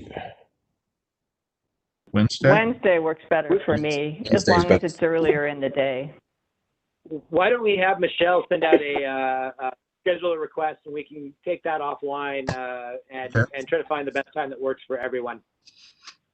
Okay, that all sounds good. So we will put this together, circulate it so everyone knows the dates, and you will see a scenario tomorrow, get it out for public comment, and then we'll be meeting next week for an hour, targeting Wednesday. And the Chairman, Travis said Thursday of this week, so 2 days from now, correct? Yeah, Thursday of this week. Okay. Sorry, not tomorrow, Thursday. Pardon me. I'm already jumping in my brain to tomorrow. All right, Thursday. Give them enough. Okay, so Thursday you'll have the revised, you won't have revisions on this. You'll have 2A, 2B, and 3B. And 3B is to be determined. And I can certainly meet, I don't know what your time is like, Vice Chair, but I can meet right after this meeting. But since we're still in a public meeting, let's stop there, and we will provide an email laying all this out and giving you the times, and then we'll notice the meeting. So it's a public meeting next week, and we'll with the purpose of that meeting being to discuss the three options and make a decision on one of the three. Okay, thank you. So let's move to our last items of the day. Those being, we have another decision on KPM. That's next. So, did we update the agenda, Chair? Because it looks like we're supposed to have two more, and then that's not including the consent. So I'm not sure if Cooper just popped on. It's KPM, and then we have ACT, an ACT discussion that Jerry is going to run. So we have three more items, including the consent, I believe. Is that correct? Mr. Chair, if I may, that is correct. This is Cooper, and I think we can plow through them pretty quickly. I'm confident the next two we can go through at a pretty quick clip. All right, let's move. We have a decision bank on KPM, so let's do that next. Item J. And so I think, Cooper, you're leading the group on that, so please proceed. Yes, sir, I am. Well, good afternoon, Chair, Vice Chair, Commissioners. For the record, Cooper Brown, Assistant Director for Operations, and as mentioned, we will go through this pretty quickly. I think it was actually a typo in terms of the decision, because it's not really a decision for you on this item. It's a discussion item, but it is a required discussion item per House Bill 17 that we come back and report to you annually on our the status of our key performance measures. So that's what this will be. Next slide, please, Michelle. So the four objectives for this conversation are these bullets here. I wanted to quickly review kind of the constellation of measurements that we use in our agency to gauge how we're performing. I wanted to talk through the 2020 Annual Performance Progress Report, which we submitted after CIAC review to the legislature late last year. And then we wanted to talk through, and that's why I have my colleagues on to be talking through the key performance measures themselves, in particular those that are off target and worsening. So we'll get to those, and I wanted to speak to kind of what we're doing to address those measures. And then finally, I wanted to just take a slide in a couple of moments to talk about a way ahead in terms of reconciling and synchronizing some performance measures that we have that come from various sources. So with that, let's jump to the next slide, please. This is a good visual representation of the measures that we have as an agency. So the large green blob here is obviously the internal performance measures, and we have hundreds of these as an agency. So think really every division, every branch, every section has ways that they're measuring how well they're doing. So think about our customer service related ones, for instance, thinking about DMV wait times or how long it takes to get title and registration. Or another good one would be how long does it take for our incident response personnel to respond to scenes of accidents. Those types of things, as well as conditions for bridge and pavement, to the last conversation that we talked about. Those are all measures that we look at internally. And some of those are also our legislative key performance measures, which we're going to talk through here in a moment. So those last two I mentioned, the bridge and pavement conditions, those are also our key performance measures. And then in the case of those as well, there's federal requirements on those measures. So we'll get to some of that. And then you'll finally see the red circle there, which is the new strategic action plan metrics that you all are intimately familiar with, having just adopted those back in October. So this is the constellation, if you will, of all the measures that we have out there and kind of how they overlap and relate. And there is overlap in various portions of these, which we'll talk a little bit about later on as we talk about potential reconciliation activities. With that, let's go to the next slide, please, Michelle. So currently we have 17 key performance measures that we reported on in the 2020 report, which was in your packet, in which the Continuous Improvement Advisory Committee reviewed, and their summary is also in your packet. But today we wanted to talk through how we're tracking on all of these 17 measures, and again, particularly focus on those that are a bit off target. We bucket these KPMs currently into 4 categories: safety, stewardship, mobility, and preservation, asset condition, if you will. That's how we've historically bucketed these. It's made some sense, but I think there's some opportunities to even revisit those buckets as we move forward based on our strategic action plan and some of the other guidance that we now have in place. The other thing to flag on this is, just to make it even more complicated, and we'll get to the cycle of developing KPMs here momentarily towards the end of this presentation, but to make it more complicated, we have 17 measures right now, but as of April last year, you all, the commission, approved us submitting to the legislature actually 13 and really shrinking these down from 17 to 13. And how you did that was basically, if you look on this slide, you see those last 3 safety measures: large truck at fault crashes, rail crossing incidents, and derailment incidents.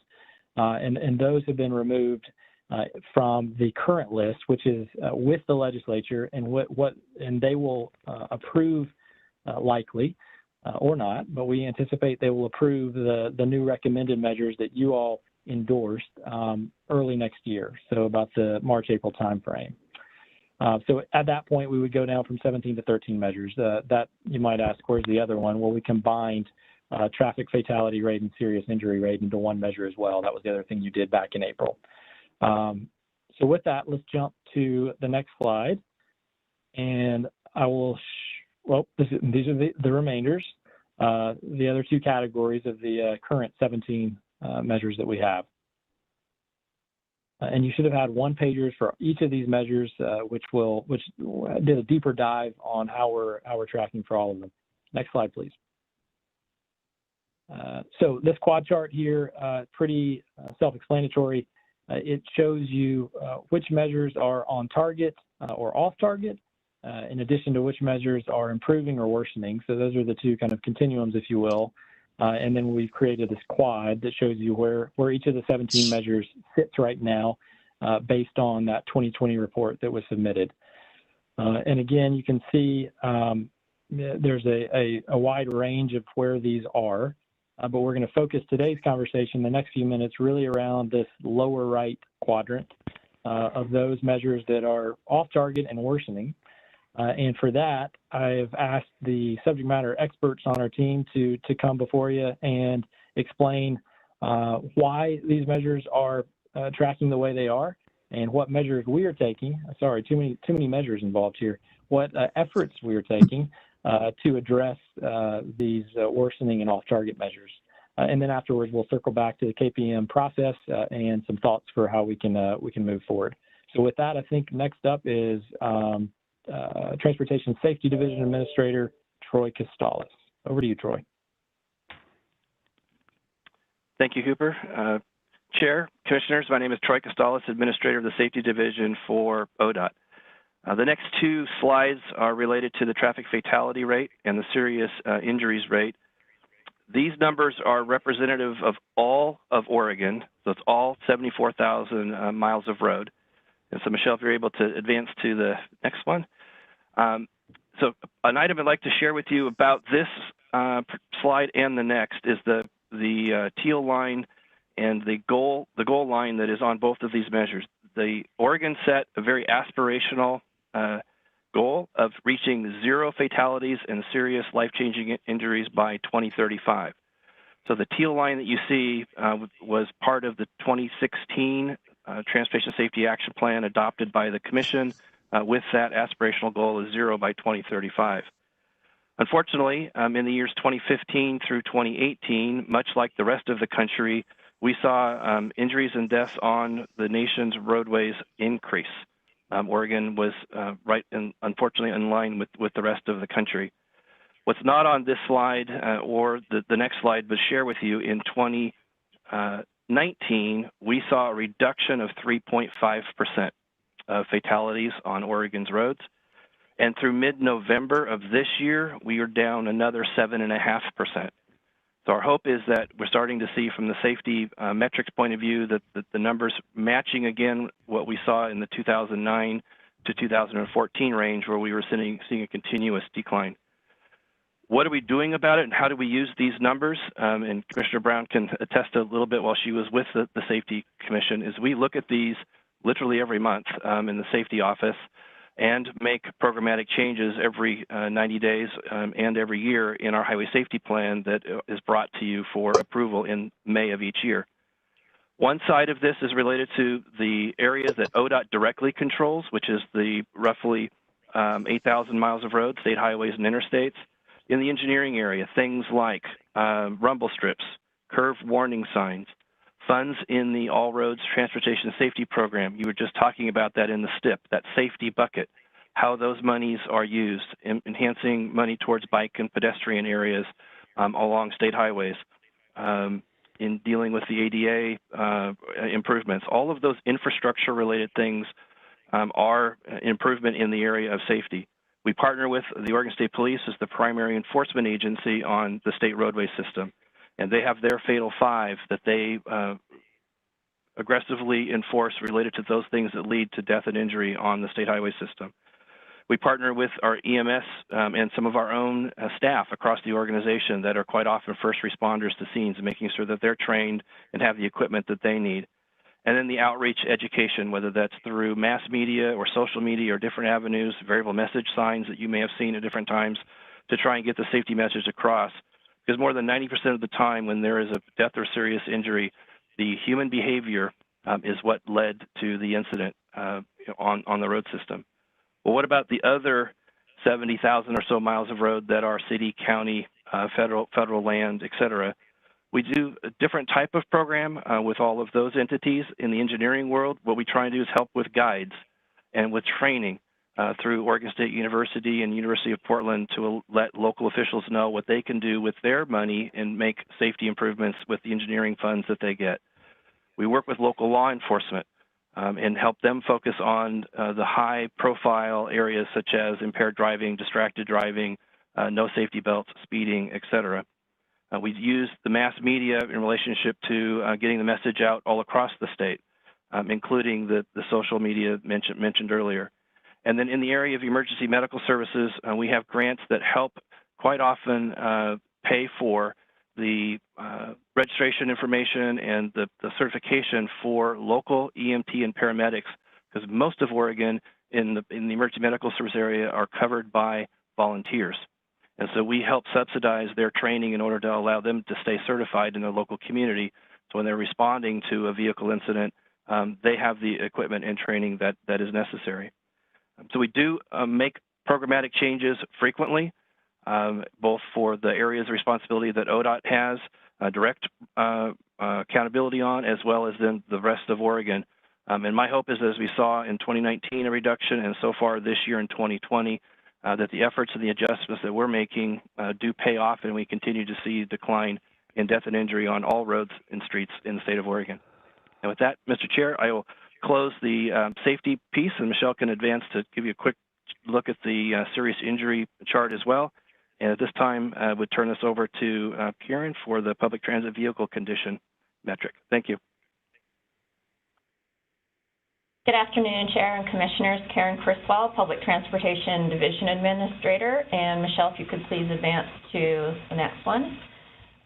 So as you'll see in this one, we saw a bit of a bump and improvement in 2017 related to vehicle condition. That was due in large part to the Commission's additional investment of $5 million a year of STIP funds for transit vehicles.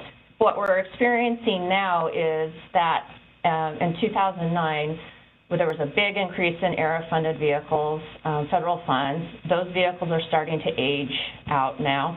And then we have multiple projects that are competing for STIF funding. We did, in the 2019-2021 STIF formula funds and discretionary funds, approved funding for more than 300 new vehicles. However, even with the new STIF funding by 23-25 biennium, funding would no longer keep pace with vehicle needs. We have yet to see how the impacts of COVID are going to play out in future years.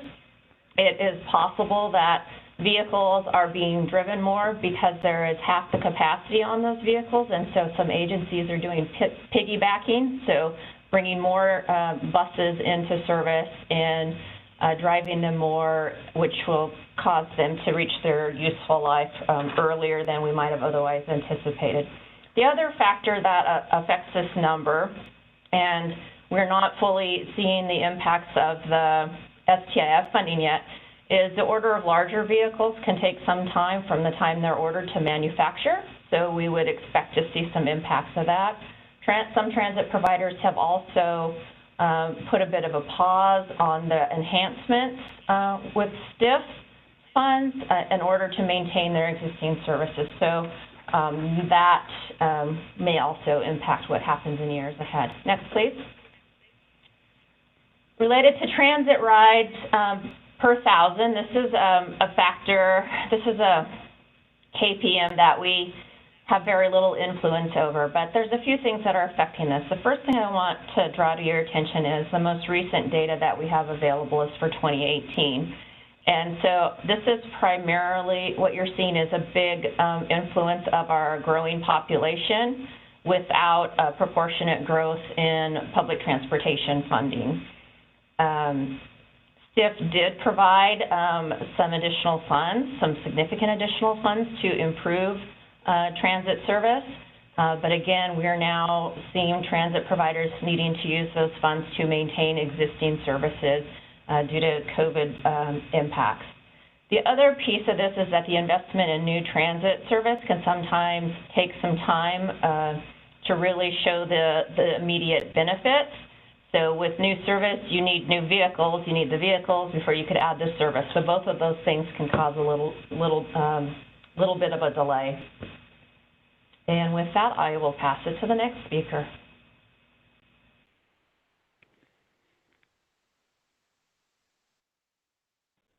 Good afternoon, Chair Van Brocklin and members of the Commission. I'm Angela Crane, Manager for ODOT's Office of Civil Rights.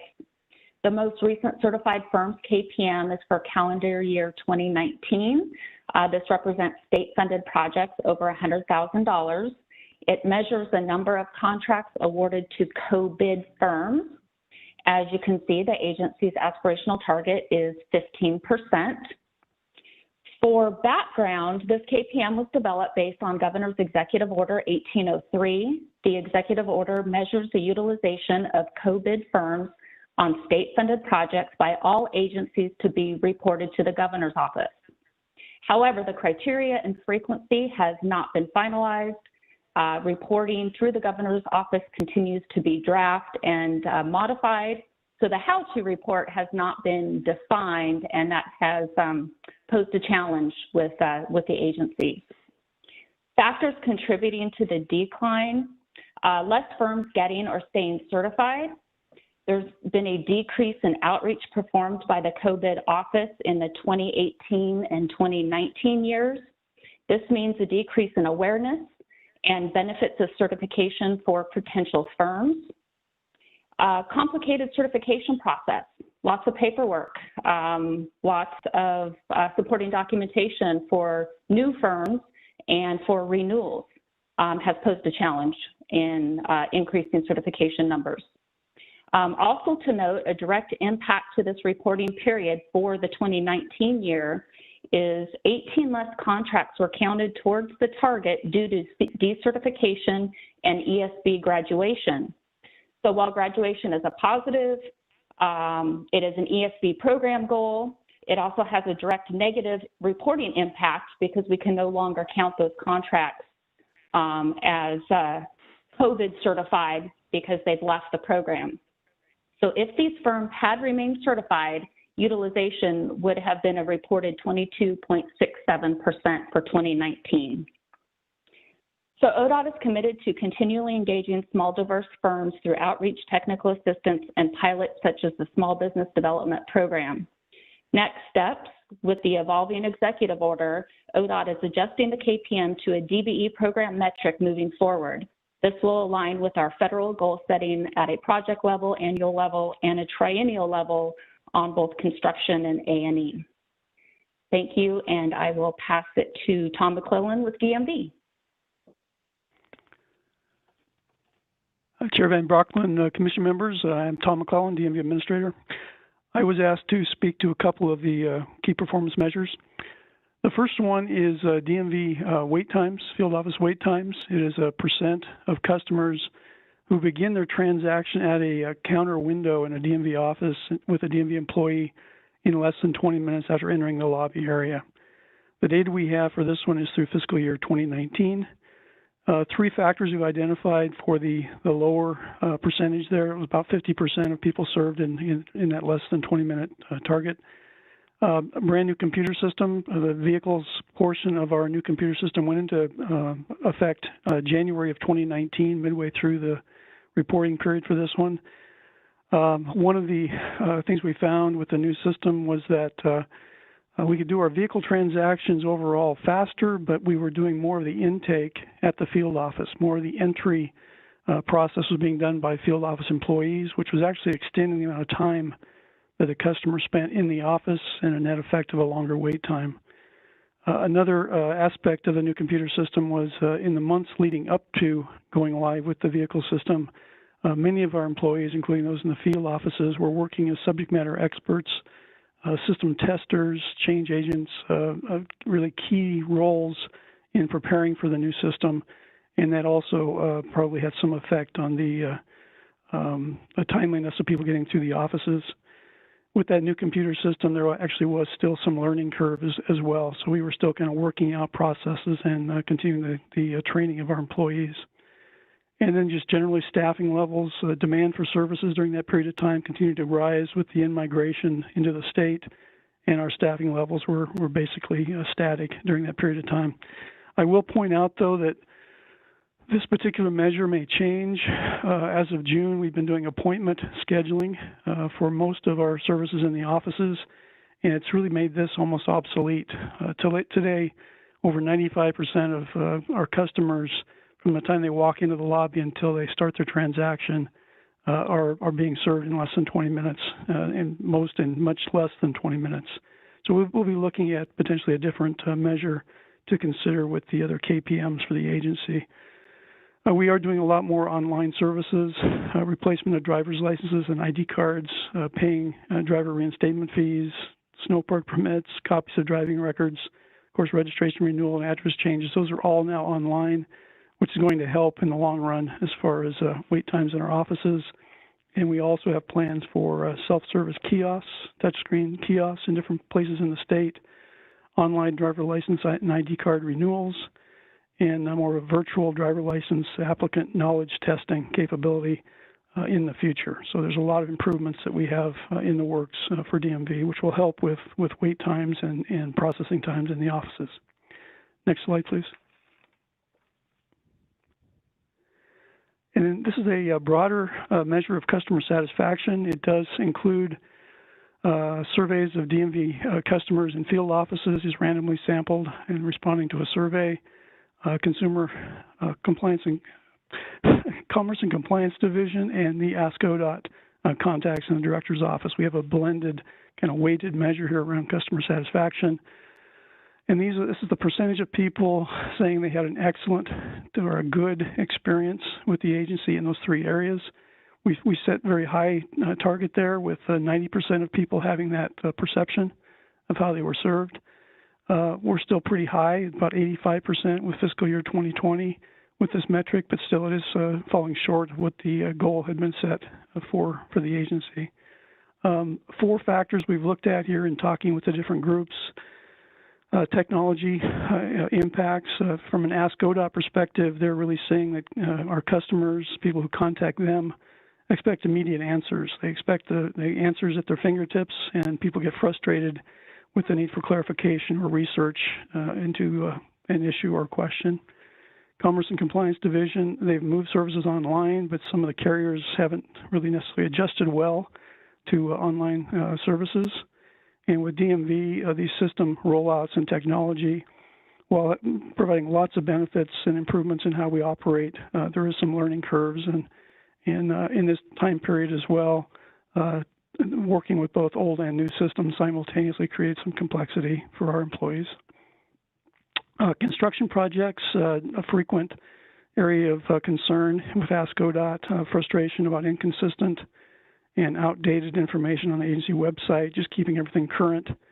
And with a very busy construction season, people have had difficulty just keeping that current for people to have good information.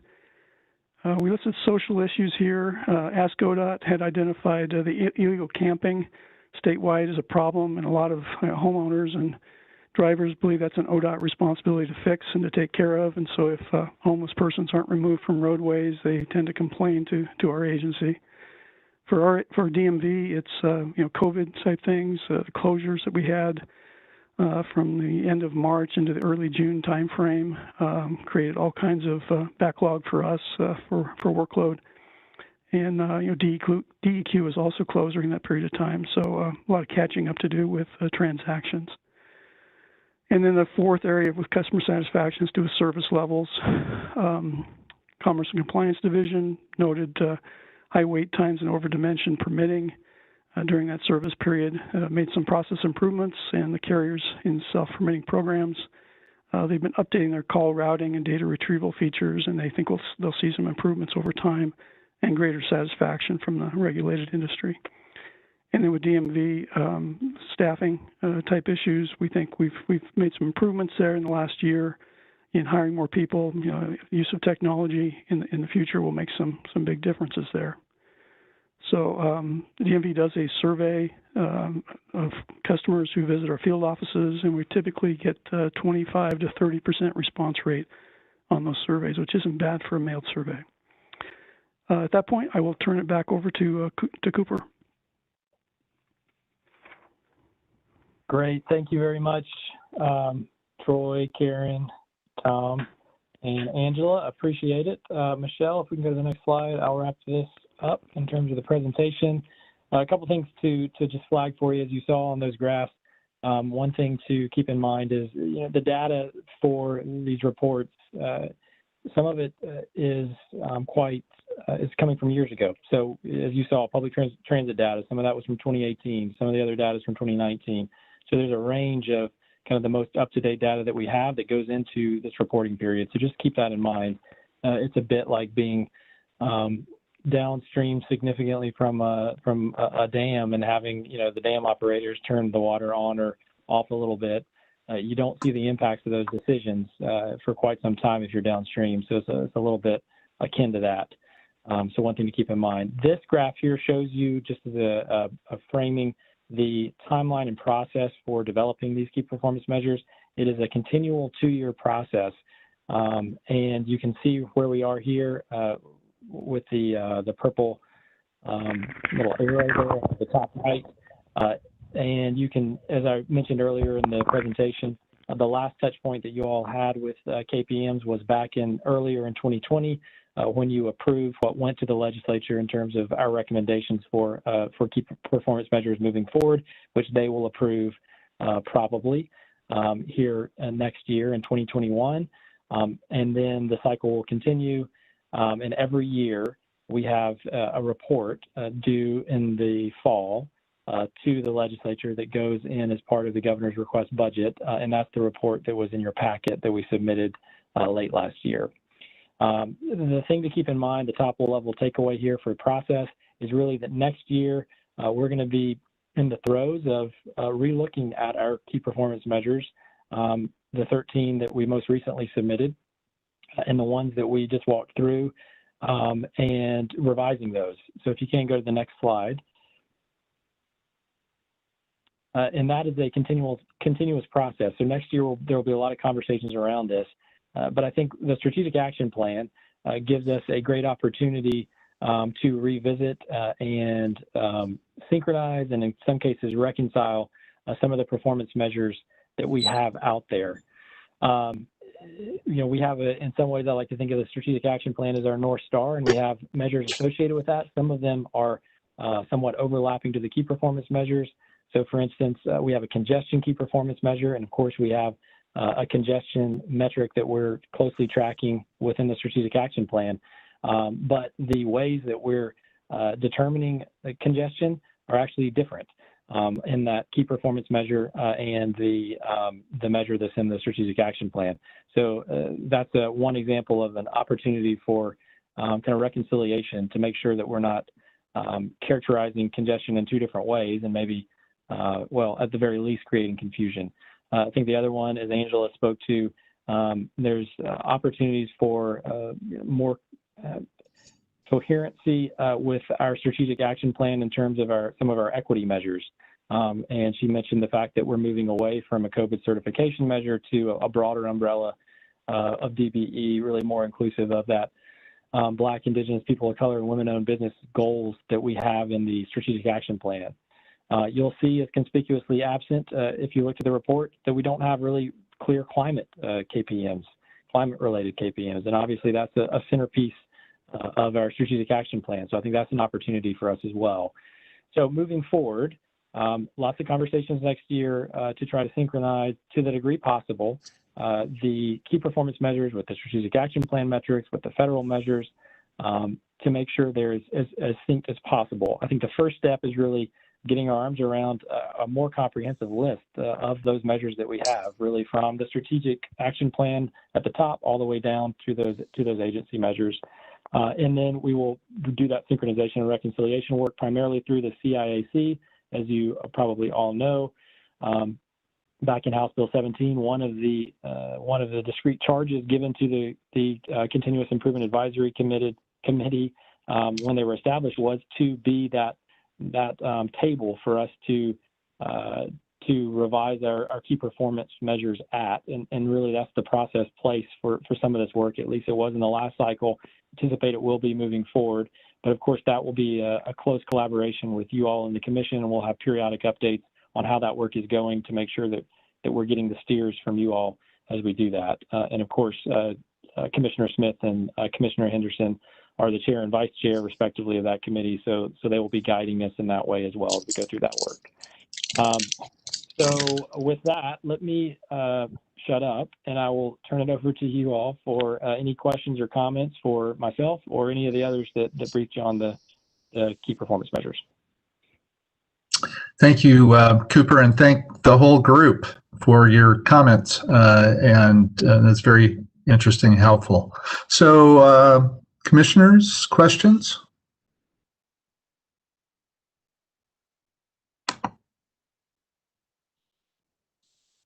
Any questions? I do want to say something real quick. Yeah, go ahead. Just a point of reference to the SAP and the KPMs that I don't know if this is something we can dive into next year or whatnot, but tying our expenditures to these KPMs and the SAP, I think it really is an important indicator in terms of how the agency is spending its resources and making its investments, and how it's addressing areas that have been identified as priorities in these KPMs, as well as the strategic action plan. I just add to that. Your last comment, Assistant Director Brown, about having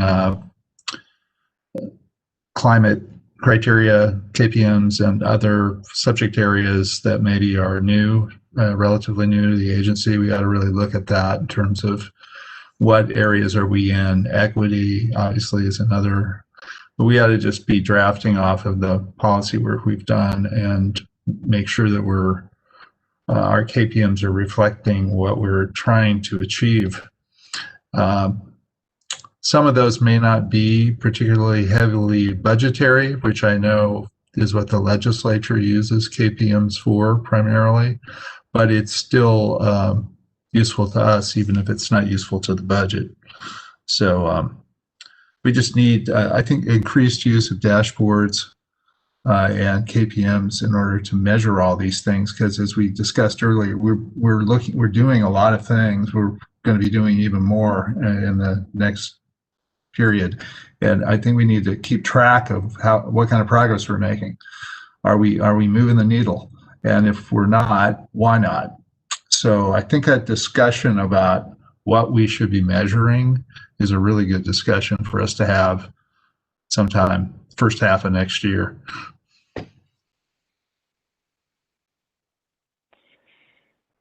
You bet. Appreciate it, Chairman Brockman, Vice Chair Simpson. Great comments. We can definitely do that. As we often say, you do what you measure, and so we need to make sure that they're aligned with what we've in terms of clear direction on the things that we're going to do. So that's the effort before us. A little bit of work to do, but I'm confident we can get there with y'all's help. So thank you. Thank you, and also thank the CIAC members, Chair Smith, Vice Chair Henderson, and thank you to you, Cooper, and others who are doing a lot of the heavy lifting on the staff side, and the CIAC members themselves, and that's an important body. So with that, I think unless there's further comment, I think we can move on to our ACT item. And appropriately, I think Jerry is leading us. No one can say she's left early. She's right to the last buzzer. There you go. Thank you, Chair and Commissioners. For the record, Jerry Bohart, and the Division Administrator with Policy Data and Analysis.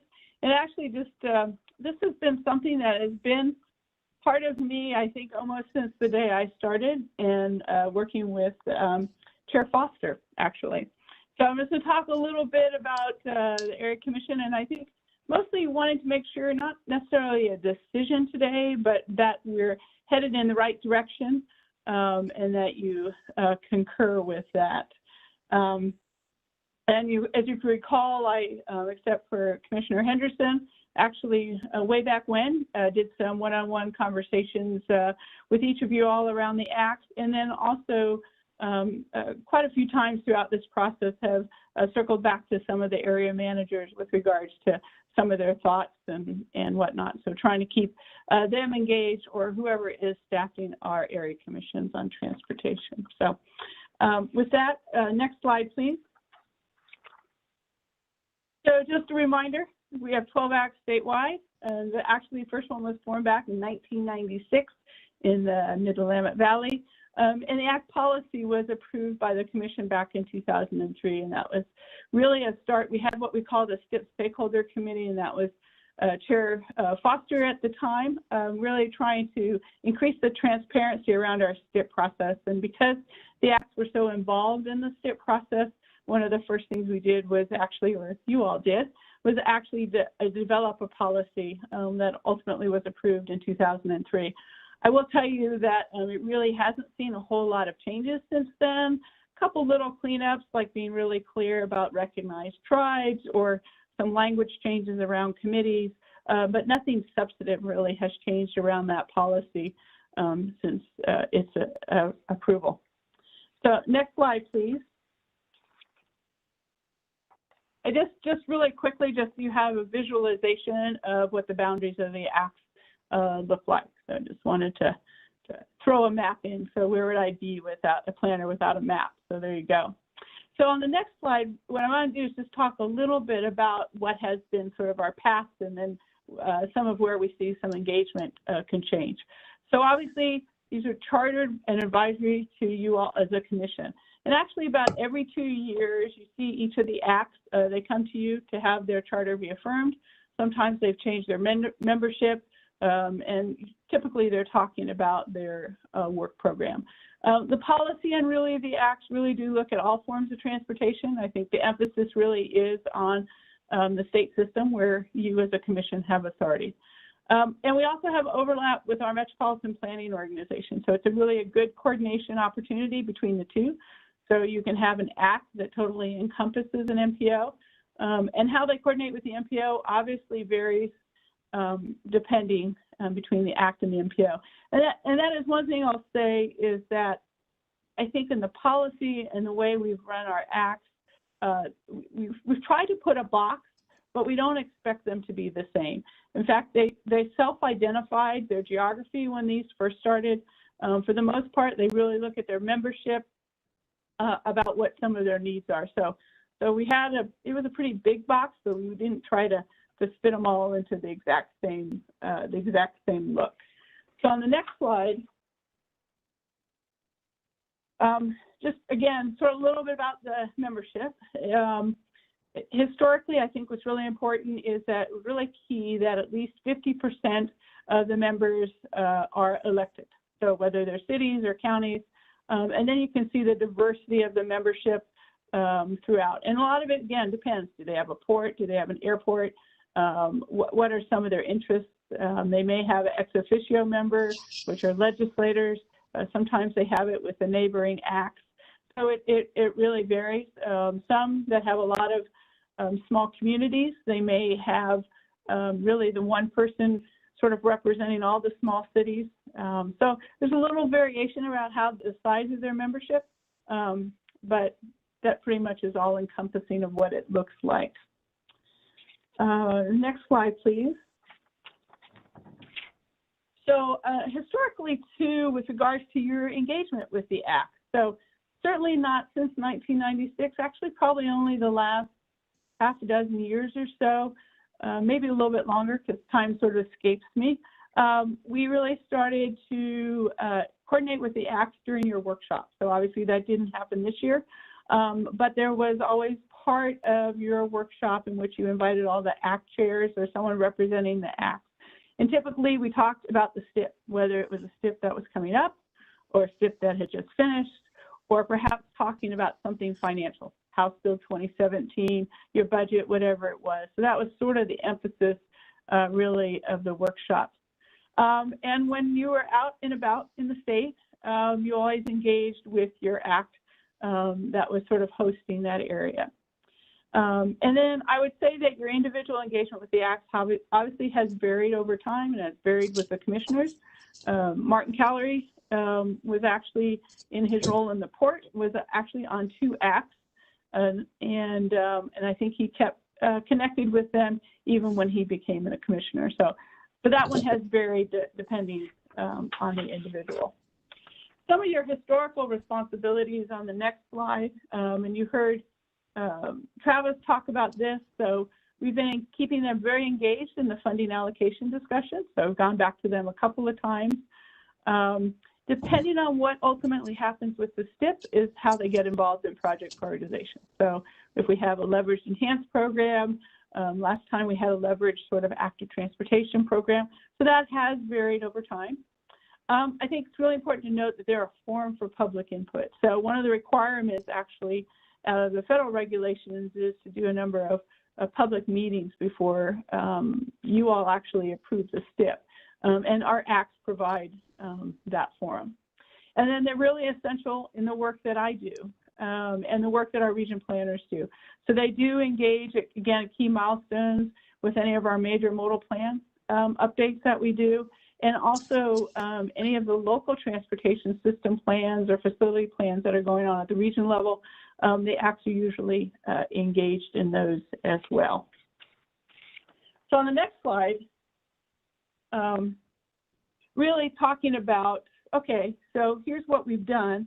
Where do we want to take it so that they can become a little bit more engaged? So one of the things that I think is really key is going back to the strategic action plan and the work that you all have been doing the last couple months. So you heard a lot from Assistant Director Perkins today around equity, and it is probably a place where our acts could revisit their membership to really make sure that we're instilling that equity perspective that you all want to see in the work that we do.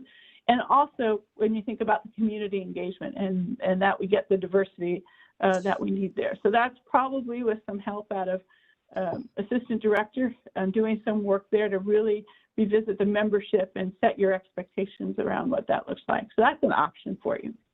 When again, thinking about the strategic action plan, I thought about this in a way in two areas. So you have certainly the actions that you have in the SAP right now that are cross-functional, really looking at the things that we want to move forward.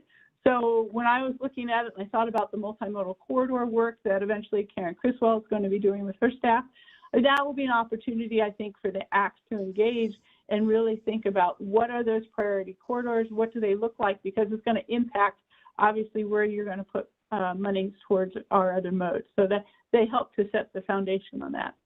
The area where I think is also really important when you think about the SAP is that in the goals and the priorities, we often talk about what's core to the agency, and stewardship, preservation, safety, all of those sort of key efforts of the agency are near and dear to the act. So they can help us really keep engaged in that conversation.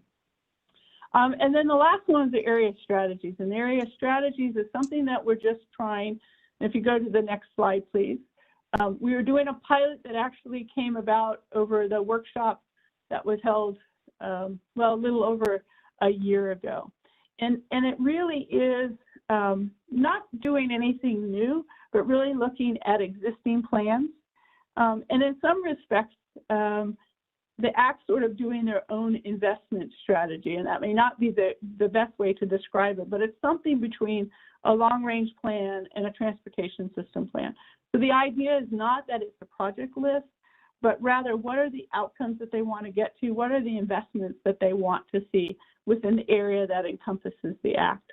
So that is just a pilot right now. In fact, the Lane Act has they had their kickoff meeting just a couple of weeks ago. And the Northeast Act, which is the other pilot that's going on, I think that their kickoff meeting is scheduled right after the first of the year. So more to come on that one, but it is a way perhaps for the acts to sort of coalesce about where they see themselves going. And on the next slide, the other thing was to really talk about the act engagement and where are some additional opportunities. So I know it's been tough for us all to be remote, but I think in some respects we've gotten pretty good at it, and we recognize there's some real opportunities there because sometimes travel can be very time consuming. So a thought is to do a virtual open house with each of the acts on an annual or biannual basis, and this could be with a specific commissioner, this could be with the chair, this could be with the director. I mean, there's a lot of opportunities there, but the acts really do want to get some engagement from the leadership of the agency. So a lot of opportunity there to think about that. And one of the things that I know that Assistant Director Brower is doing, at least with the STIP, is how do we provide a better summary of what you all are doing in each of your commission meetings and making sure that gets to the ACT chairs. So there's a communication opportunity that we can probably ramp up a little bit.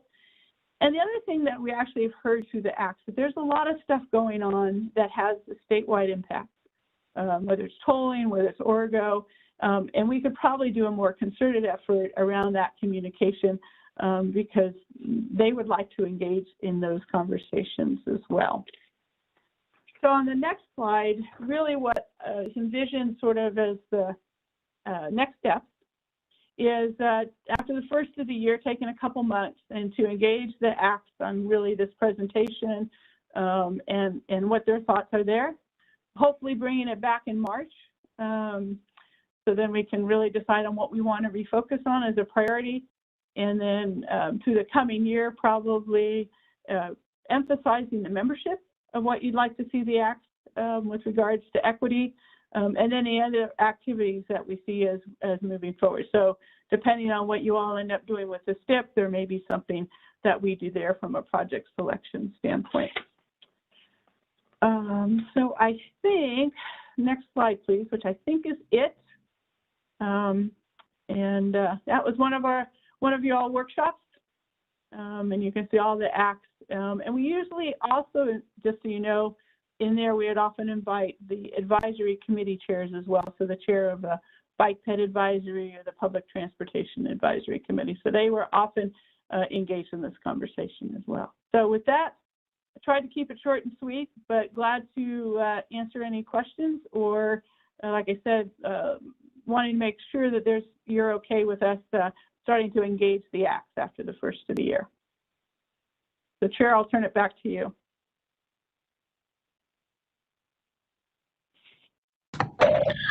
Thank you, Jerry, very much. Good presentation. I would say that ending the meeting with Jerry talking about ACTs, that's just about as pure as it gets. One last round, and I will always associate you with the ACTs and as a real proponent and a person that's really led us through getting into a better spot with respect to the ACTs and really making this program work for us. So I don't know who's going to succeed you from the staff side, but they've got a tough act to follow. Questions for Jerry?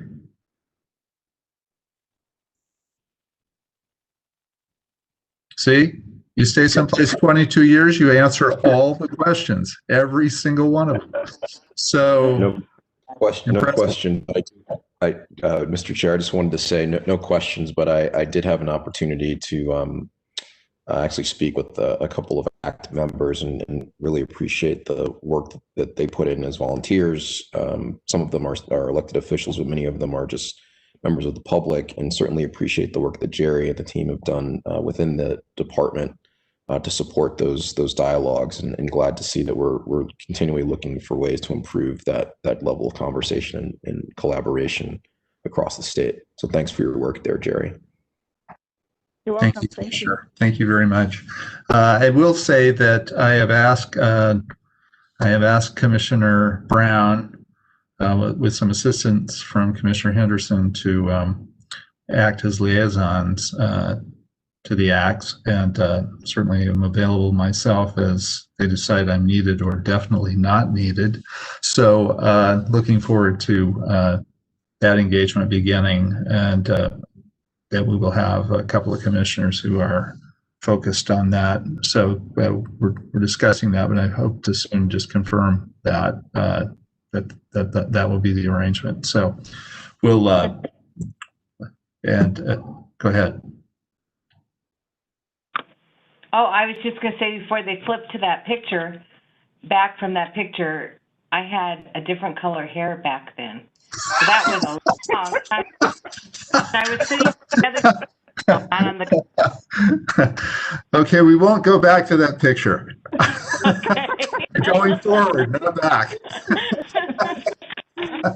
But it brought back a lot of memories, and I'm glad that you asked me to participate with the ACTS. It's always been kind of where I started, and I'd love to do it, so thank you. Thank you, Commissioner. And I look forward to Maurice helping me. You don't Well, know what you signed up for. Maurice is got the matter under advisement, so hopefully we'll reel him in here this week. Look forward to working with Commissioner. Great. Well, I'm going to take that as a yes, Commissioner. Thank you very much. So we're down to the last item, unless there are questions for Jerry. Nope, I'll work with Assistant Director Brown, and we'll get going on the next step. So thank you. Great. And also start to deal in Commissioners Brown and Henderson in this work right away. So that leaves us with the consent agenda. And at this point, since we're not doing the right away approval, we can just take a single motion on the consent calendar from a member of the commission. I hear a motion to approve. Commissioner Henderson moves approval of the consent calendar. Is there a second? I'll second this, Commissioner Brown. Commissioner Brown seconds. Discussion on the consent calendar? If there is none, hearing none, all those in favor? Aye. Aye. Aye. Aye. Okay. So that concludes our meeting. Thank you all very much for your efforts, and we will be seeing the commissioners in a meeting hopefully next week. That's the plan. So thank you all very much for all of your efforts. I want to thank the staff for putting together a great agenda and a good meeting. So with that, we're adjourned. Have a good week. Bye. Bye. Bye, everyone. Have a good one. You too.